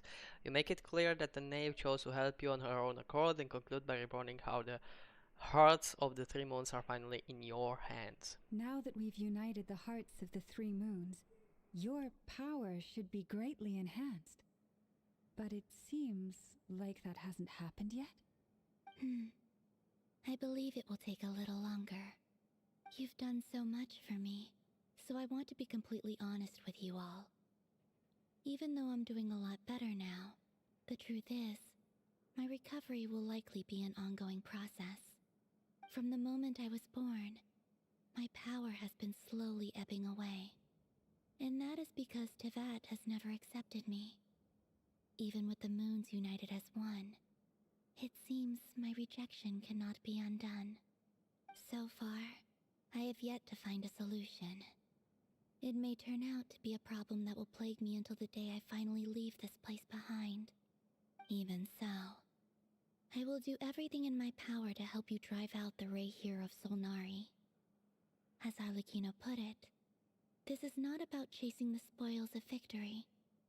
It's just a gesture of heartfelt gratitude. Kutar.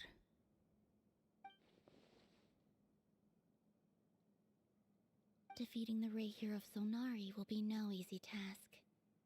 While my strength slowly recovers, we'll also need to gather more intel. Naturally. We should take all the help we can get if we hope to defeat him. We've considered several viable plans now, but our choice hinges on the answers to a few key questions. Is it even possible to kill Rerir? What experiences shaped the person or monster he became? And what's he really after? Given Albedo's expertise in alchemy, I think we should leave him to try and answer the first of these questions. Understood. As for the other two, I'm afraid we'll have to count on you again, Miss Nefer. Believe me when I say it's not my wish to burden you. But right now, relying on your skills is our only option. So you're placing all your hopes on me, huh? We can't thank you enough for agreeing to help us. Honestly, I can hardly believe how lucky we are. You sure have a talent for changing your tune, Miss Moonchanter. Timid like Yehoda one moment, then flinches insincere flattery the next. Ladies, please.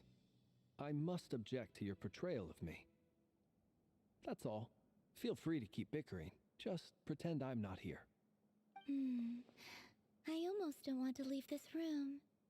I'm curious to see how this plays out. I have faith in you, Miss Nefer. Something tells me you'll stand by us until the very end. Oh? And what makes you so sure of that? What if I suddenly decide that my compensation is insufficient? This isn't about the money. I can sense that you've got a deep-seated distaste for Rerir. And knowing you, that alone is motive enough. Bye-bye, Dono. Look at them getting along so Huggies well. to you too. Like Bye-bye. two peas in a pod. And I'm the one they accuse of insincere flattery. There is no justice. Miss Lauma, you have to understand something. Unlike you, I don't actually enjoy having everyone's hopes on my shoulders. Is that right? Well, Maybe the fact that I'm willing to put my hopes in other people says more about me than you. But the fact is, I also trust you. And that's because I know that you're someone we can count on. Anyway, we've got our plan, so let's get moving. Mr. Dainsleif, let's talk. And Traveler, once we're finished, if you've nothing else planned, I'd like you to come with me. This whole experience is teaching me a lot. For instance, I now know that when other issues come up in the future, I'll have far more luck getting Lauma to convince Miss Nefer than trying to do it myself. Hate to say it, friend, but that's one of the funniest things I've heard in a while. Why? You think I've got it wrong? Quite the opposite. But what makes it so hilarious is how long it's taken you to realize. Best friends already. That's so nice.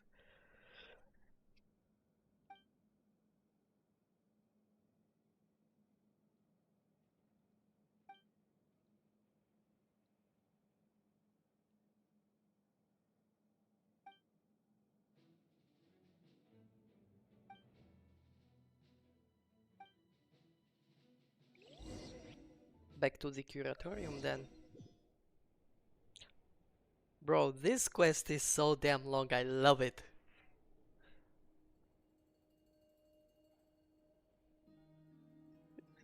LP enough reviewing. Actually, this is a good content, someone should do a rare count. Immunoglobulin G, jaundice. Pathogens, antigens, antibodies.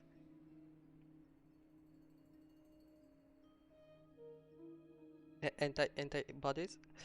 Pneumonosilico volcano microscopic. Wait, how was it? I even forgot the word itself.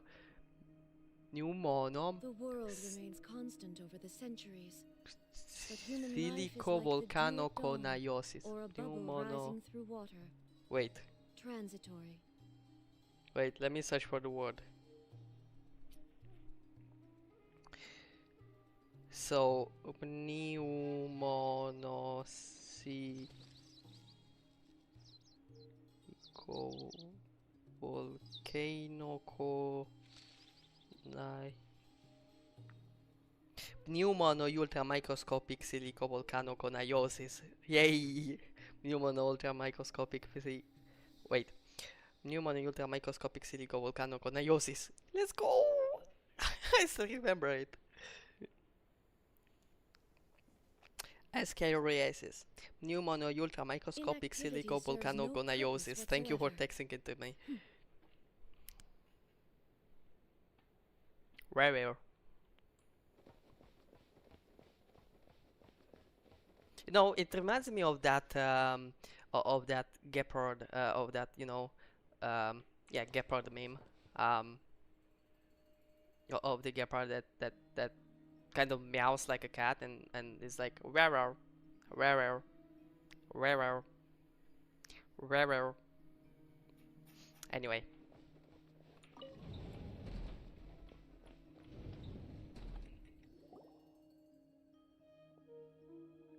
Thank you for waiting. It's okay. We actually used the time to help Dainsleif get a room at the hotel. That's very considerate of you. Now, I trust you share my curiosity about Rerir's past, and you seem fairly familiar with Mr. Dainsleif already. We spoke at some length after the meeting. He was the one who suggested I should invite you to join this operation. He feels confident that these secrets will be safe with you. Dane has a lot of faith in us, that's for sure. Likewise. I appreciate that you got right on board without interrogating me about why I invited you. It shows that you trust me to explain everything in due course. That's because we know what you're capable of. We appreciate you too, Nefer. You might have been forced to help in the beginning, but this time, it was your choice. That's one way to put it.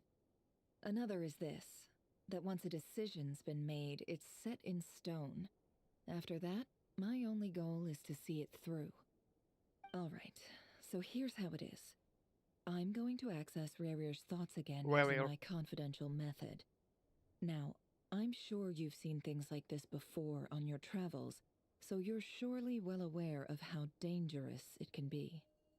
The reason I've gathered you all here is to ensure my safety during the proceedings.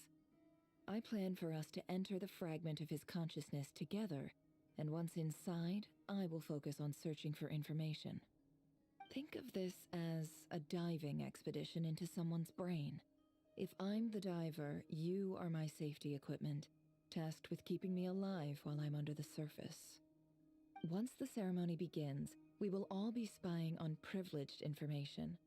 But in the interests of safety, you must remain absolutely silent at all times. We will discuss our observations after the ceremony has concluded.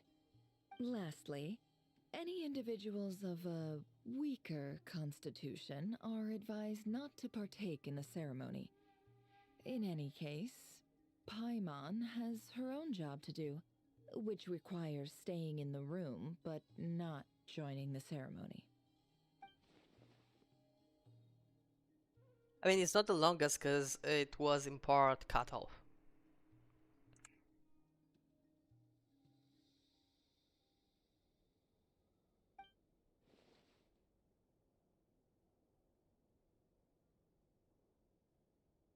Well, good luck, everyone.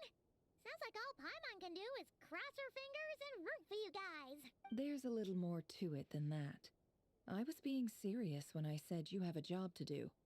While the rest of us are inside Rarier's mind, it's imperative that we have a team member on the outside. In the event that something goes wrong, you will be our first responder.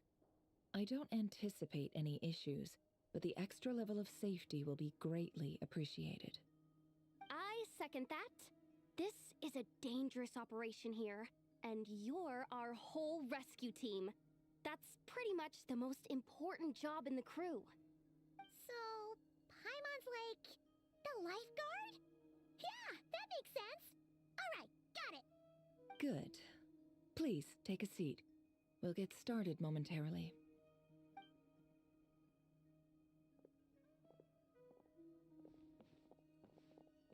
So, did Mr. Dainsliff tell you anything else? He told me that he believes Rarier kept some big secrets in his life. He's not sure that they were the cause of his eventual downfall, but he's asked me to uncover what those secrets were all the same. But surely you're not planning to go through with this, no matter the cost. If you think that, you'd be overestimating me. I'm a businesswoman, not a mercenary. But I do have my own professional reasons for taking this job. You think I'd turn down the opportunity to get a first-hand glimpse into Conrian history? No chance. Well, as long as you don't let morbid curiosity get in the way of safety concerns, we're good. We'll do whatever we can to help you. You're such a killjoy.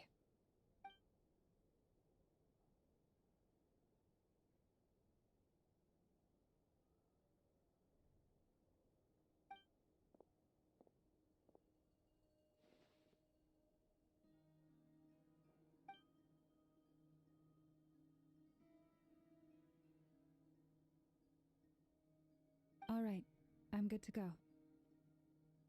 All set over here, too. Promise, Paimon, you'll be extra careful. All right. Let your whole body relax. We're about to begin. Close your eyes.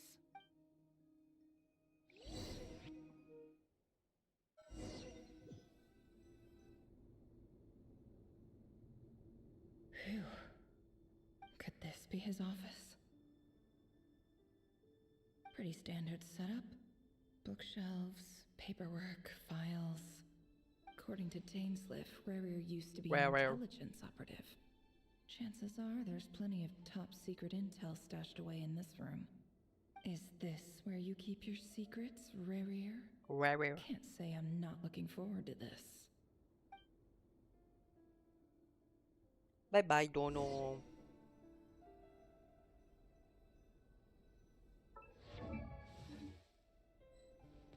Wait, how did they build her? Okay, okay. 3 constellations though. Triple crown.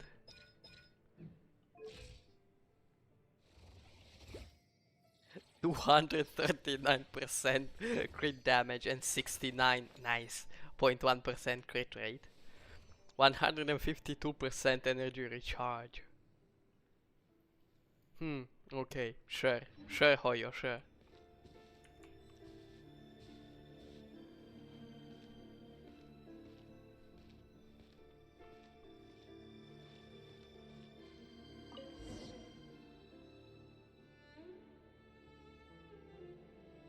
Today's files are in. Time to wade through them just like usual. Male, 51. Occupation, cook. Confirmed Crimson Moon descendant. Has maintained frequent contact with other descendants over the past year. Poses a threat to the dynasty. Neutralized.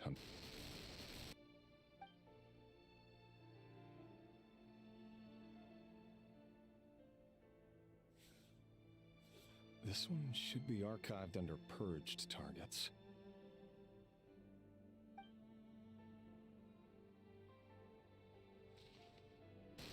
Female, 23. Occupation, office clerk. Confirmed Crimson Moon descendant.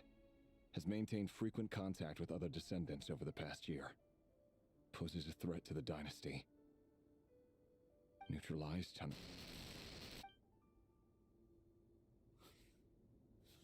Another one for purged targets. Sounds like she was that other man's daughter. Never mind. What's it got to do with me?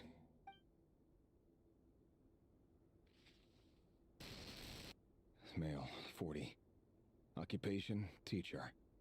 Confirmed Crimson Moon descendant. Has been observed making contact with other descendants during the past year. Poses a threat to the dynasty. Neutralized on...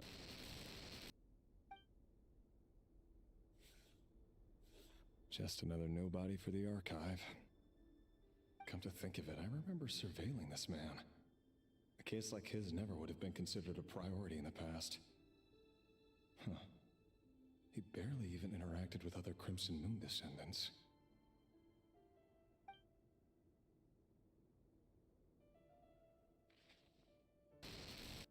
Female, 16. Occupation, none. Orphan and confirmed Crimson Moon descendant. Not the children, making please. Contact with other descendants during the past year. Not children Poses too. a threat to the dynasty. Neutralized on... I see another one over there.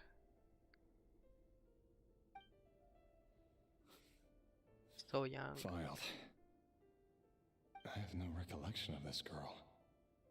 None whatsoever.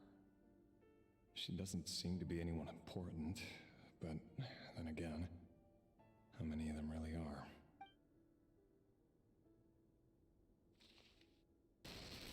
Female, 13. Occupation, none. Orphan and confirmed Crimson Moon descendant. Has been observed making contact with other descendants during the past year. Poses a threat to the dynasty. Neutralized on... Filed.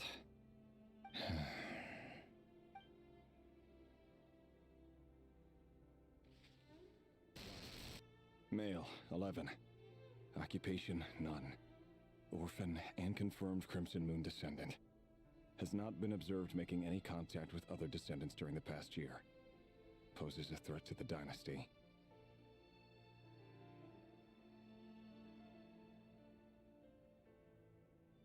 Neutralized and...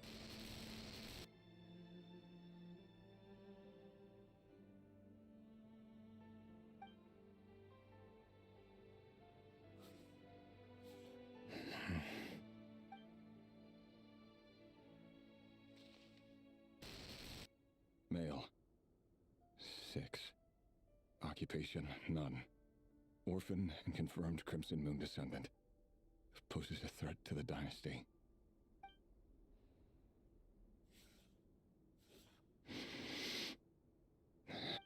It's funny, isn't it? Your job is becoming both harder and easier at the same time, depending on how you look at it. Sooner or later, the Crimson Moon descendants will be completely wiped out. But as their numbers dwindle, they become harder and harder to track down. That's not how it is. Fortunately, however, most of the able-bodied adults have already been taken care of. The remaining weaklings will be increasingly easy to deal with. No! No. My job is to ensure the survival of the Eclipse Dynasty. And the only way to do that is by eliminating any and all potential threats. It's a perfectly legitimate line of work. Every single one of my colleagues can attest to my fairness. And if my friends were aware of the facts, I know they'd back me up too. Assuming, of course, that they were aware of all the facts.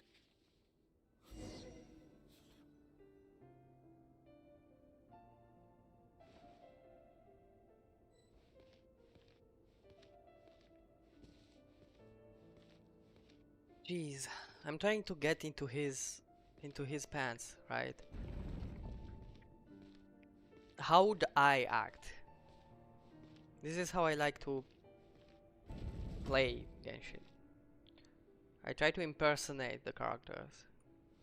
What would I do? How would I act? It's not like he has many choices.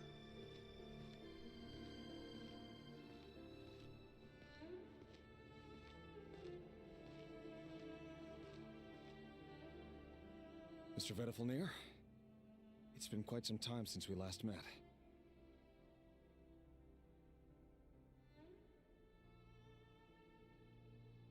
Revier, Revier. I trust you're here because you have something important to discuss. Forgive me. I wasn't tuning out, it's just, I noticed you didn't even phrase that as a question. As if you knew I was coming. Tell me, does someone in your position ever feel the need to ask questions at all? It is indeed within my power to foresee certain things. Things like your arrival. I was just thinking. It won't be long before I'll be inviting both you and Dane to my wedding. That isn't a lie, but nor is it a fact as such. It's a wish, isn't it? No fooling a prophet, is there? Ever since that day we met for drinks, I knew it was only a matter of time before you came looking for me. Does it feel good? Knowing how the future will unfold. I'm afraid the notions of good and bad fail to capture the complexity of what such a power entails. Once you've seen what will come to pass, it can be all too easy to succumb to fear and melancholy. Unless, of course, you learn to abandon these feelings.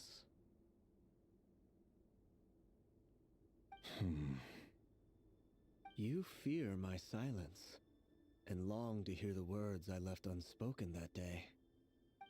That's right. You must have noticed my reluctance to broach the subject, and the reason is simple. Because the truth could never have lived up to your hopes. For both our sakes, such words are better left unsaid. The burden of prophecy was never meant for your shoulders. So who exactly do you deem worthy to hear your prophecies? None but our exalted king? Or rather, our king as he once was. You're closer to his majesty than I am. You must know better than anyone how much he's changed. You say that as though it is to my benefit. Yet precisely because of that, I dare not speak rashly. A king can turn out to be the most virtuous of rulers, or a tyrant more terrible than the most vicious of dragons. You are so wise and far-sighted, yet still you would have me live in fear of the unknown? You make a fair point. Especially given my silence alone was all it took to send you spiraling downwards. Very well then. Let me offer you some advice. And I say this not as a prophet or a visionary, but simply as the brother of your friend. For many reasons, there is very little chance of your marriage ending in happiness. If happiness is what you seek, you should find another fiancé.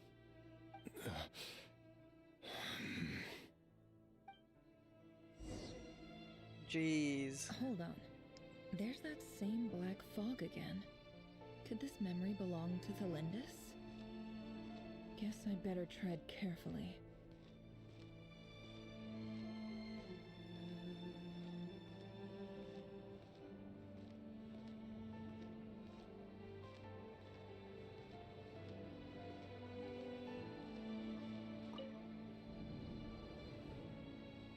Wait. Hear me out.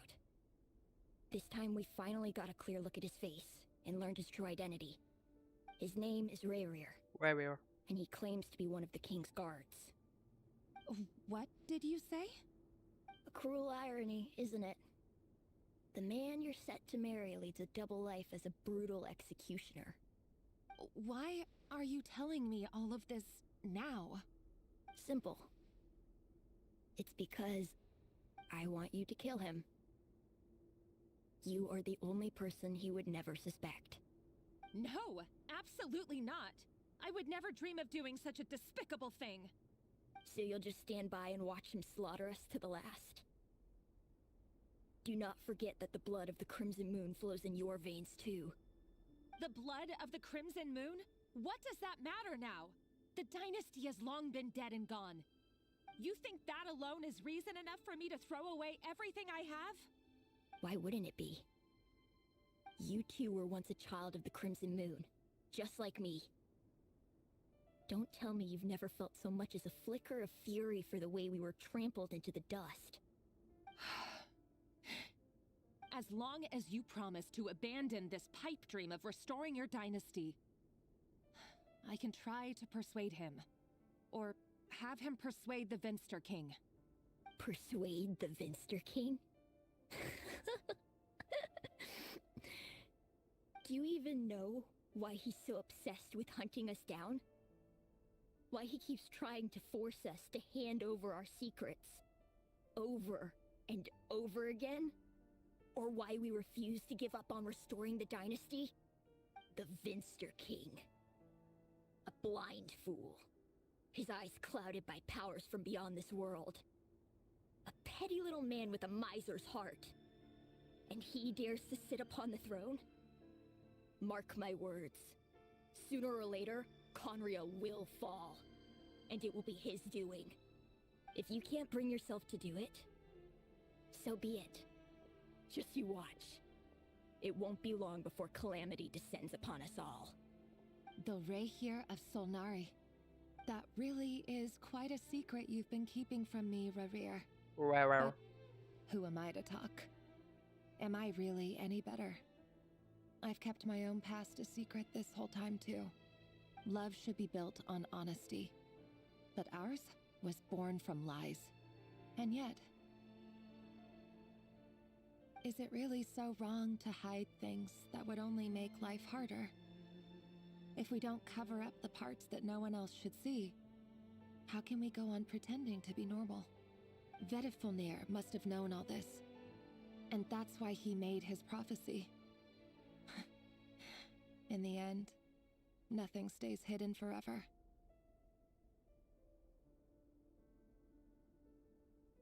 But I won't just sit by and watch this disaster unfold. I'll do everything in my power to protect what I cannot afford to lose, no matter who I have to face.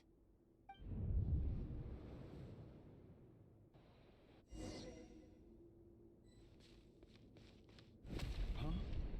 Was that Rayrir who just walked past the window? Doesn't it give you the chills that he still takes the same road to work every day? As if nothing ever happened. Those people at the deli. Enough already. They're clearly pretty taken by their own disguises, so just smile and play along. Pull the rug from under beasts like that, and you'll risk having your throat torn out. Deli? Oh. They're talking about those people from the opposition. Right. I'd almost forgotten they used to run a deli. People of no consequence always vanish so easily. And no one even remembers them.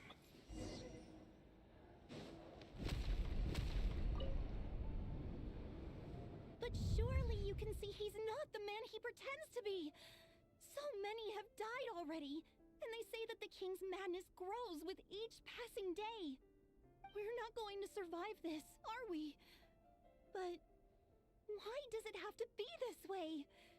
Do we really deserve to die just because of the blood that runs through our veins? Felindis, are you even listening? Sorry, Freether. My mind was off wandering. I heard you, though. You're talking about what Rerir said. Rerir. He's just following the king's orders. He's a secret agent, and it's his job to hunt down rebels and dissidents. By the time you first met him, he'd already taken lives. Maybe he was using you from the very beginning. No. Rerir has no idea I have anything to do with the Crimson Moon. My family are only distant relatives of the main lineage, and besides, my eyes are perfectly ordinary. Truth be told, apart from my teacher, pretty much no one knows I have any connection to any of it. It's been a long time since my family severed ties. But as Orlog said, who could possibly talk sense into that raving lunatic of a king? No one. I'll work something out. Trust me, I'm with you all. But for now, you need to keep yourselves hidden. Don't let anyone find you, anyone at all. Don't forget that Rerir is an Eclipse operative. You need to be extra careful when he's around. And when I am too. For now, don't come looking for me. And if anything happens to me, just act like we've never met. If even you can't escape this, what hope do the rest of us have? But after all this time together, surely he wouldn't lay a hand on you.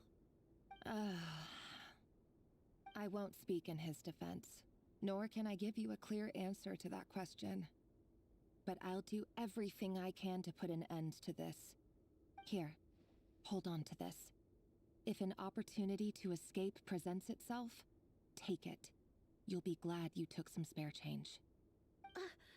You call that change?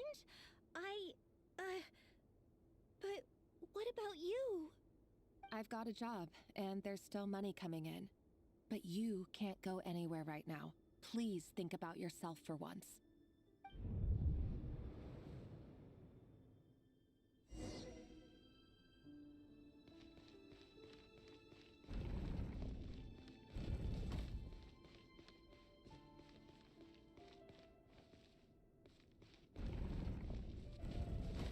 Another day, another round of assassination training.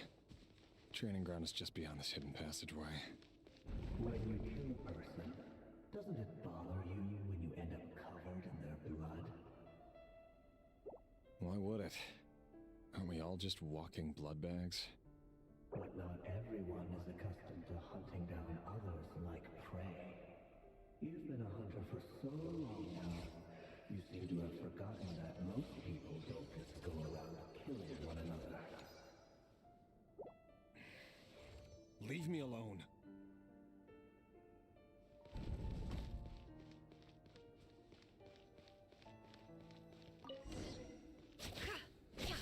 Make sure you have a firm grip on the handle. Then choose your angle well.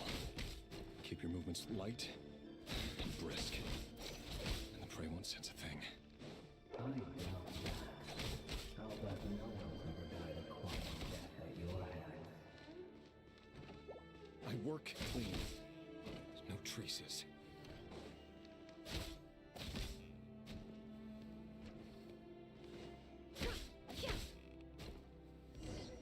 That doesn't make it openness or boredom. The king just happens to see you right now. What if obviously he doesn't? That won't happen. Ever since the fellow was so fat out, he only had you take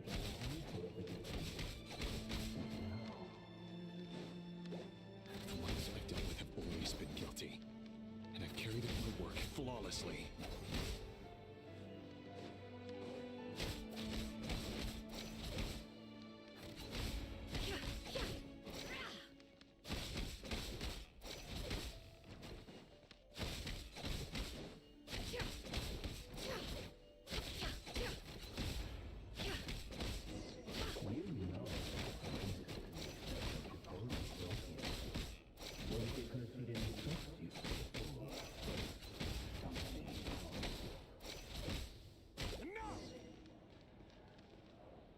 No, the kids know.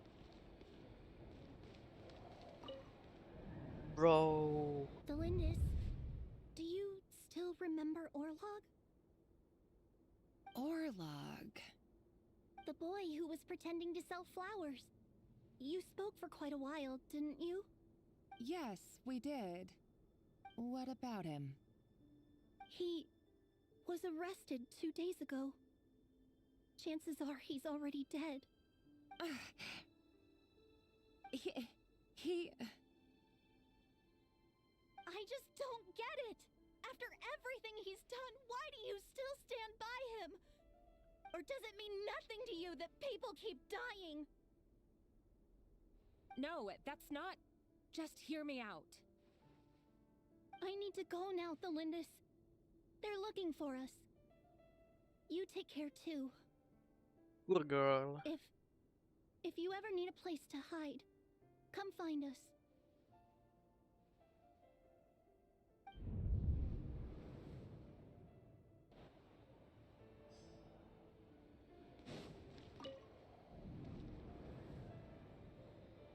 Author Thelindis.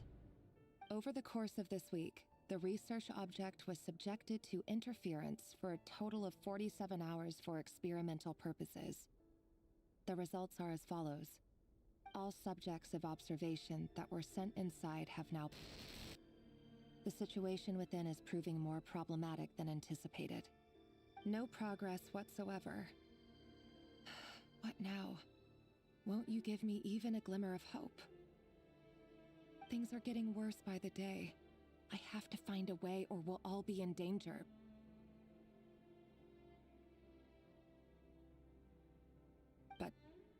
But I... If all this research comes to nothing, what then? Sooner or later, it'll be my neck on the line. But could he really bring himself to kill me? No. Surely he wouldn't have the heart.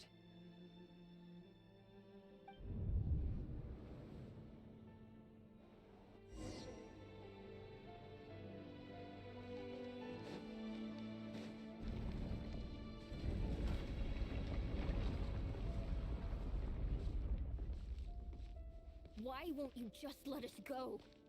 We don't even know each other.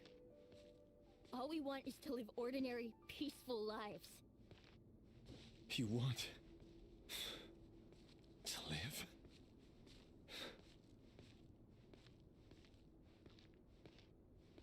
Yes. I just want to go on living. Is that really such an unforgivable crime?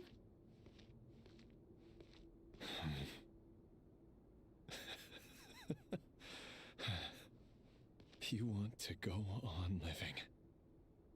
I want to keep living too. To keep living forever. That's why I have no choice but to continue on the path I'm on. If only some savior would suddenly swoop down and change the way the world is. Too bad that's not going to happen.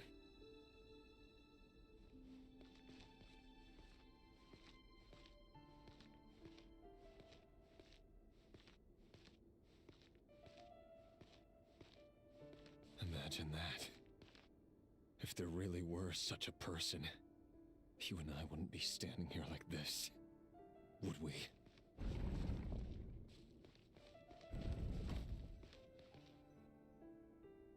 Today's files are in. Time to wade through them just like usual. No, I don't get tired of it. It's my job. And not only am I lucky to have it, I'm good at it too.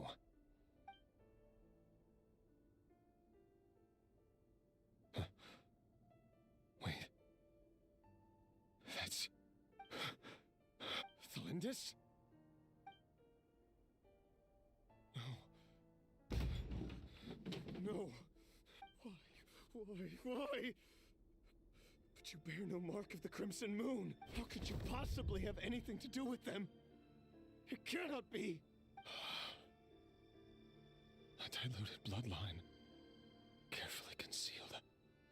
I see it now. You've been living in the shadows just like me. What a fool I've been. Numbing myself with talk of justice. Even imagining my friends would back me up. But in the end, Irminsul. Finster King! How far are you going to take this?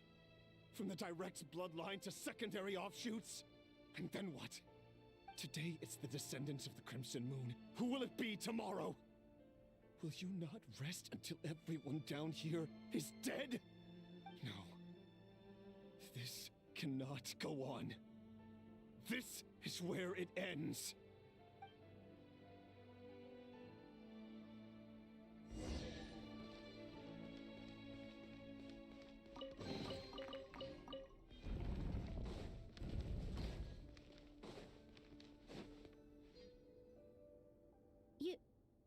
You're really letting me go?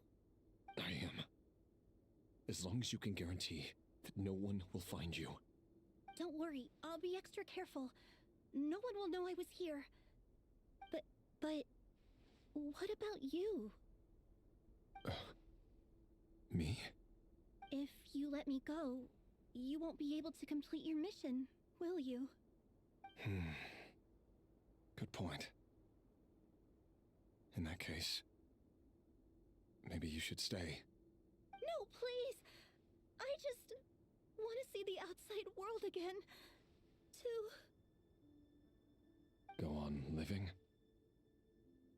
Yes. I know you're a man of your word. So please, just let me go. If I let you leave, what will become of me? Just kidding. Go, now. But remember, don't let anyone know you were caught. We'll be seeing each other again very soon if you do.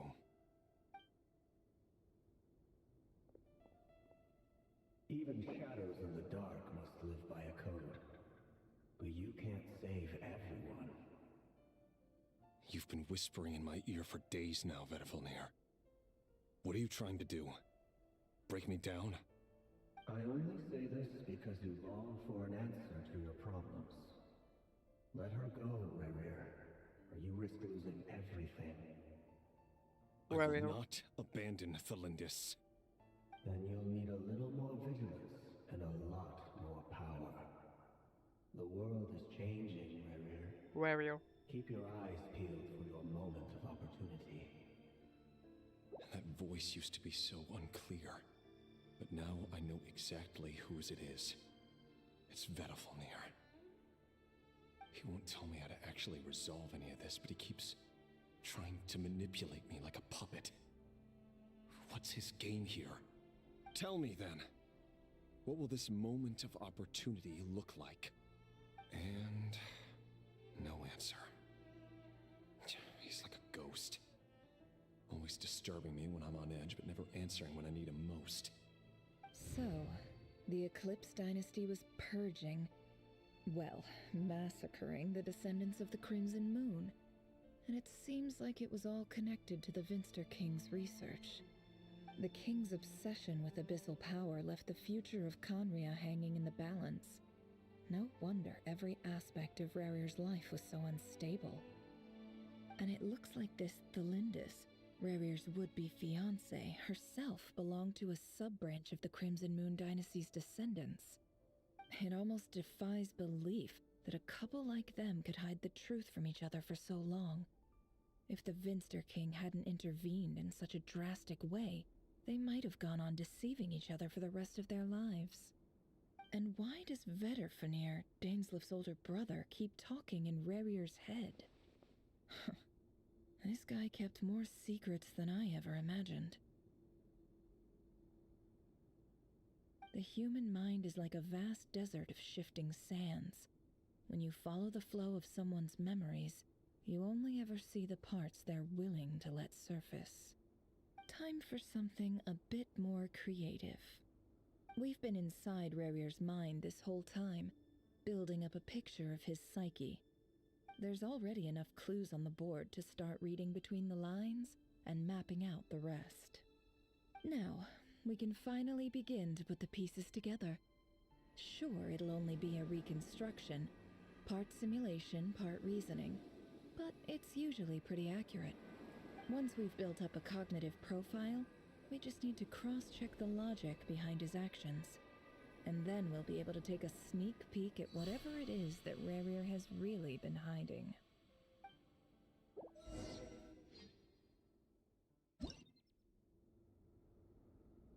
Is he part of the Crimson Moon thingy himself, maybe?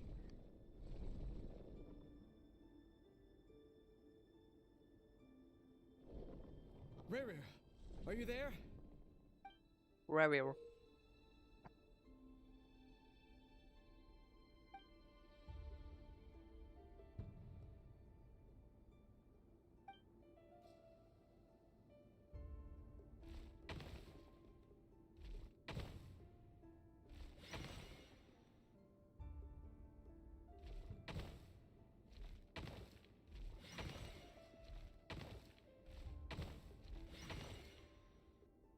Hey, Rarier! Come out, it's urgent! Dane? What's wrong? Quick, come with me. I'll explain everything once we've met up with the others. Okay, I'll come.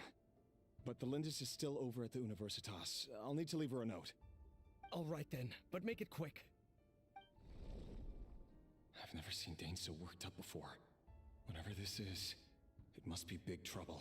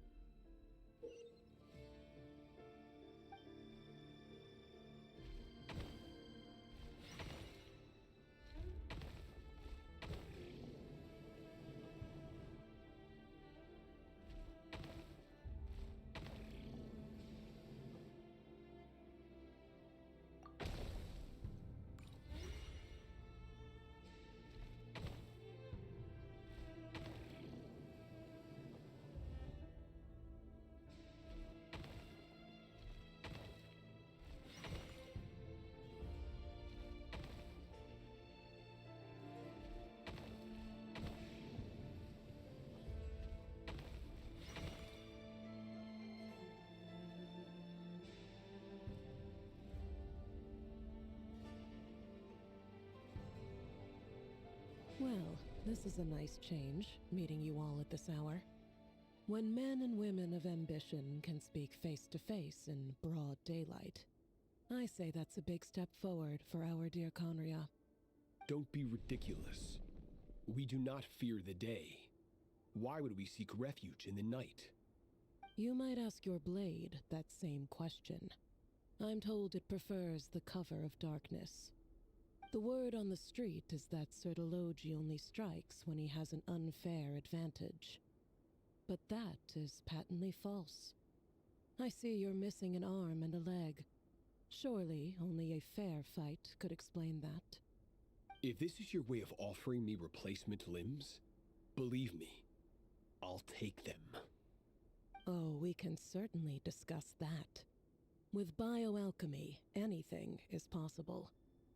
Assuming I have your full support in my research. Lunatic. Robtatir, what brings you here? Why, Dainsleif, of course. He invited me. Please, cast aside your apprehensions, Miss Rhindaughter. Whatever the rumors may say, I am but a humble servant of the king, and I can assure you he affords me no greater convenience than he does you. Well, the Universitas Magistrorum won't stop fawning over you, so at least some of the rumors must be true. You're clearly doing well for yourself, so drop the humble servant act. It endears you to no one. You're president of the Universitas Magistrorum. the chief royal mage known as the Wise by royal appointment, and by far the most favored among the 4 pillars of Conria. Vice President Veet doesn't even try to hide his envy when he sees you. My success is the product of hard work and good luck. It's as simple as that.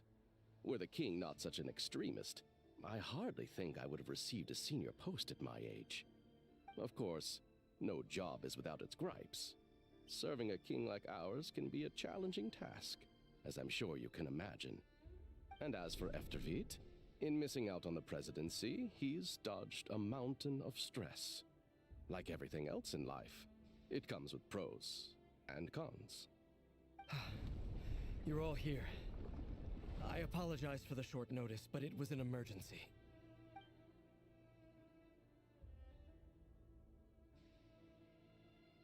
You must be Rerir. Mr. Sertologi. Yes, I handled your case file during your sentencing. Nothing personal, of course. I'm pleasantly surprised that you remember me. You're clearly a person of substance if you've been invited here. But Dainsleif, you'd better have a very good reason for convening this little gathering. It's my brother, Vedafenir.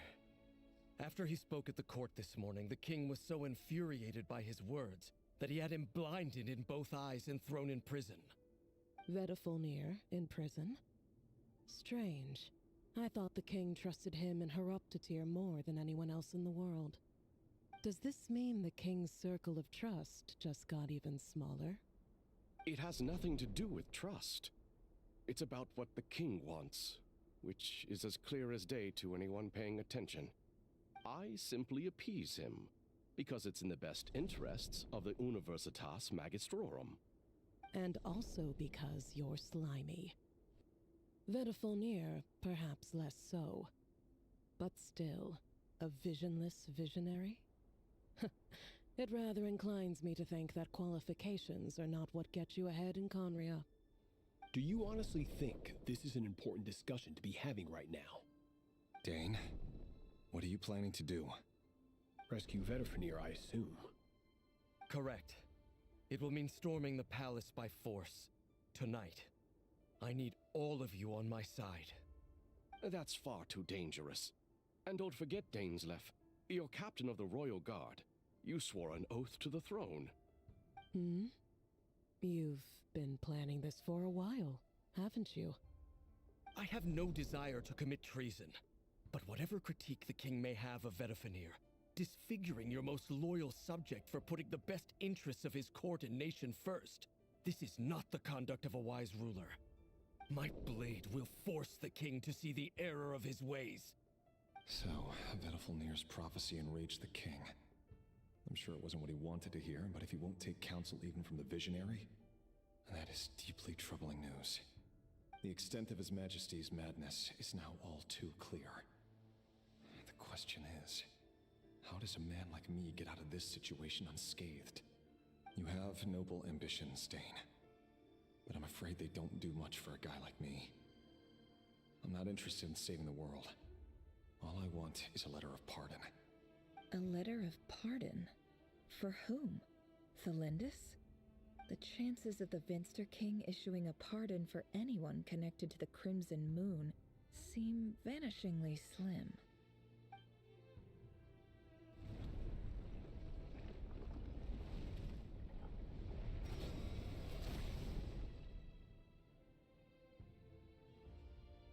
This black fog over the board must have some connection to Thelindis.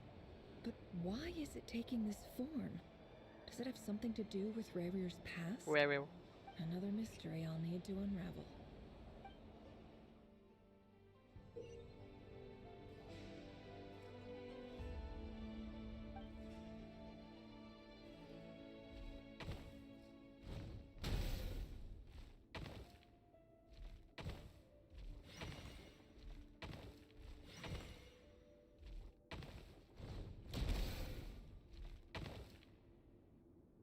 Ah, shit.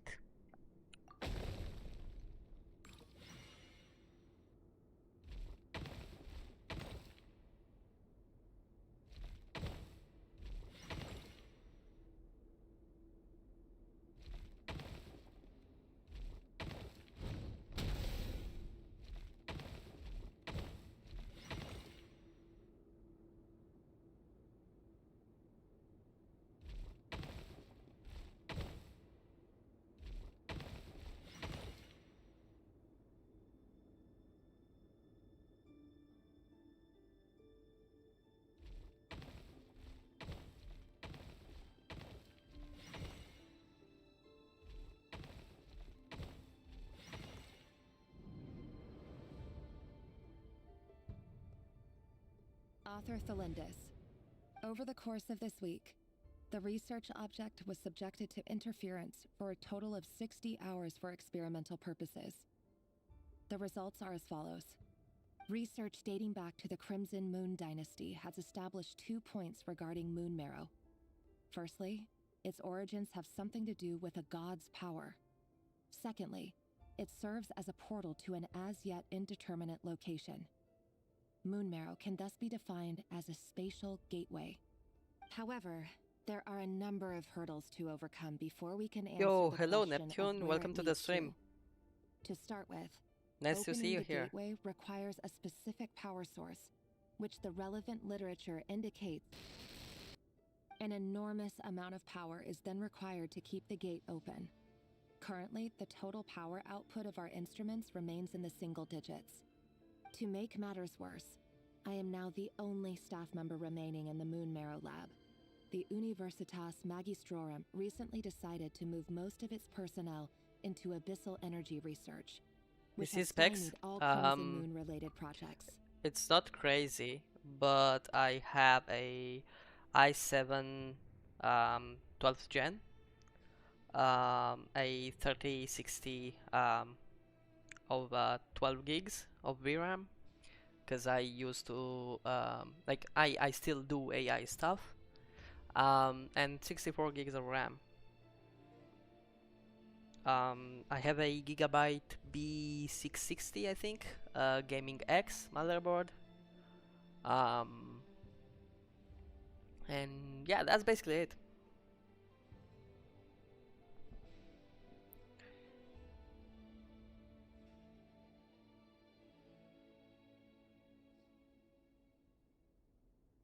This is not a wise move.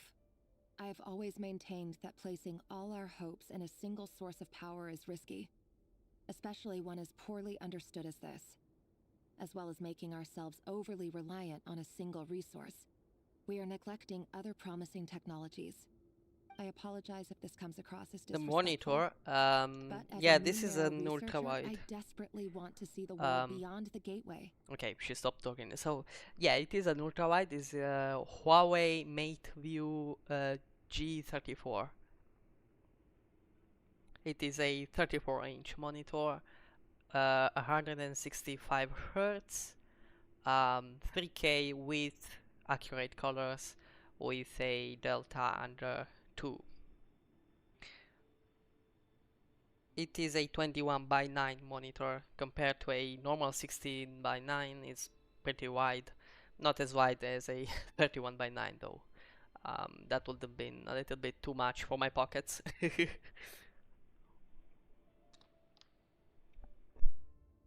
If we really made it there one day, what would we find? And how would we go about taming the unknown? My imagination is endlessly fueled by The questions aspect such as ratio, these. yeah. Yeah, I bought it mostly because I play a lot of cinematic games, like Red Dead Redemption, Cyberpunk. I do play a lot of racing games as well, and also non-racing games like Euro Truck Simulator. And also, it was cheaper compared to buying two separate 165 Hz screens. So I bought one that is almost as big as two normal 16:9s, which I prefer. It gives me a more immersive experience. You know what I mean? This one costed around 500 euros when I bought it. I think it would be even less now, compared to buying two normal 16:9 monitors, at least 3K and 165 Hz, which would have costed me at least $300 each. I prefer this option. Do you stream regularly? Yeah, I do stream every day. Not as long as today though. But I do. Oh, thank you. Wait, I see you have a channel too, and I really love your thumbnails. You nailed it. I will subscribe as well, so yeah. Oh, I see you don't stream every day. You streamed 9 hours ago. Ooh, nice. Oh, but you also make videos. I see. I don't. I just stopped making videos. I really cannot get the time to make the videos as well. So, unluckily, I can't do that.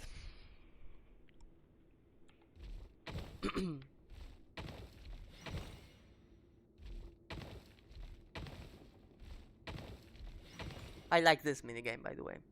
Really nice.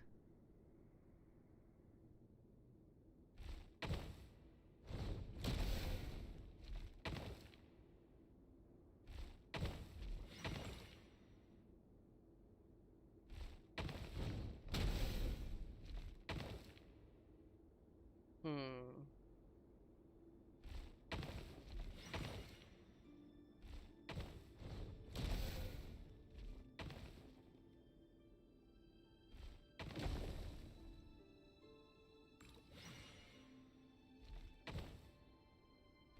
Ah, okay. Let me go back here.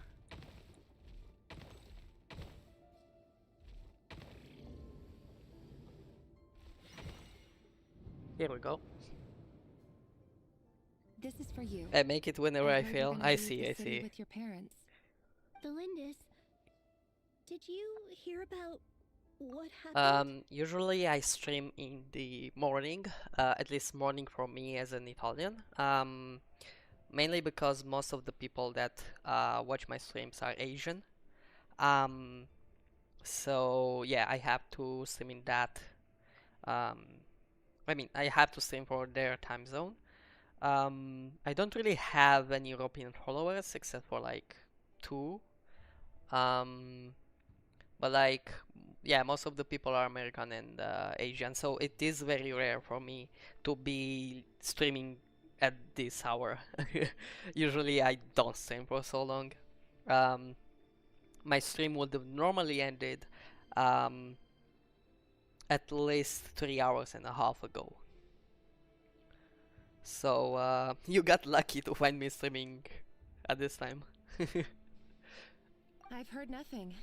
Rerir got back very Rerir. late last Friday, and he was acting a little unusual, but he slept pretty well, so I'm guessing whatever he did was a good deed. I just can't end the stream right now because this quest is so long, man. You never saw him. Yeah, and I don't know what he I did. am. And this conversation never happened. You understand? What if he finds out that you pried into his secrets? Don't be silly. I don't know what secrets he does or doesn't have. All I know is he's just a normal guy who happens to run some errands for the king. Are you scared of him? I don't know. The Rerir I know Rerir. doesn't match the person you all describe. Logically, I should be scared of him. And yet, I don't want to lose him. But enough about that. You should get going, and be careful with the package I gave you. Keep it secret. Keep it safe. What's in it? A piece of the moon. All you need to know is that as long as you keep it safe, then in the future, everyone will be able to see a red moon. A red moon? You mean our moon? That's right. Our moon. Promise me you'll look after it. I promise, Felindis. The Crimson Moon bloodline will never die out. Its light, the color of blood, will become like a fire that flows in our veins, no matter how long it takes.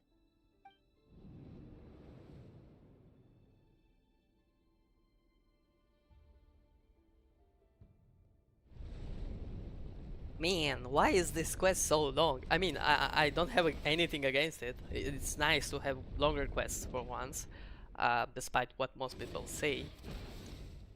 But it's strange, that's all. Are you using NVIDIA filters? Yes, and I will also show them to you, maybe you are interested. So right now I'm just using brightness, contrast, and details. I felt like the contrast of the normal game was a little bit, you know, washed out. So what I did was set the exposure to -4, the contrast to 54, the highlights to 10, shadows to 42, and the gamma to -14. As for the details, I didn't really change much, except for the sharpen and clarity. The sharpen is at 23 and the clarity at 24. And this together makes the game look way better, as you can see from the split screen. I will also show you the split screen but vertical. Rotation, here you go. Maybe diagonal too. As you can see, it's way more, it gives more of a realistic effect to the colors.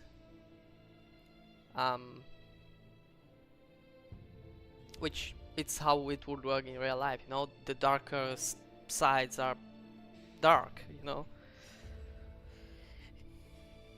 Can you please share these settings on your Discord? I just joined. Sure. Let me just end the stream. It should be ending soon. I will be creating a new post in the Genshin Impact content forum.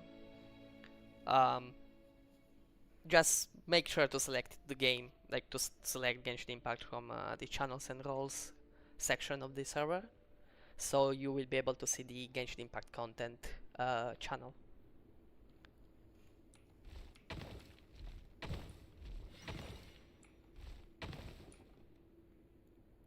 Ah, dang it.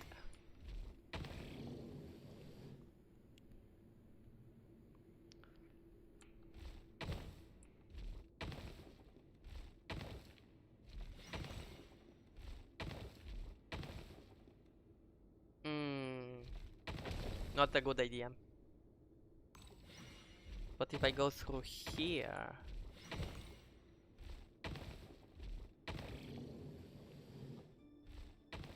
No problem. No need to thank me.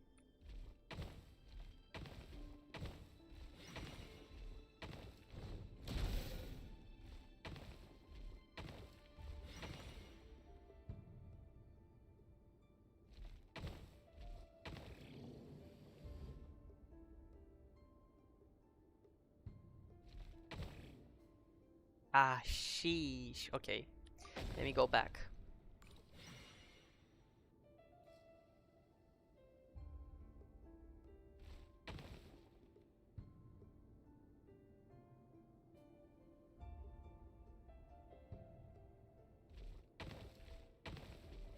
Well, this doesn't change anything.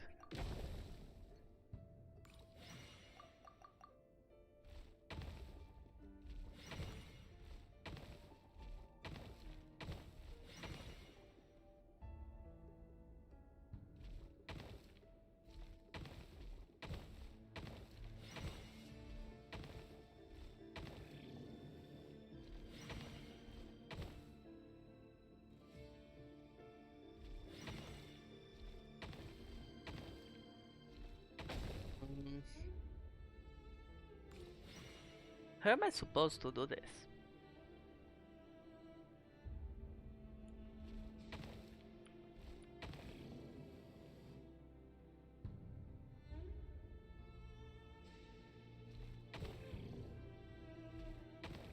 I just can't go there. I need those points. I cannot attack nobody either.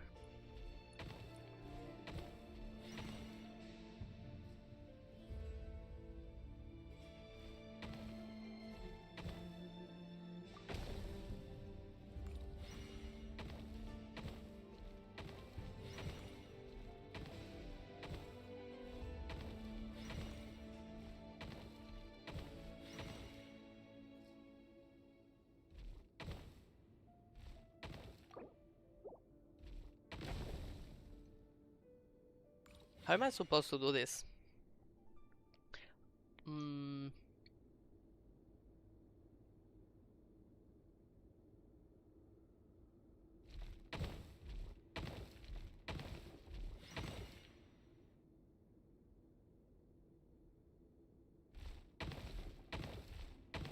Yeah, I can't go there, bro. I don't have enough points. Jeez, bro. Why are they so hard? Can I click? No, I can't click. I don't have enough points. I can't attack this guy. Because it's 4-3 and then it's 3 against 3 and it doesn't work.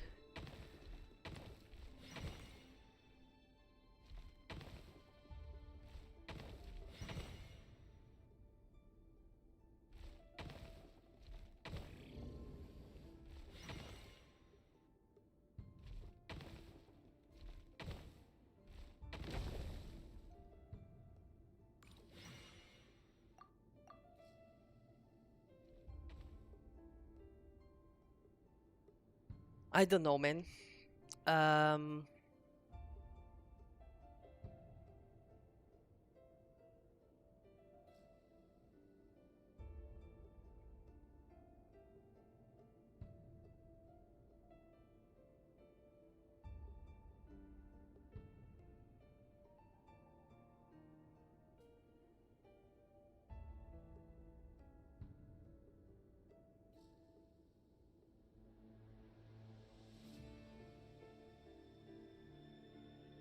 Wait. Wait, no.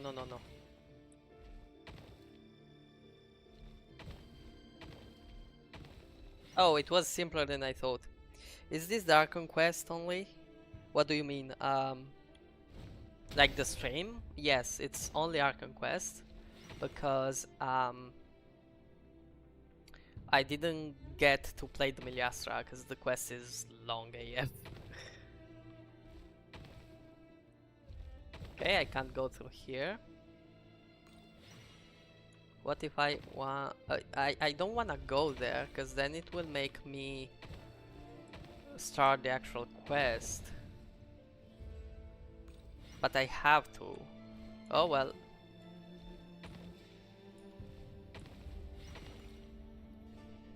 Hurry, everyone, and stick to the plan.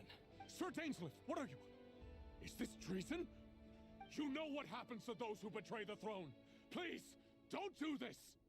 It is the king himself who has betrayed the throne. He has betrayed all of Conria. If you have any love left for justice in your heart, you should join me.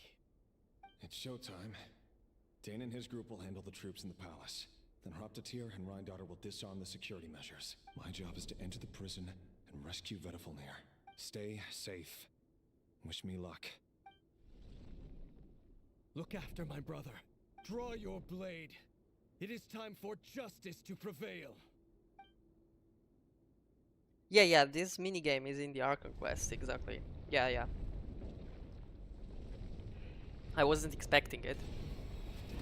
But here we are.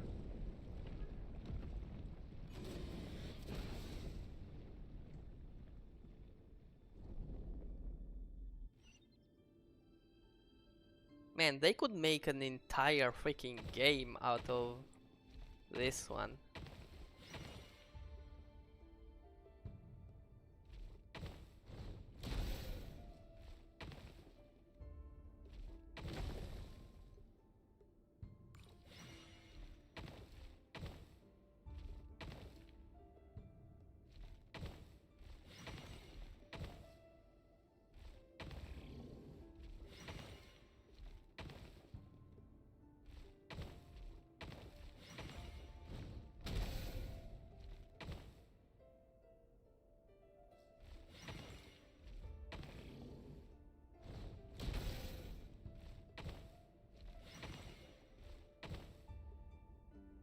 Uh-oh.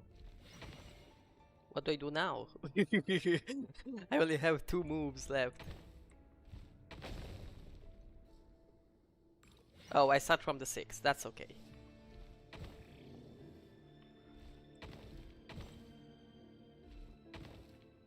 Oh, that changes what I had before?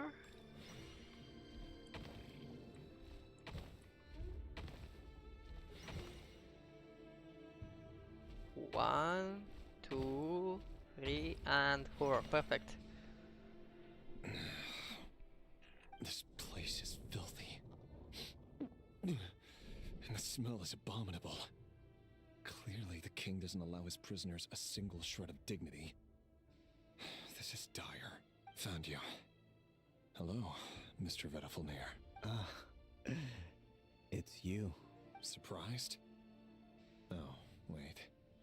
I guess surprise isn't an emotion that prophets feel very often. I certainly felt some surprise in the moment when I was blinded. Surprise at the king's sheer ignorance. Surprise at just how unfairly this world responds to words of earnest remonstration. I'm curious. What did you prophesize this time? It wasn't a prophecy. It was a word of warning. Someone had to say it. The king has forsaken all reason in pursuit of his obsessions. I simply told him that if he continues on this path, Conria will surely fall.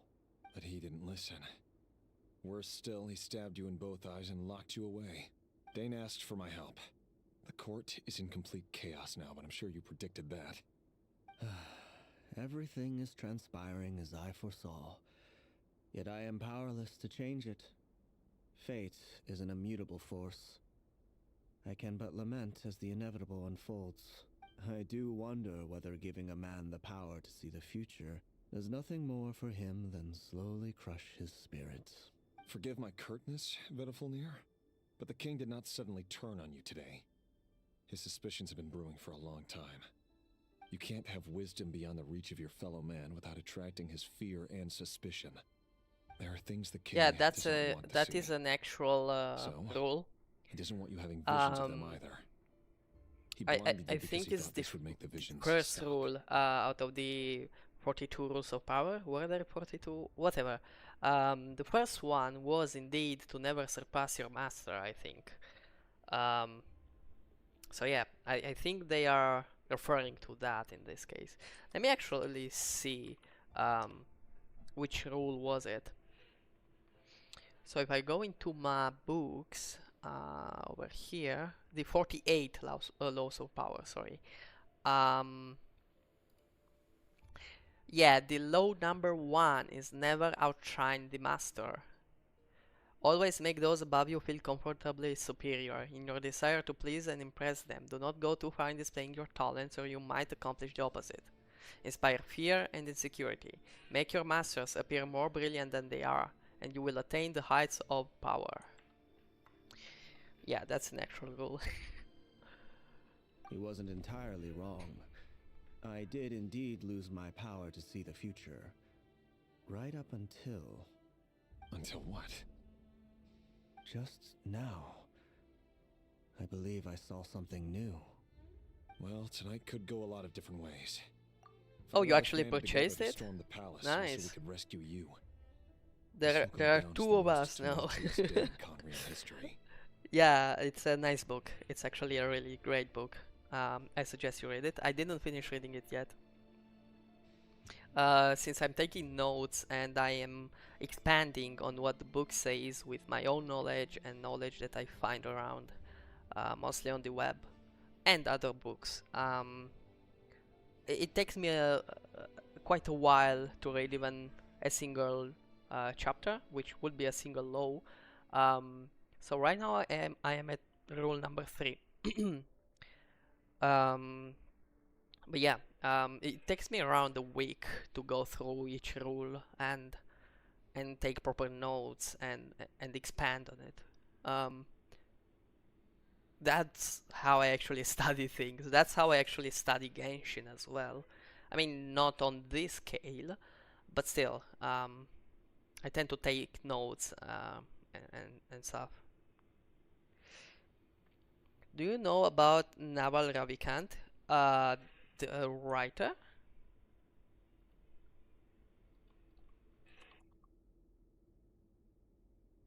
It is a writer, right?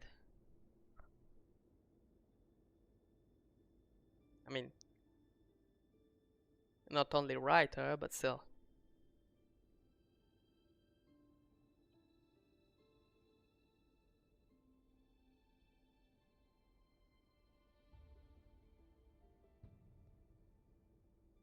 How do you take notes? I just underline and forget and then suddenly remember. I can actually show you. So let me just share my screen with you. Here you go. This is my Obsidian. Obsidian is a tool that allows you to take notes and see them visually. Like for example, let's go into my music, okay? So if I go into my music and I go, for example, to orchestral, I already see what orchestral songs I have. So for example, if I go into Superhero, which is made by Sam Lake, Jurek, Alan Wake, if I go into here, you can see that I have taken notes and the lyrics and whatnot. Yeah, I can at a glance knew who made the song and what relations it has. For the book, however, as you can see, I have it connected to some other arguments that the gray ones is the ones that I didn't study about, that I have no notes of. But in this case, I can just go into here and like study one of these people and maybe connect them to some other arguments if I find the links. Because here is how our brain works basically. Our brain creates links. So if you manage to study by creating these links yourself, you will remember these things way better. It felt complicated. It is complicated in the beginning, especially if you never had to do with programming and whatnot. But it can be really powerful.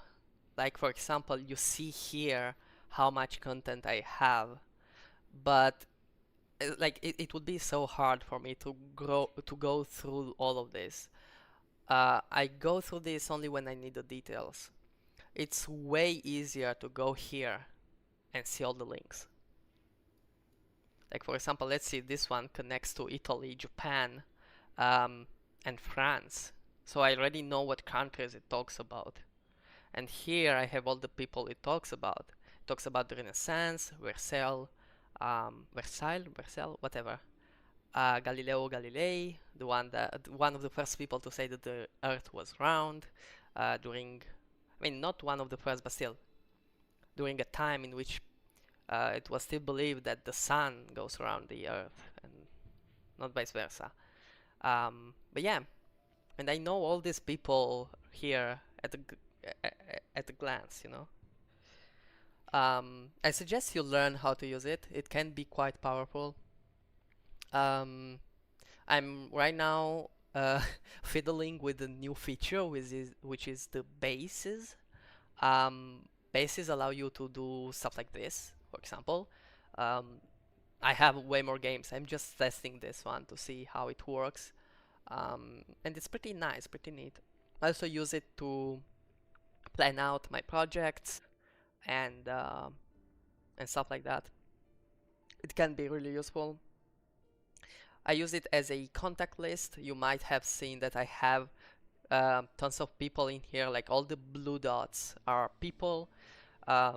So I use it as a contact list. Basically, I have the like for example the phone number in case I lose it on my phone or whatnot. I know I could use Google Contacts, but it isn't really useful if, for example, I don't have direct access to my phone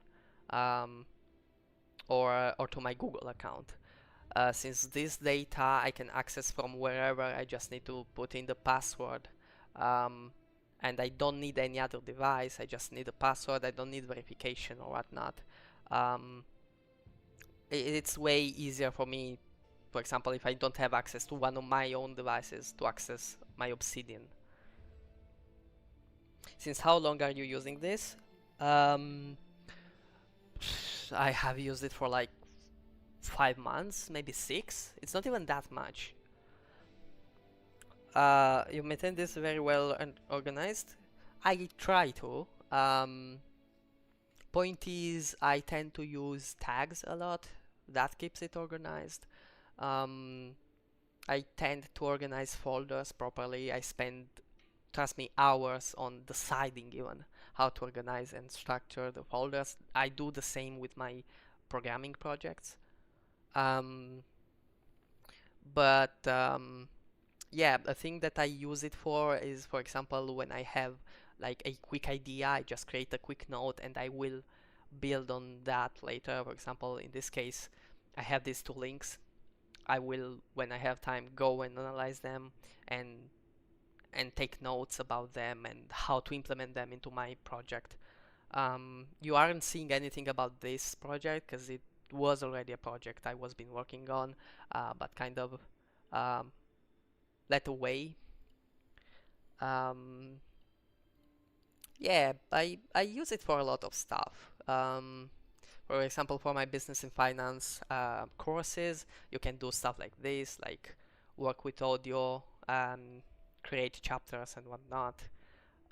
You can embed images. You can even embed websites if you really want. Um, I also take notes about the news. You can embed tweets. You can embed anything that is embeddable, like YouTube videos and whatnot. For example, this one, I just embedded the YouTube video. Yeah, there's a lot you can do with this app. I will let you explore it. The cool thing is that you have plugins that can help you build on what there is already on Obsidian. You don't need them, but they can be useful.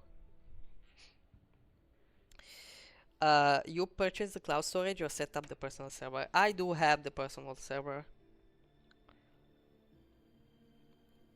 I try to host my own stuff whenever possible.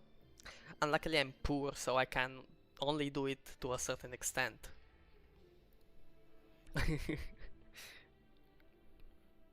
I sense hatred in you, but also hope. A desperate hope that with the tyrant deposed, that will be the end of the story. But this is not the end. It is the beginning of a new chapter in a whole new story. There are many men of honor and courage in this world, Rerir. But you are not one of them. You're not here for justice, are you? You're here for yourself. Is that a dagger? Interesting. Why not the polearm? It was always your weapon of choice.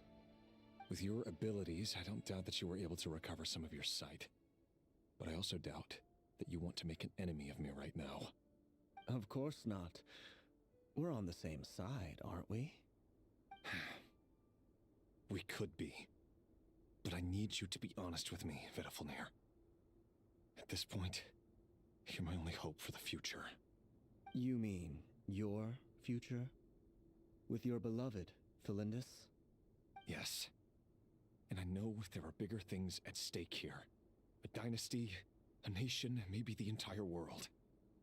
But forgive me, I care first and foremost about myself. I can't abandon the one I love to save myself. I just can't do it. But you see a broader picture of the future than I. You see the solutions to the biggest problems of our age. So tell me, what is my solution? What's the answer? In matters of fate, answers are either right or wrong.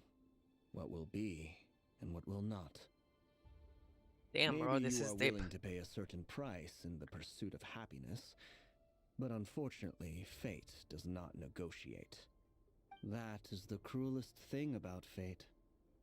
It is unmoved by your sacrifices. Not always.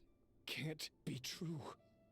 I know it's your voice that I keep hearing in my head, urging me to see how the world is changing, to seek more power, so I can protect the things I love. You show me disaster, but you won't show me how to avoid it? Why? Why are you doing all this? My voice. In your head.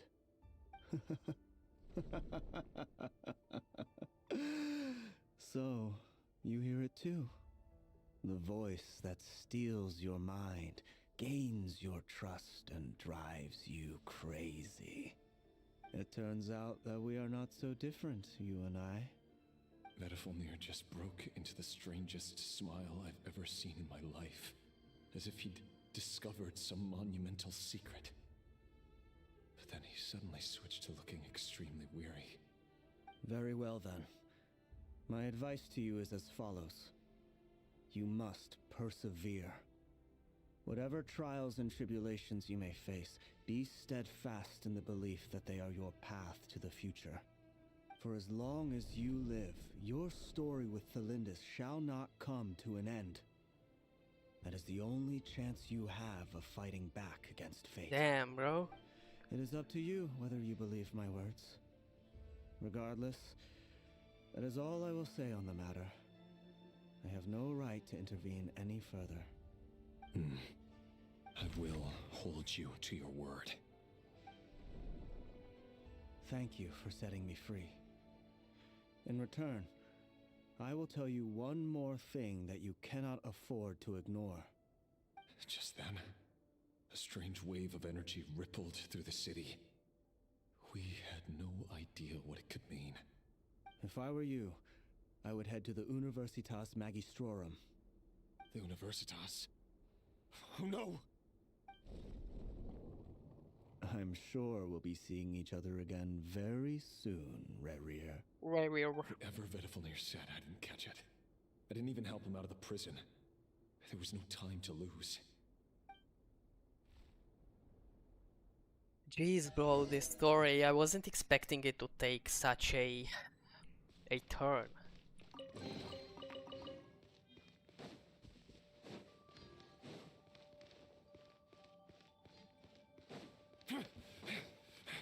Monsters? Is this Rhine daughter's doing? By the Universitas Magistrorum. Out of my way!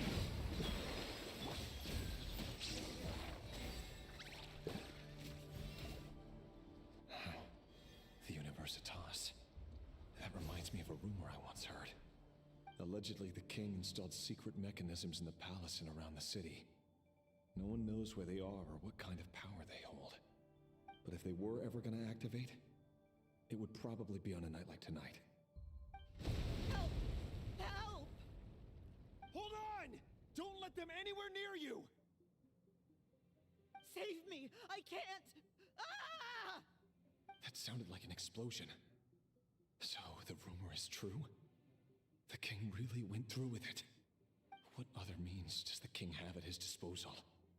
They must run on power from the abyss. Wait, so is this how Enkanomiya came into... The Universitas will be in grave danger. I have to hurry. Bro, if this is Enkanomiya...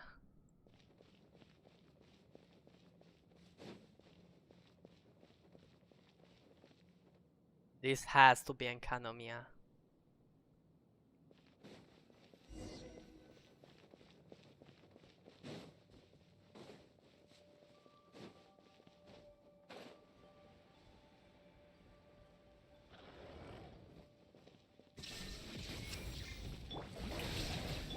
Lush as the moon.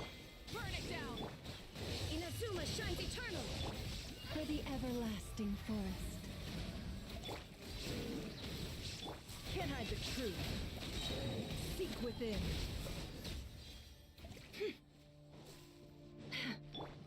Let the world come alive! Rise with the sun! Shower me with... Receive my blessing. There is no escape.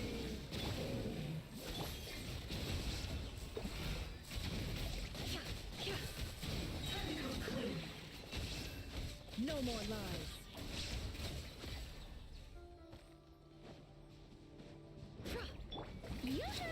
Let my name echo in song!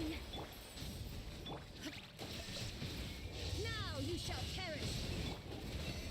Here we By go. the frost moon of old. It all adds up.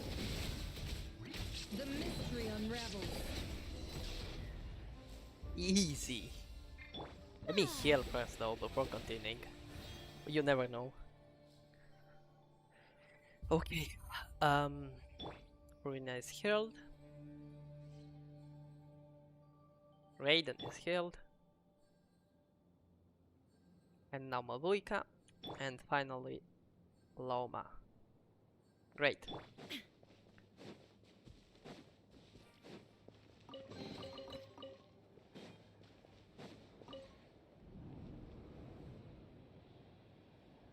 Monsters! At the Universitas Magistrorum? Why now? Oh no! They're coming! It's no use. The table won't hold out much longer. The weapons. Where are the weapons? Of course. All the lab equipment was upgraded after the inspection last week, but the new weapons haven't been allocated yet. I'm done for. Is anyone there? I need help! Wow.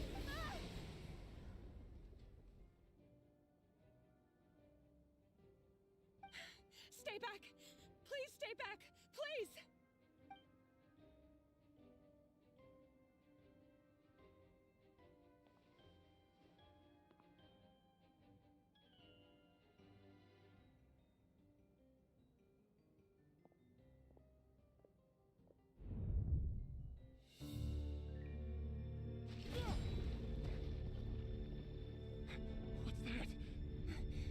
Reverie. So the rumors about your work are true. What? No! Listen, something happened at the palace tonight. We have to leave! You don't need to lie to me anymore. What do you mean? I know why you're worried, and I will respect the decision you've made. But it's okay, because I found a solution. I know how to end all this. You can have it back.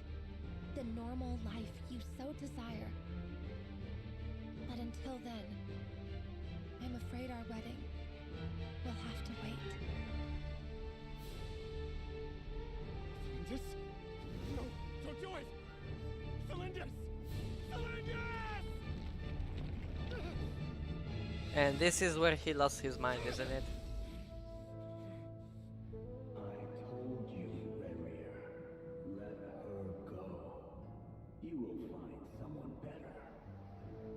No!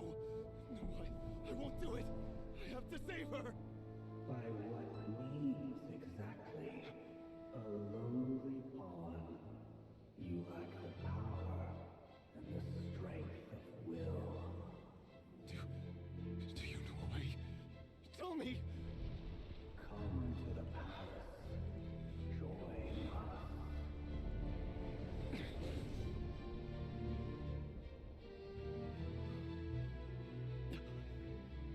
Rerir, thank goodness. Reverie. Step forth and take your share. You made it. Not you too.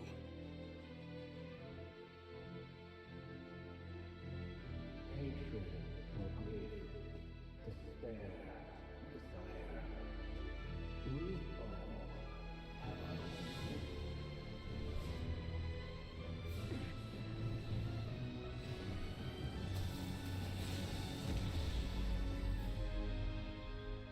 Oh gosh. Reverie. Reverie. Reverie. Reverie. Cylindus? Were you daydreaming?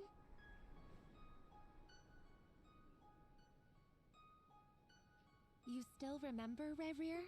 Reverie. That question you asked me a couple of weeks ago? Oh. You mean the proposal? Yeah. I'm wondering, where do you think would be a good place to discuss it? Maybe in the garden? Or were you thinking a fancy restaurant? It's your choice.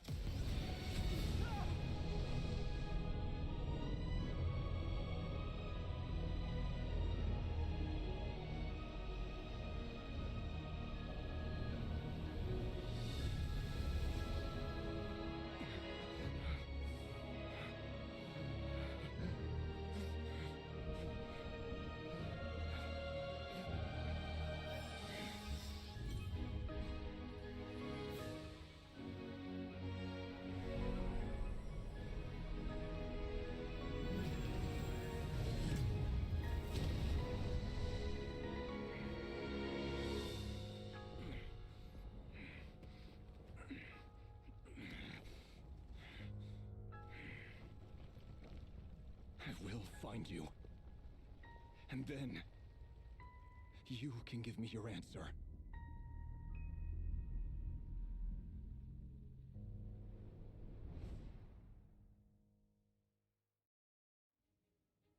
This was so sad. So that's how the Raker of Solnari was born. A monster created by circumstance is a monster all the same. Viewing other people's thoughts for too long can get uncomfortable. Right now, I'm feeling a strong sense of loathing. In a nutshell, the story of Conria is what happens when the truth falls by the wayside. Everyone tells little white lies, and before long, you have a huge pack of lies that destroys everything. Yep. Time to get back. His past is filled with sorrow, but the tale of any fallen civilization is one of endless tragedy. Cruel as it may be, that was Conria's fate.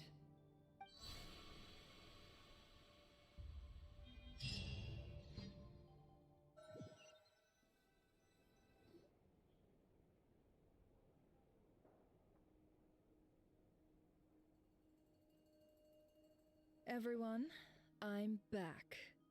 Can I get a standing ovation? Never! How are you holding up? Feeling okay? She's fine.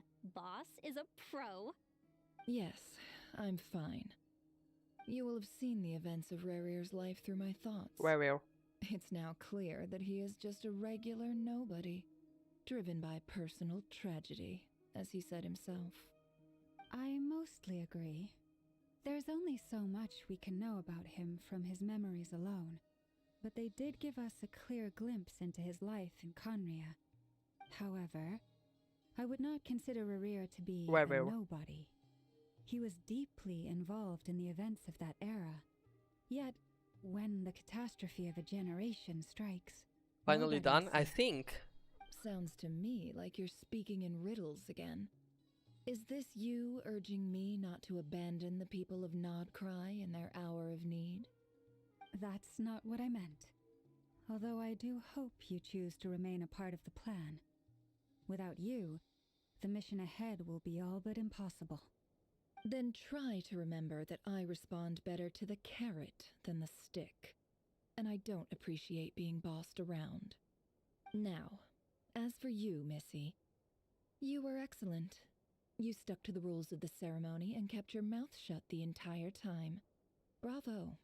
Cool. So, can you fill me in on the deets now? Most of what I saw went right over my head. Patience. You'll hear the whole story, don't you worry. But let's meet up with the others first. It will save me narrating it twice. Okay, so I guess it's not done.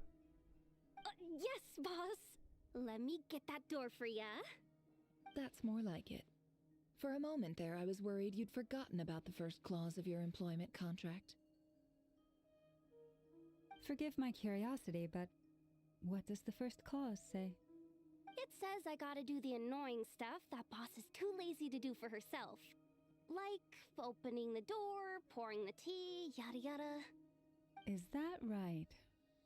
If something is in the contract, it's because she willingly agreed to it.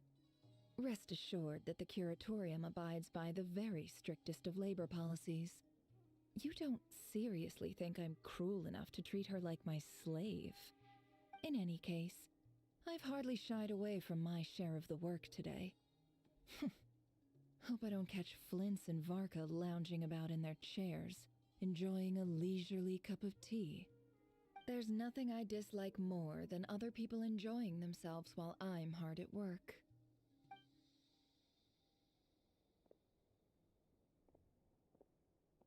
Oh no. What? What happened? Sorry to disturb you, but we seem to have run into some trouble.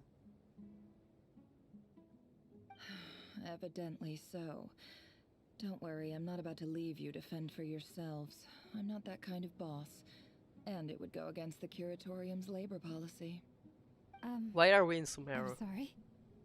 What did you hear me say? I wasn't talking about labor policy. Wait. How long have I been standing here? Not long. You just appeared by the door a moment ago.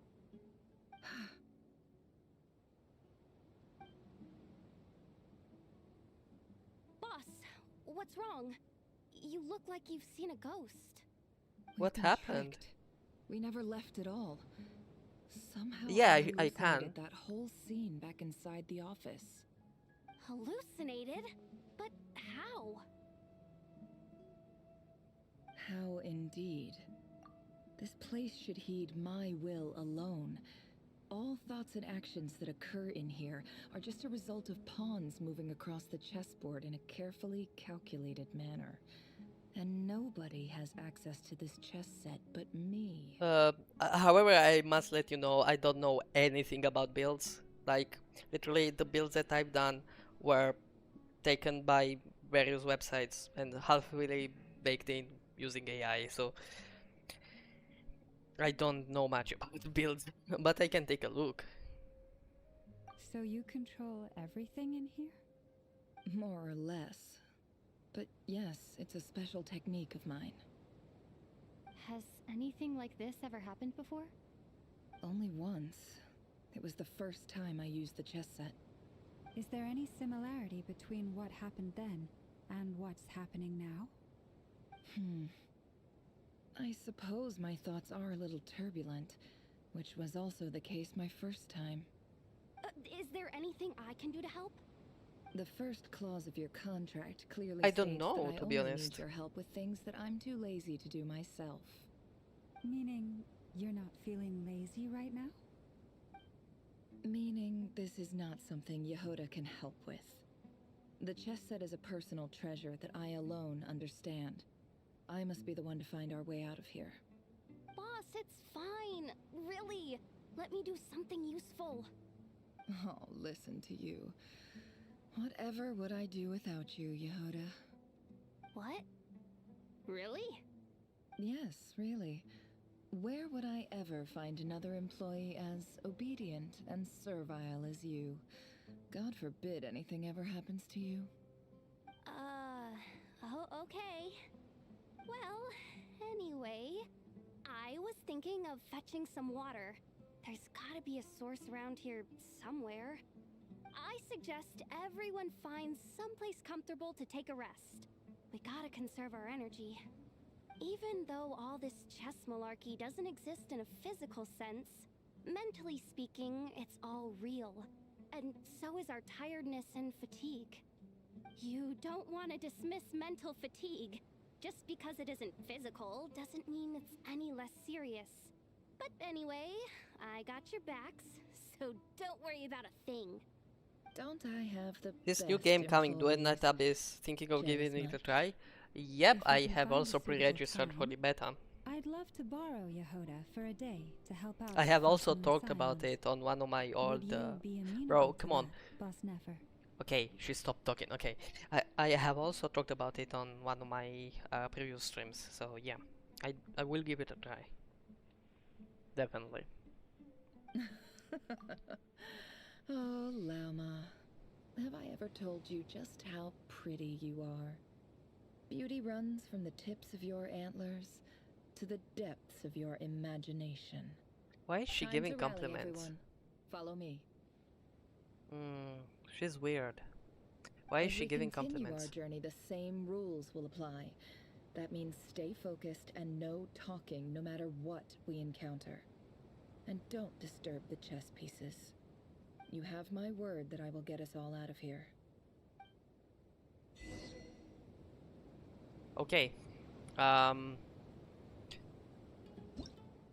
Okay, I can check people. Can you give me your UID?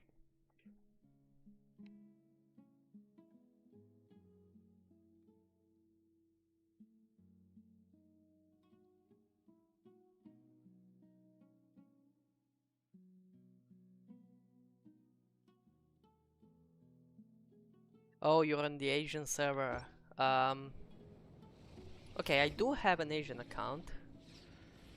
Oh wait, you are currently in a special story mode. If you leave, you will have to experience the content again to continue. Gosh, I have to go through this sadly.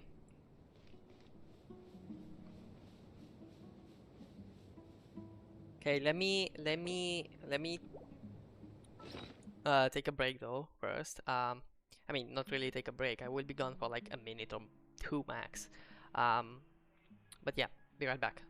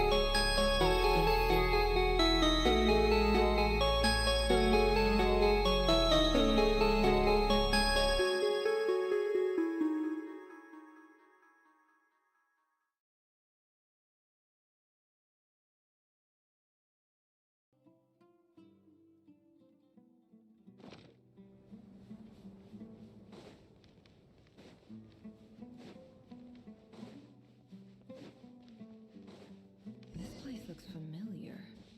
That's not a good sign. I wasn't expecting visitors at this hour. Wait, is that? Oh, it's him. There you are! Sinue's been looking for you all day. I think he has some news for you. Oh, yeah?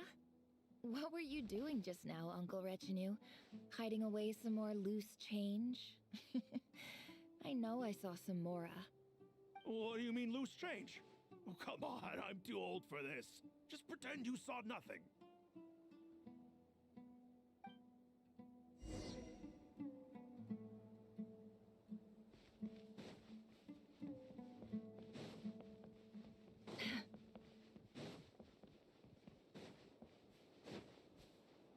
Hey, kid.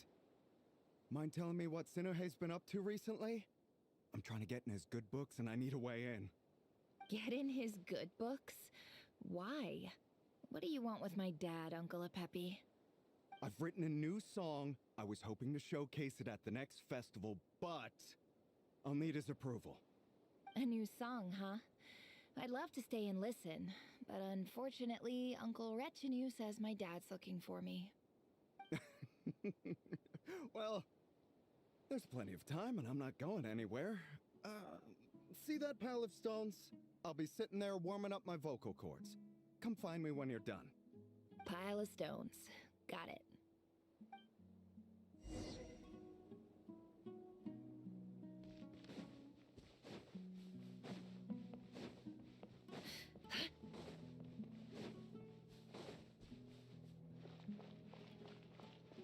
Hi, Dad. Uncle Retinue said you were looking for me. Ah, there's my little princess. If you'd gotten back just a little sooner, You could have shared the spoils of war with me. Spoils of war? Who were you fighting against, Dad? It was just a figure of speech. The aftermath of a sandstorm is no time to be waging war. I was talking about our war against thirst. I went out to fix our water supply problem, and now I'm back. Which means... We have a well again! That's right. I found a new one and brought back as much water as I could carry. It should last us for a good while. If it wasn't for these blasted sandstorms, our wells wouldn't be caving in. You wouldn't be spending all your time out searching for new water sources. As the chief of our tribe, I'm supposed to be leading us out of hardship and poverty, onto better things. You know how prosperous our ancestors were. I've told you all the stories. And look at us now, squeezed into these hovels. No one would choose this, if it wasn't for the endless wars over the years. But things are looking up. I started working with some folks from the academia a few months back. They gave me some contacts in return for my assistance in the desert. So you're the academia's helper now? Special ambassador, they call it. Think of it as a partnership. It's nothing bad, okay? We've been isolated here in the desert for too long. Seeking opportunities elsewhere is the best thing for us, and the fastest way to progress. So, do you get anything good out of being a special ambassador? Of course.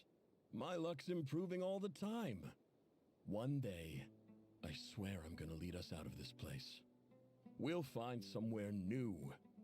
Somewhere better.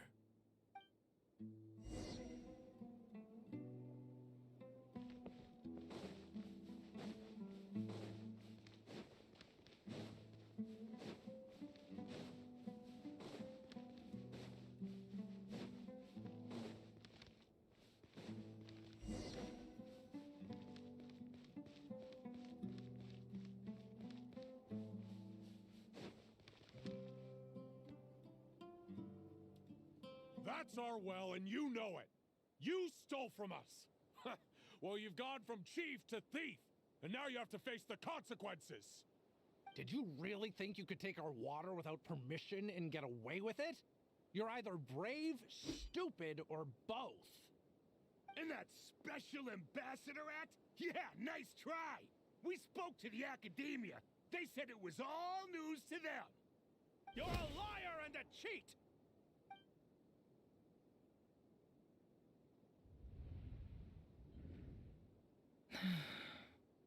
I heard Yehuda gasp, but I don't blame her. Most people are terrified by the sight of blood. Corpses strewn across the ground. The wounds are clearly from scimitars and daggers. The desert dwellers' weapons of choice. There's a handwritten note on the ground. Let's see what it says. Halil, this is Sinuhe, chief of the Shimti tribe. Surely you remember me. I was the one who helped you and your colleagues avoid the quicksand in the desert. This is my second time writing to you.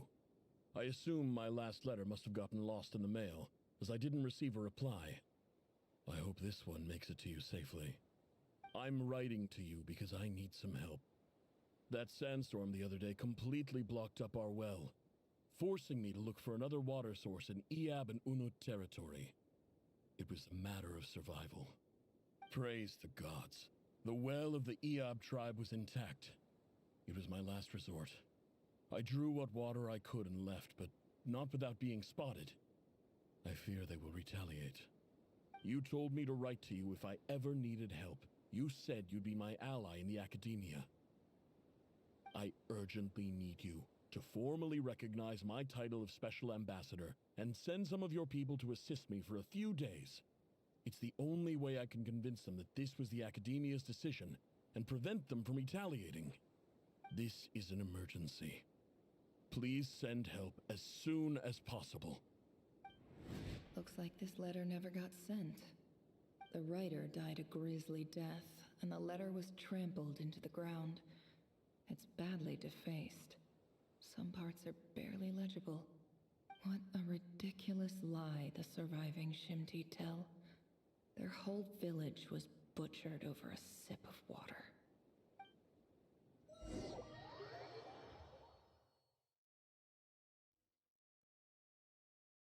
Ah, officer. Welcome. Welcome to our humble village. I thought you would at least have the courtesy to provide some respectable libations. This is the finest wine Aru village has to offer. I promise.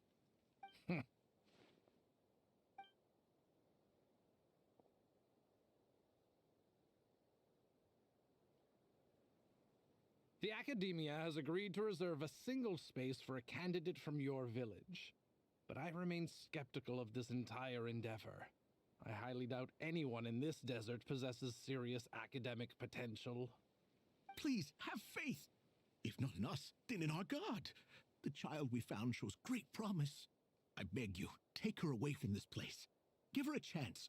Don't let her talent go to waste. I don't recognize her. New arrival? She showed up here a few days ago and we took her in. She's a really bright kid. Please help. I'm begging you. So, where are you from? Nowhere special. Just a sand dune. What about the rest of your family? How many of you are there? Just the one. It's only you? Correct. So, no brothers, no sisters, no mother or father? Any who have slept on a bed of sand, I call my brothers and my sisters. Apart from that, I have no family. All right. Get over here. Sign your name on the form.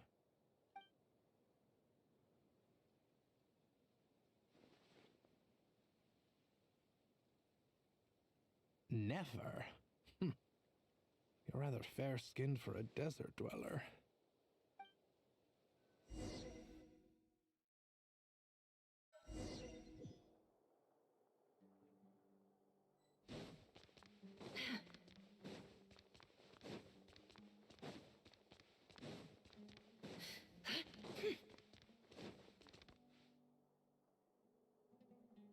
Nefer, this term's assignments have been issued already. Please read through the materials thoroughly, conduct your own additional research, and then write an essay on the topic.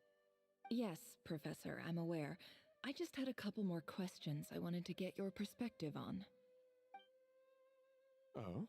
Please ask away. Well, I saw the other students' problem sheets, and I couldn't help but notice that my assignment is much easier than theirs. Do you really think I'm a weak student? A weak student? Goodness, no. Quite the opposite. You have a sharp mind. Almost too sharp. I think what you're saying is, a weak student wouldn't have noticed the discrepancy. And if they did, they certainly wouldn't complain about the lighter workload. You see, sharp as they come. You see things the way they are. And I'm sure you know why they're like that. Because of where I come from. Because I'm different. I'm sorry, Nefer. I don't like it any more than you do. It's just... Anyway, you said you had a couple of questions. What's the other one? I wanted to check. If someone sent me a letter to the Academia, where do I go to collect it? Ah, your family wrote to you. Well, as long as they put your name on the envelope, someone should hand it right to you. Not exactly. It's not even a recent letter. I was just curious where the mail would end up if no one collects it. The House of Dana, I expect. I know there's a box for unclaimed mail somewhere in there, probably sitting on a shelf. Whatever you're looking for, that'd be the place to start. Okay, got it. Thank you, Professor. Oh, don't mention it. Honestly, I feel like I failed you. I'm supposed to be your teacher, but I haven't taught you anything. Hey, don't say that. You're a great teacher, and you do your best for all your students. But the rules are the rules. You're not allowed to teach students like me. It's not just the academia either. The whole world bends over backwards for the successful and leaves the losers to suffer and die. Oh, my dear child. Don't tell me you've given up on life already. I haven't. I just think that if you want to make it in this world, you have to find a way to become successful.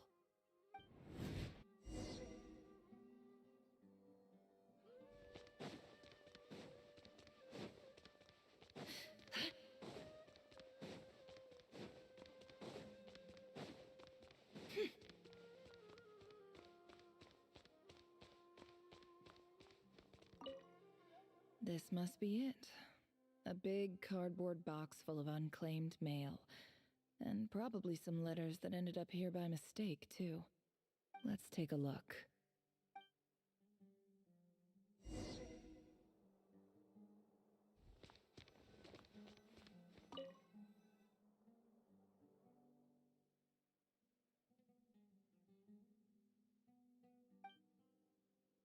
A dilapidation survey from Port Ormos.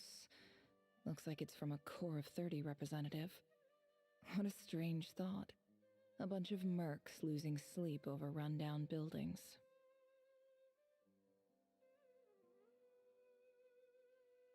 This one was never even opened. I guess the recipient didn't care what the Core of 30 had to say about anything. Who was it addressed to? I don't recognize the name, but it must have been a Kasharawar professor.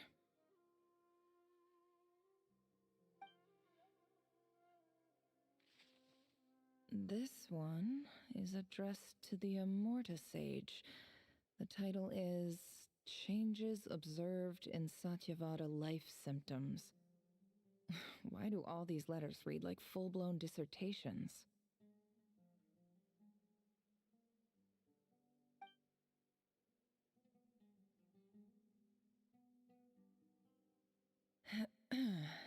Guided by the incense, we became lost somewhere in the forest. All the barriers between levels of consciousness disappeared as our minds soared around in circles, looking for a branch to seek refuge on. In clinical terms, these symptoms fit the description of incense poisoning. The Immorta Darshan strictly prohibits the use of hallucinogenic substances, but I believe there are still people getting away with it.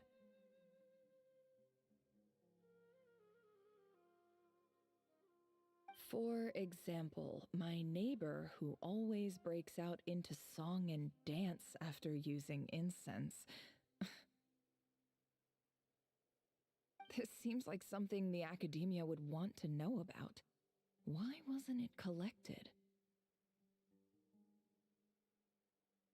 Wait, what's this written on the back? It's so small. The note says, "The sender authored this letter while under the influence of mushrooms. I would send it back, but no return address was provided. Stamped by the Grand Conservator of the House of Dana."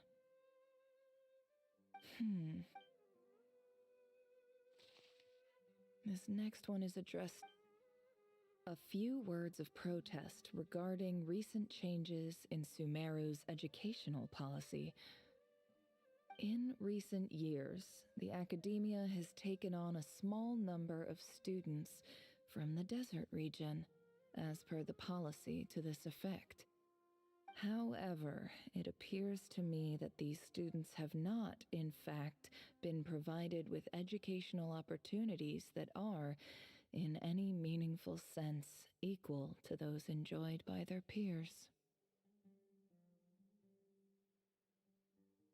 As well as receiving dumbed-down assignments and perfunctory tutoring, they do not even have full access to the Akasha system. Education is the fundamental purpose of this institution, which should go without saying in a nation whose founding virtues are knowledge and wisdom. I ask you, is the lip service we pay to the policy of education for desert students truly the standard of pedagogy to which the academia aspires? As Grand Sage, policy decisions are your prerogative, but do not forget your roots. You and I were once students too, as was everyone else in this institution. I do hope you will give some serious attention to this matter.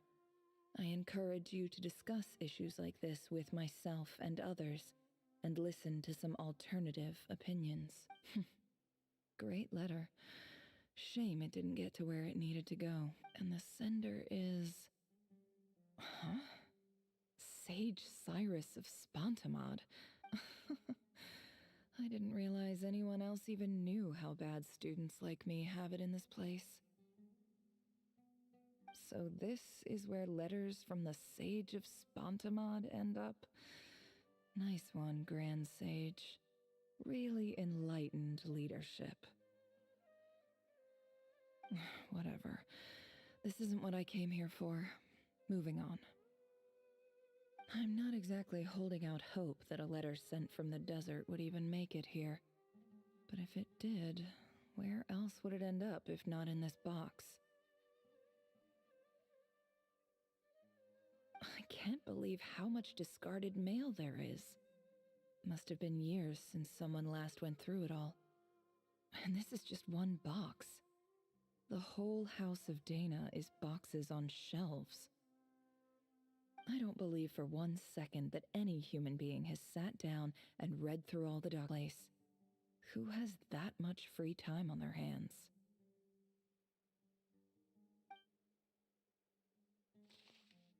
Wait, could this be it?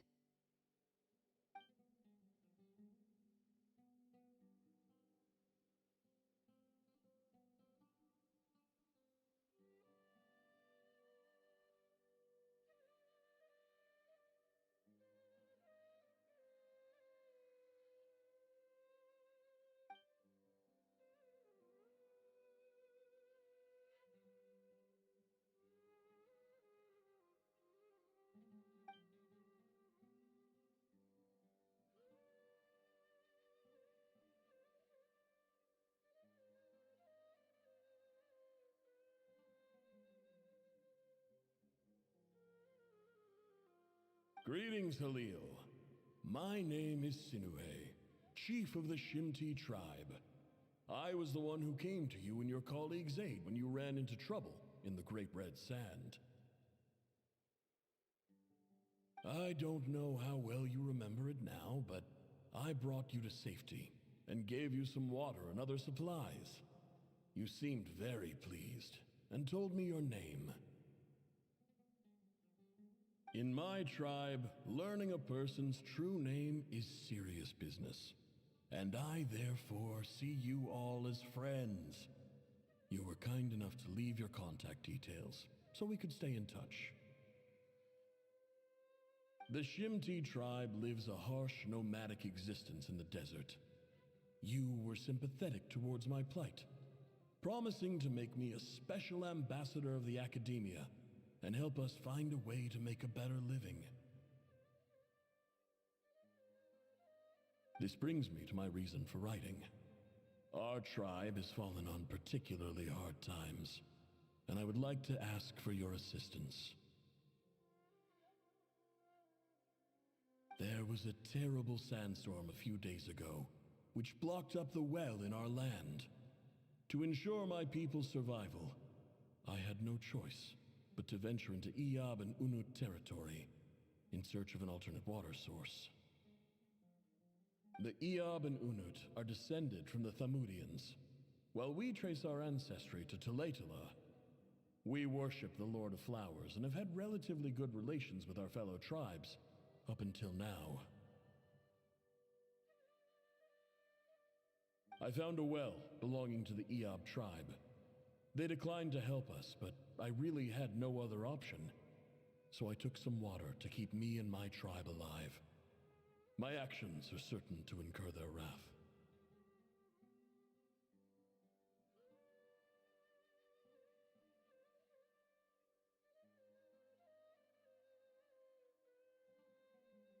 When we met, you assured me that you would be my ally in the academia.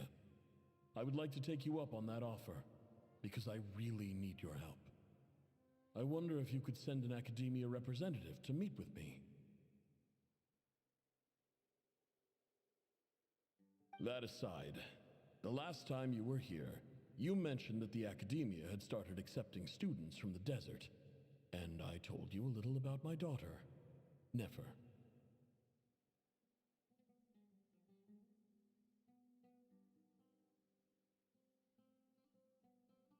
We have next to no resources here in the desert, and my power and influence are limited. Would you consider enrolling my daughter at the academia? She is a smart girl. I know she won't disappoint you.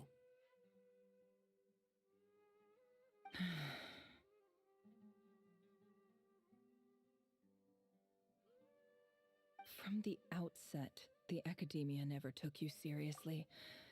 Those things they promised were just empty words. I doubt they even remember the name Sinuhe. And you were so emphatic that your luck had finally changed for the better. You swore you'd lead us to a better place one day. You spoke with such conviction, like you were the most powerful chief in the whole desert. You liar. You lied about everything. You promised the world and delivered on none of it. And who fell for it? Just me, by the looks of it. Despite your best efforts.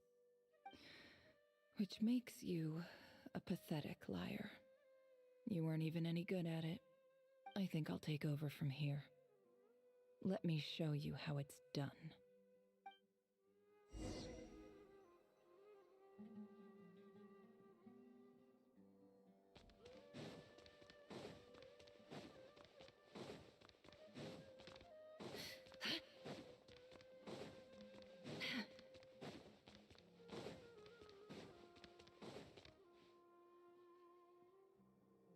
I just came to say goodbye. Thanks for everything you've done for me in my time here. Nefer? You packed your bags. Where are you going? I'm quitting. Something's come up in my hometown. Gonna head back and deal with it. Huh? But this was a hard-won opportunity for you. You know that better than I do. It was. But it doesn't matter. I have more important things to deal with and they can't wait. Oh, and I didn't want to overfill my bags, so I left some incense on your desk.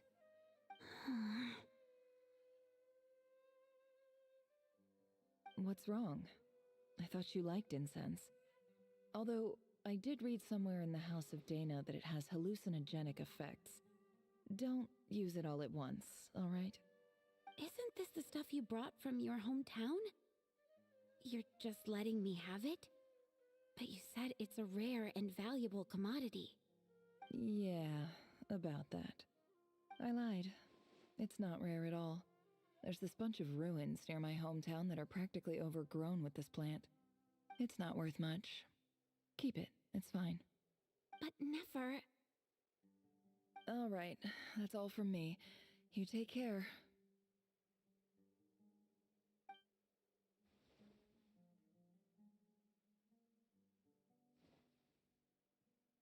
Don't forget me, okay? I mean, we're more than just classmates, right? We're friends. Yeah, I'll remember you. I lied again. That incense is worth a fortune, and it's a rare find even in those ruins. And as for remembering her, I have far too much to do when I get back. No time to reminisce. I'll be lucky if I even make it through this alive. But either way, I expect I'll forget you pretty quickly.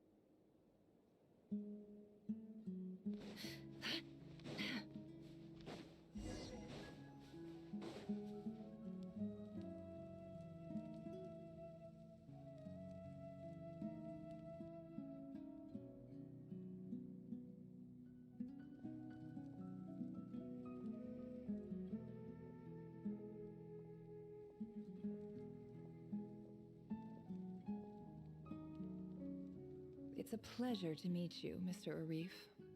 So, what does the Academia want? Since they've sent their special ambassador, I assume there's a big business deal to be made. If not, I'd be very disappointed. Please, sir, lower your blade. You're lucky I'm the one they sent. Not all special ambassadors share my admiration for the Eab people. The ever-shifting balance of power in the desert reduced the once great civilizations of this region to rubble and sand. But the story of the Eab has a very different trajectory. Others grew weak, but you grew strong, beginning in obscurity and moving to prosperity. You're the only ones who defied the trend. Huh. So, you do know who you're dealing with? This well is the perfect symbol of your strength, is it not? It used to belong to the Unut, but it looks like you have control over it now. You're not wrong. But I'm sure you didn't come all this way just to flatter us. Of course not. I came to bring you some very good news. Some information that recently came to light, which might just be your ticket to freedom. Records uncovered by the Vahumana Darshan show that a certain well currently under Eab control is built on top of some ancient ruins. These ruins are of great archaeological interest to the Academia. I checked the map carefully on my way over here, and I'm confident that this is the well in question. The Academia is offering 50 million mora in return for excavation rights. 50 million? No, wait. If these ruins are as important as you say, 50 million's a little low, don't you think? Don't get greedy, Eab. We know far more than you think. We know that you seized this well by force. Wasn't that the first step in your rise to power? To drive away the Unut and steal their water supply? So what if it was?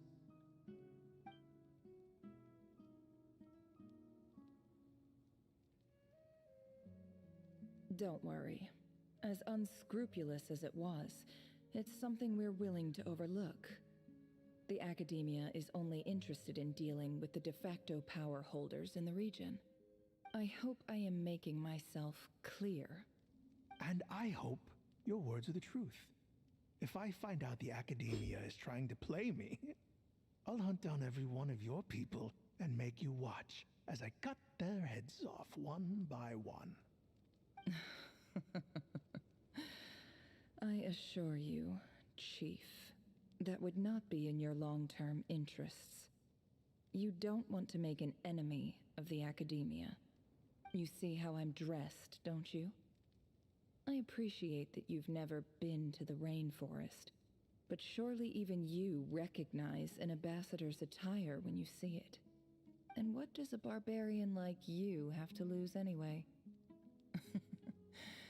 You really think the Sumeru Academia would bother to come all this way just to lie to you? We have more important things to worry about. All right, I take your point. The Academia is the highest authority in the land. I'm sure you're trustworthy people.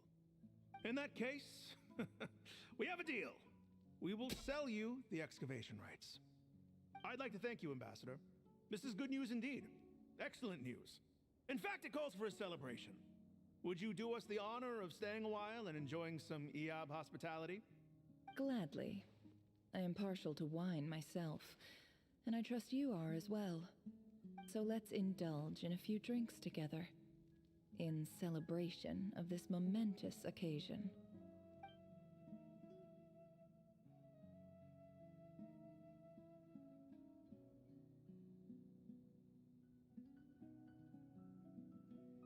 Chief! Chief, it's an emergency! It's the Unut. They've taken the well. What? Well, don't just stand there. Take it back. Yes, Chief. I have every confidence in the Eab's military superiority, And yet, What is it? the Unut's response was alarmingly fast. The day after we reach a deal, they seize the well. This can't be a coincidence. Perhaps there is a traitor in your midst. I don't think so. I am obliged to remind you, Chief, that the Academia will only deal with the de facto power holders. If you cannot regain control over the well, I'm afraid you won't see a single mora of that 50 million. No! Please, Ambassador, just give me some time. I swear the Unut will not get away with this. That well is ours, and so is the Mora. Glad to hear it. I will wait here for an update. If there is a traitor, I will find them. In the meantime, make yourself at home. I'll report back as soon as I have an update. Much obliged. Wow. All it took was a few words and I've got him wrapped around my finger. What an amazing feeling.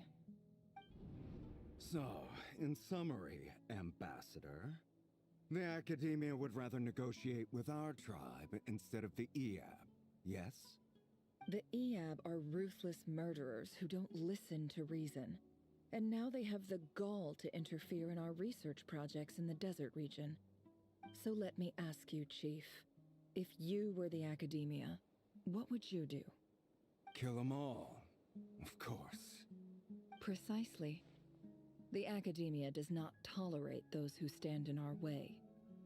The Eab have held back our academic pursuits for too long, and our patience is wearing thin. At the same time, there is simply no way that the Academia can be seen to be intervening in desert affairs. I'm sure you understand where I'm coming from. We have our own rules out here.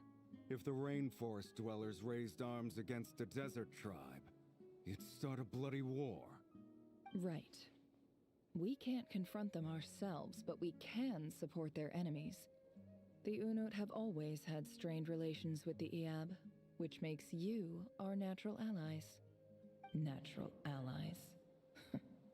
Weren't the Eab your allies once? You were quick to send them after us to protect your interests back when we stole that water. And now look at you. You're at each other's throats. Let me be clear. The Academia wishes to collaborate with the legally recognized rulers of the desert in this matter. We are asking for excavation rights to that well, and our offer is 50 million mora. Say no more. I believe we have an understanding. Good. Then I suggest you get to work. Get us access to that well, and the mora's yours. You see, Dad? Lying is easy when you know how. People will believe anything.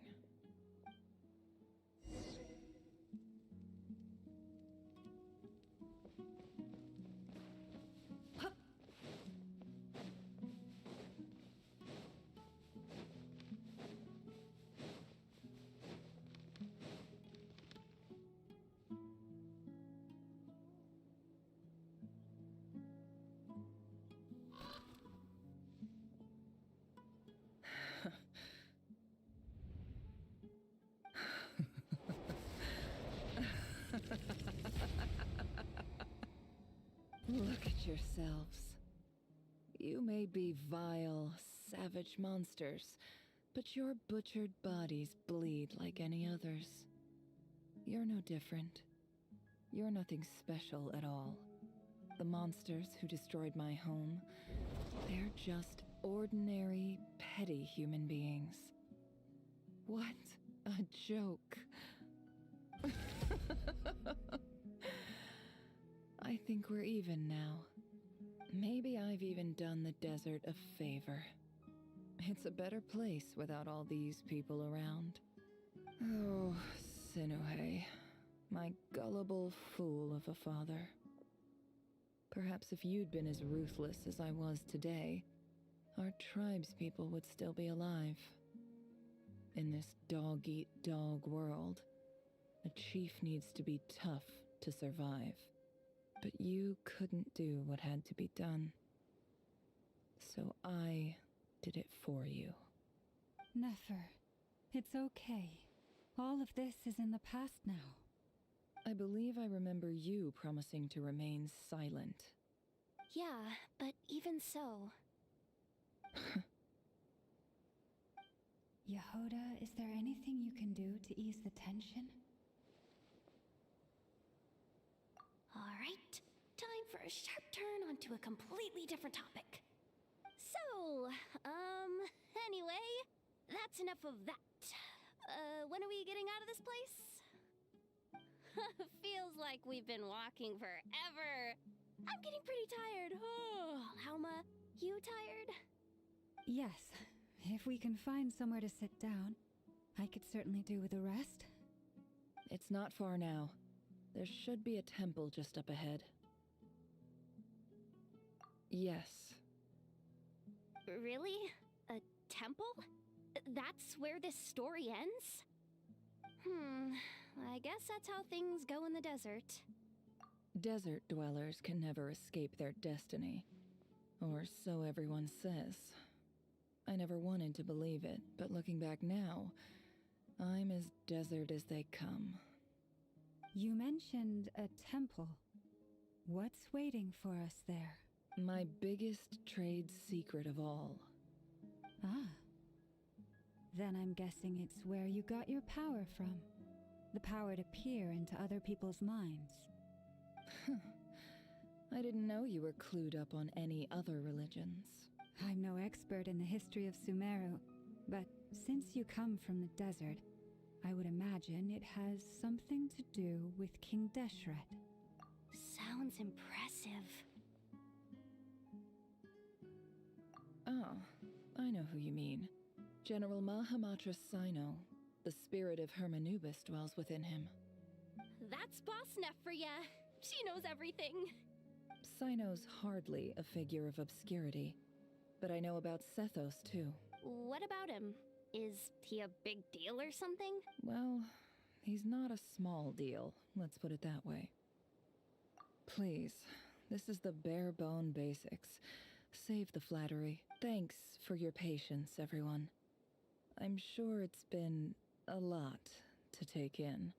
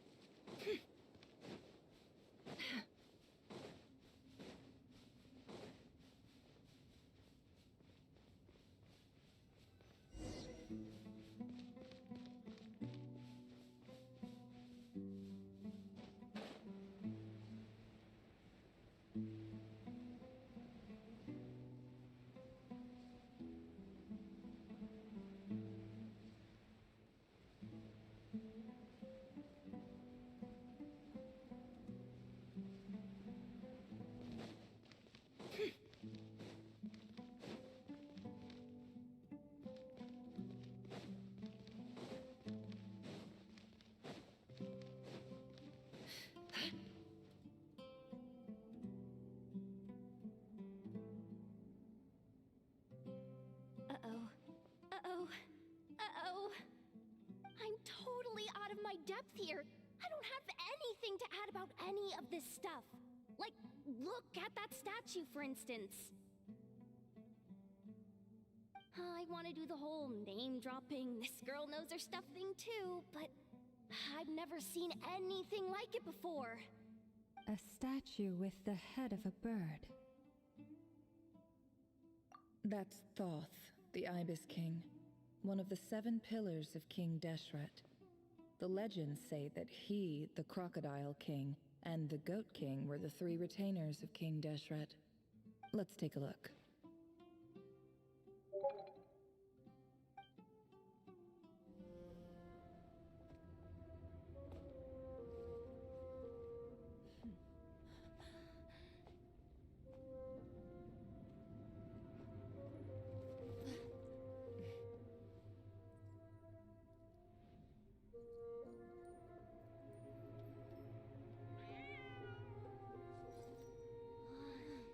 It's just So, all is well?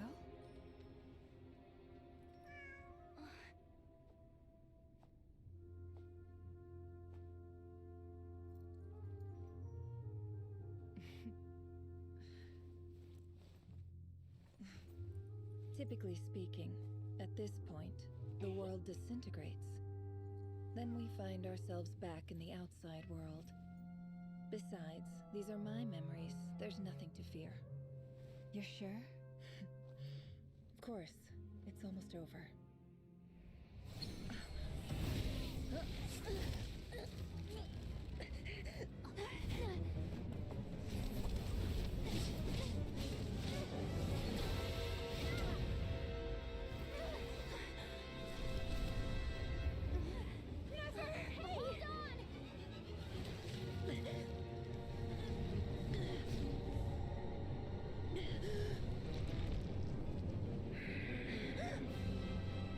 Knowing too much is always a death sentence. Speak for yourself.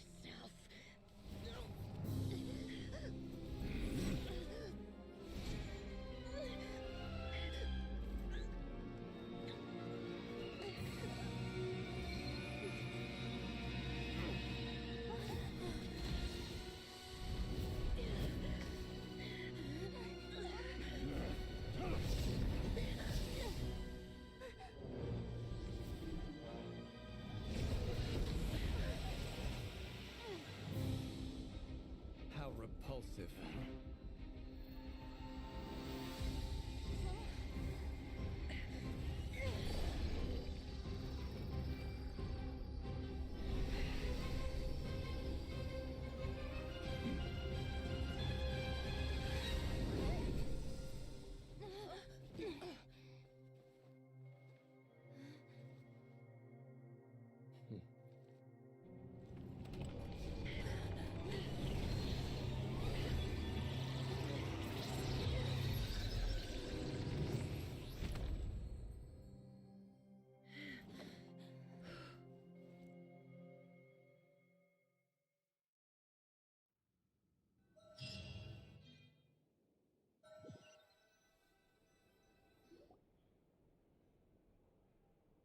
Timed that pretty well, didn't I?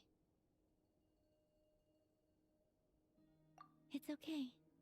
I'm just glad no one was hurt. Paimon noticed you doing something too, Dainsleif. Were you helping get them out? Of course. When I asked Nefer to conduct this investigation, I was not naive to the dangers involved. I had a duty to ensure your safety. Good to know your sense of justice is still intact after all these years. I take that to mean that you saw the truth. That comes as a great relief. I certainly did. And thanks to your help, I also managed to trap Rerir inside the chess set. Whoa, really? How'd you manage that? Well, to be honest, I sensed that something was wrong long before we made it to the temple. By using this fragment to probe into Rerir's past, well, the monster formerly known as Rerir, it seems I alerted him. I was tracking him, then he caught on and started tracking me too. Can't say I'm surprised. But how did he track you through your thoughts alone? That shouldn't be possible. Rerir was a secret agent who reported directly to the Vinster King. He is an expert at finding a trail and hunting down his pursuers. No wonder. He infiltrated the chess set, read my thoughts, and built a new virtual chess set inside of it. That's why we weren't able to leave at first. Speaking of your chess set, it's quite a remarkable item. Would I be right in thinking you have some connection to King Deshret? You overestimate me. I only have a connection with one of his underlings, the Ibis King. You all saw how this came to be. A long time ago, the Eab massacred my tribe, the Shimti, in our home village. A few years later, I enrolled in the academia, where some new information came to light. The Unut and the Eab fought a bitter battle over the rights to a well, all for the sake of a non-existent 50 million mora. The Eab ultimately won that confrontation, but their victory came at the cost of almost every warrior in the tribe. The final blow to the Iab came at the victory feast, when an Unut assassin beheaded their chief right before my eyes. The remaining Iab fled and have been scattered to the winds ever since. Having gotten my revenge, I returned to my hometown, where to my surprise, the nearby temple was still standing. There it was, seemingly immune to the relentless hostility of the desert, while my tribal home lay in ruins. As I stood there gazing at the temple, I noticed a cat just outside. This cat, as it turned out, was home to the spirit of the Ibis King. He led me to a gate deep inside the temple, and there he made a deal with me. This chess set is my gift from the Ibis King. The chessboard within is made to the same specifications as the one in the mausoleum of King Deshret, and represents his power of piercing analysis. With this chessboard in its container, I gained a certain ability to perceive hidden secrets. Now, you could conclude that the Ibis King simply wanted to give the people of this world the power to seek the truth, but I don't believe that's the full story. Every god plays favorites. Their hearts are as fickle as any human's, full of secrets, perversions, egotistical tendencies. But precious few gods are willing to admit this. It is the same with all powerful forces, including fate itself. Their gaze falls preferentially upon a select few. As you rightly point out, this is an act of favoritism. If you're alluding to the Abyss, then yes, I agree. Gather the others. It's time to share everything I've learned.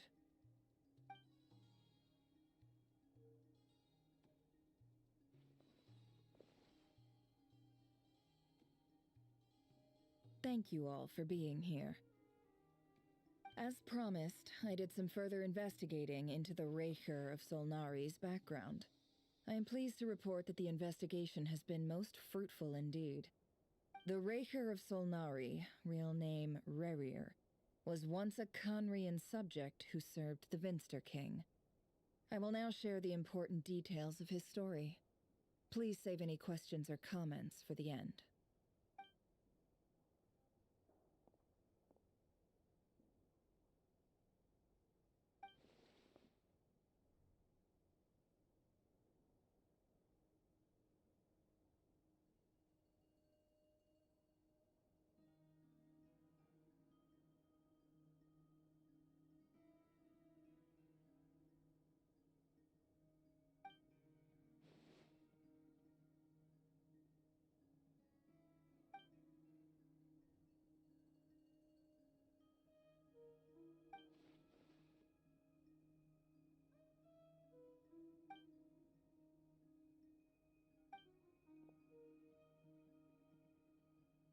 So that's why he's so obsessed with the moon. A tragic tale, to be sure. But it does not excuse his many transgressions. No matter how much Rerir suffered in the past, the fact remains that he is what we know today as the Wild Hunt, wreaking havoc upon innocent lives in Notcry. He becomes more dangerous with each passing day. If left unchecked, it is simply a matter of time before all of Tevat suffers the consequences. This is a threat that the Knights of Favonius cannot ignore. A question for Miss Columbina. Forgive me if this is presumptuous, but have you ever seen the spatial gateway that appeared in Rerir's memory? Never. But I have heard stories of something called the Moon Gate, and this seems to fit the description. Miss Lama, any thoughts on this? In the lore of the Frost Moon Scions, the moon is believed to hold many secrets. Some sources speak of ancient knowledge, others of a gateway to the unknown. The term Moon Gate is one I have heard before. But as is the case with all of our legends, there are no records of any first-hand witnesses. We cannot know whether it truly exists. Then back to Miss Columbina. As a moon goddess yourself, do you have some idea of where the moon gate leads to? Not at this stage, sorry. I do hold the power of the Frost Moon, and my strength is recovering well. I can sense that the gate would open at my command, but... But there's more to the power of the Frost Moon than that? Yes. A moon goddess has the right to open the moon gate, since it is a path to the moon. But as Nefer mentioned, holding open a spatial gateway takes a huge amount of power. And right now, I need to conserve my energy to fight the Ray Hero of Solnari. I'm afraid this is one mystery we may have to leave unsolved for now. I agree. Better to save your strength. But if you'll humor me for a moment, I have a bold conjecture of my own regarding the world beyond the gateway. I highly suspect that neither Tholindis nor Rerir made it through unscathed. The evidence pointing to this is the fact that the Rehir of Solnari exists in the form of countless fragments. With the abyssal power he wields, no ordinary foe can touch him, let alone tear him to shreds. And yet, the wild hunt proliferates wherever his scattered fragments lie, drawing hordes of monsters to many different locations across the land. So your theory is that Rerir was physically torn to shreds by some powerful force? Hence, why the Wild Hunt is a distributed phenomenon, rather than a unified one? Makes sense to me. Explains why the Wild Hunt is so pervasive, and why he's been trying to piece himself back together. He was whole to begin with, and he wants to be whole again. Without the power of the Abyss on his side, he almost certainly would have perished the moment he was torn apart. But the Abyss, much like a curse, has kept him alive. I could not agree more. The power of the Abyss is most surely a curse. It is a compelling explanation, and one that accords with my present understanding of Abyss creatures. Whether the life form in question is primitive or advanced, if a curse has extended its lifespan unnaturally, it will continue to survive in spite of everything. This raises some interesting questions. I will run some experiments and see if there is any validity to my suspicions. That being said, regardless of whether my research bears fruit, I would like to thank Miss Nefer for conducting such... My pleasure, Mr. Albedo. I too hope that the information I've shared today proves useful as we look to formulate the next stage of our plan. Hey! What is it, Dainsleif? You look really upset! It's just... when I think of the man I once knew as Rerir, I struggle to understand why things had to turn out like this. The two of you used to be friends, didn't you? I don't know if these words will bring any comfort, but my heart goes out to you. Mine too. We can never know all the hows and whys of the way things are. The moon and stars are full of untold secrets and lies, and the skies are host to many more mysteries than these alone. Yet, none of that can begin to compare with the complexity of human life. Those are the first comforting words I've heard in a long time. Thank you both. Well, I think this is a good place to end today's meeting. I'm sure Nefer needs some time to recover. She's been through an awful lot today. That's very thoughtful of you, Lama. Of course.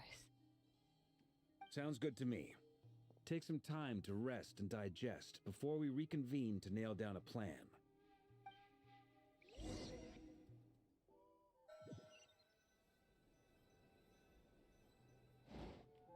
Hey, is this a bad time?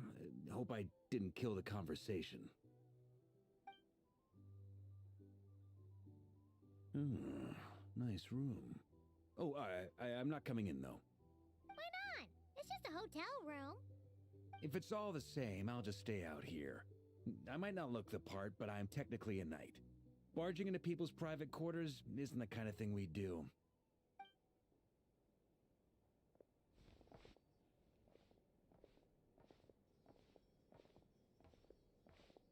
Anyway, Nefer went back to the curatorium to get some rest. But before she left, she shared some things with me that I thought you should be aware of. Firstly, although she managed to trap the Raker of Solnari inside her chess set, there's no guarantee that the power of the Ibis King is any match for one of the 5 sinners. Their powers are beyond our comprehension. It's only a matter of time before he finds a way to break out. We have to come up with a plan and take care of him before that happens. Honestly, my mom figured that might be the case. So, how long have we got? Well, I asked her that same question. She talked for a long time, but for the most part, it seemed like she was trying to convince me how precious her chess set is. What a long and storied history it has. It felt like some kind of sales pitch, you know? The kind where you end up handing over Mora against your will. Anyway, after all that, she finally answered the question. 2 days, at most. 2 days? Holy moly! Can we even recruit enough help in that time? That remains to be seen. Which brings me to the second issue. Dainsleif is obviously conflicted about this whole thing. But given how little time we have, there's no way we can pull this off without his help. You have some history with him, right? Do you think maybe you could talk to him for us?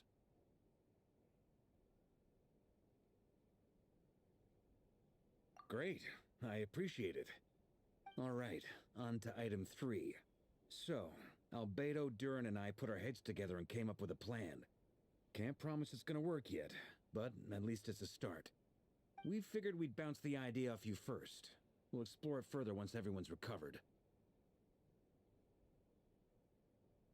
Oh, Paimon's dying to hear this. All right, so here's what we're thinking.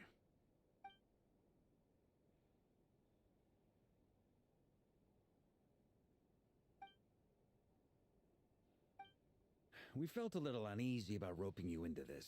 I mean, firstly, you're not locals, and secondly, none of us are your boss. You're well within your rights to refuse if you so choose. Roping us in? Why would you even say that? We know the stakes here. It's all of us against the Raher of Solnari, or none of us stand a chance. I choose my words very intentionally, I'll have you know. I like to think there's an art to striking a down-to-earth tone even when the stakes are through the roof. Sir Varka, I have a few thoughts about this plan. I'm all ears. I think we can be more flexible with how the roles are allocated. In my view, the most sensible lineup would be like this.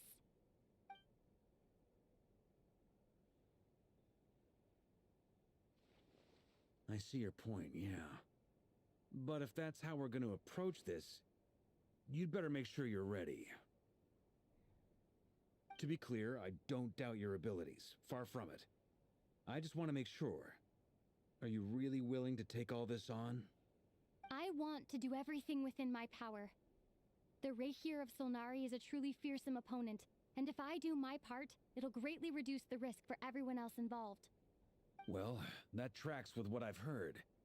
Jean's mentioned in her letters that you're so diligent it's almost abnormal. As in, most people weigh up the risks and rewards in situations like this. But you seem to just march towards danger without a moment's hesitation. Of course, everyone appreciates a fearless pioneer. But all that aside, I'm the Grand Master of the Knights of Favonius, and you're our honorary knight. I want to make sure your courage doesn't come at the expense of your safety. Thank you, Sir Varka. I should be the one thanking you. It means a lot to have you on board. I'll give some serious thought to your suggestions.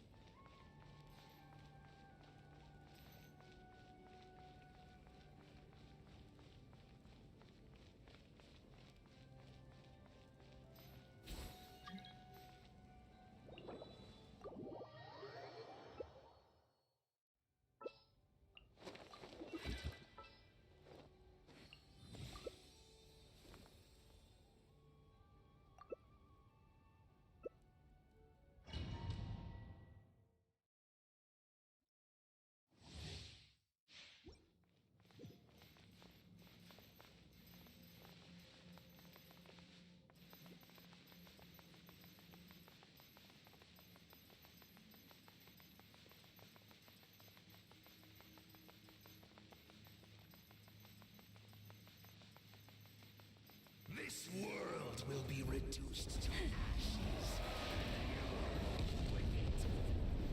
Lush as the moonlight. Time to shine! It is too late. Time to go! With one heart, we pray. Range into song.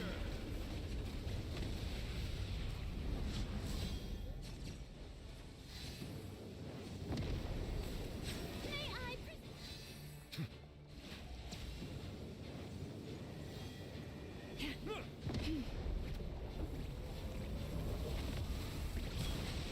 Lush as the moonlight. Am I...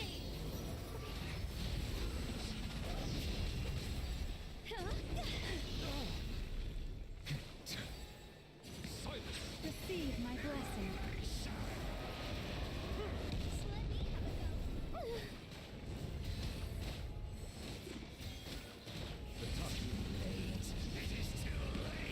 Branch into song. This world shall perish.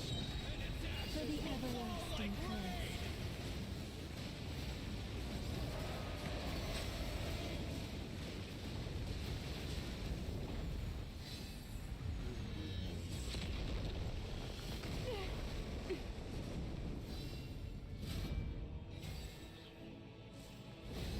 Lush as the moonlight.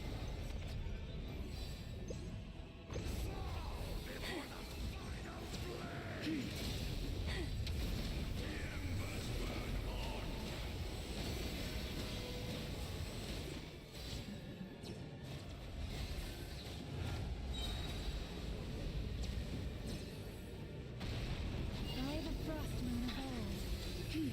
Receive my blessing.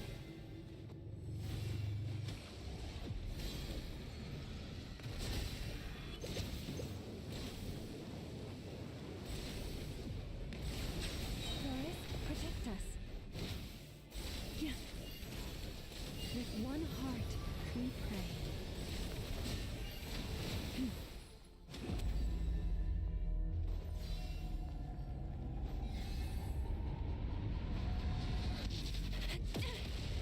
I see the temperate waters of eons past.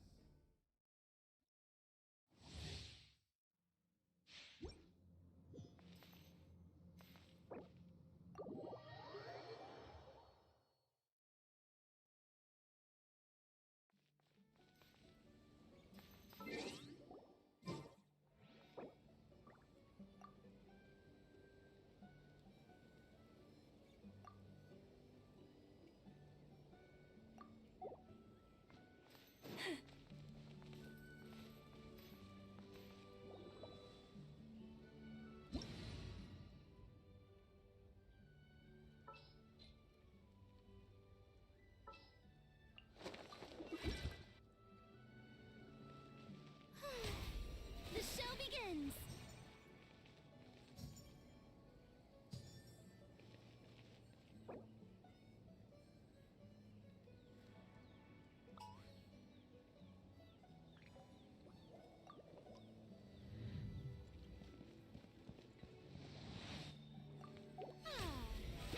How brilliant!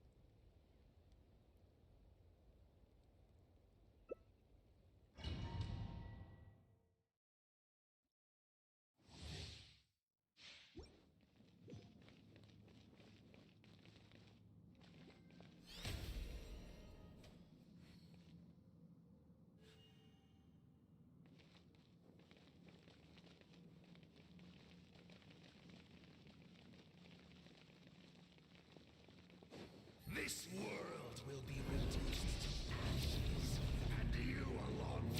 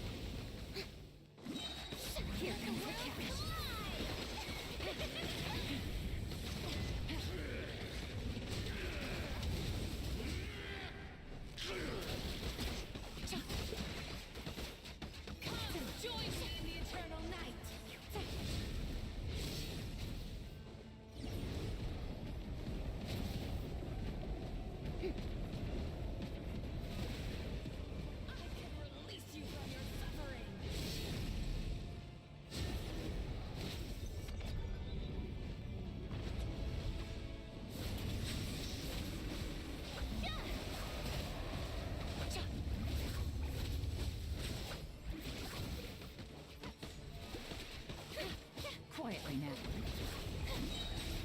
Let my name echo in song!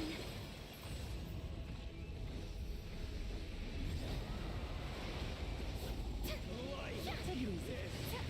Incinerates day and night! Take it easy.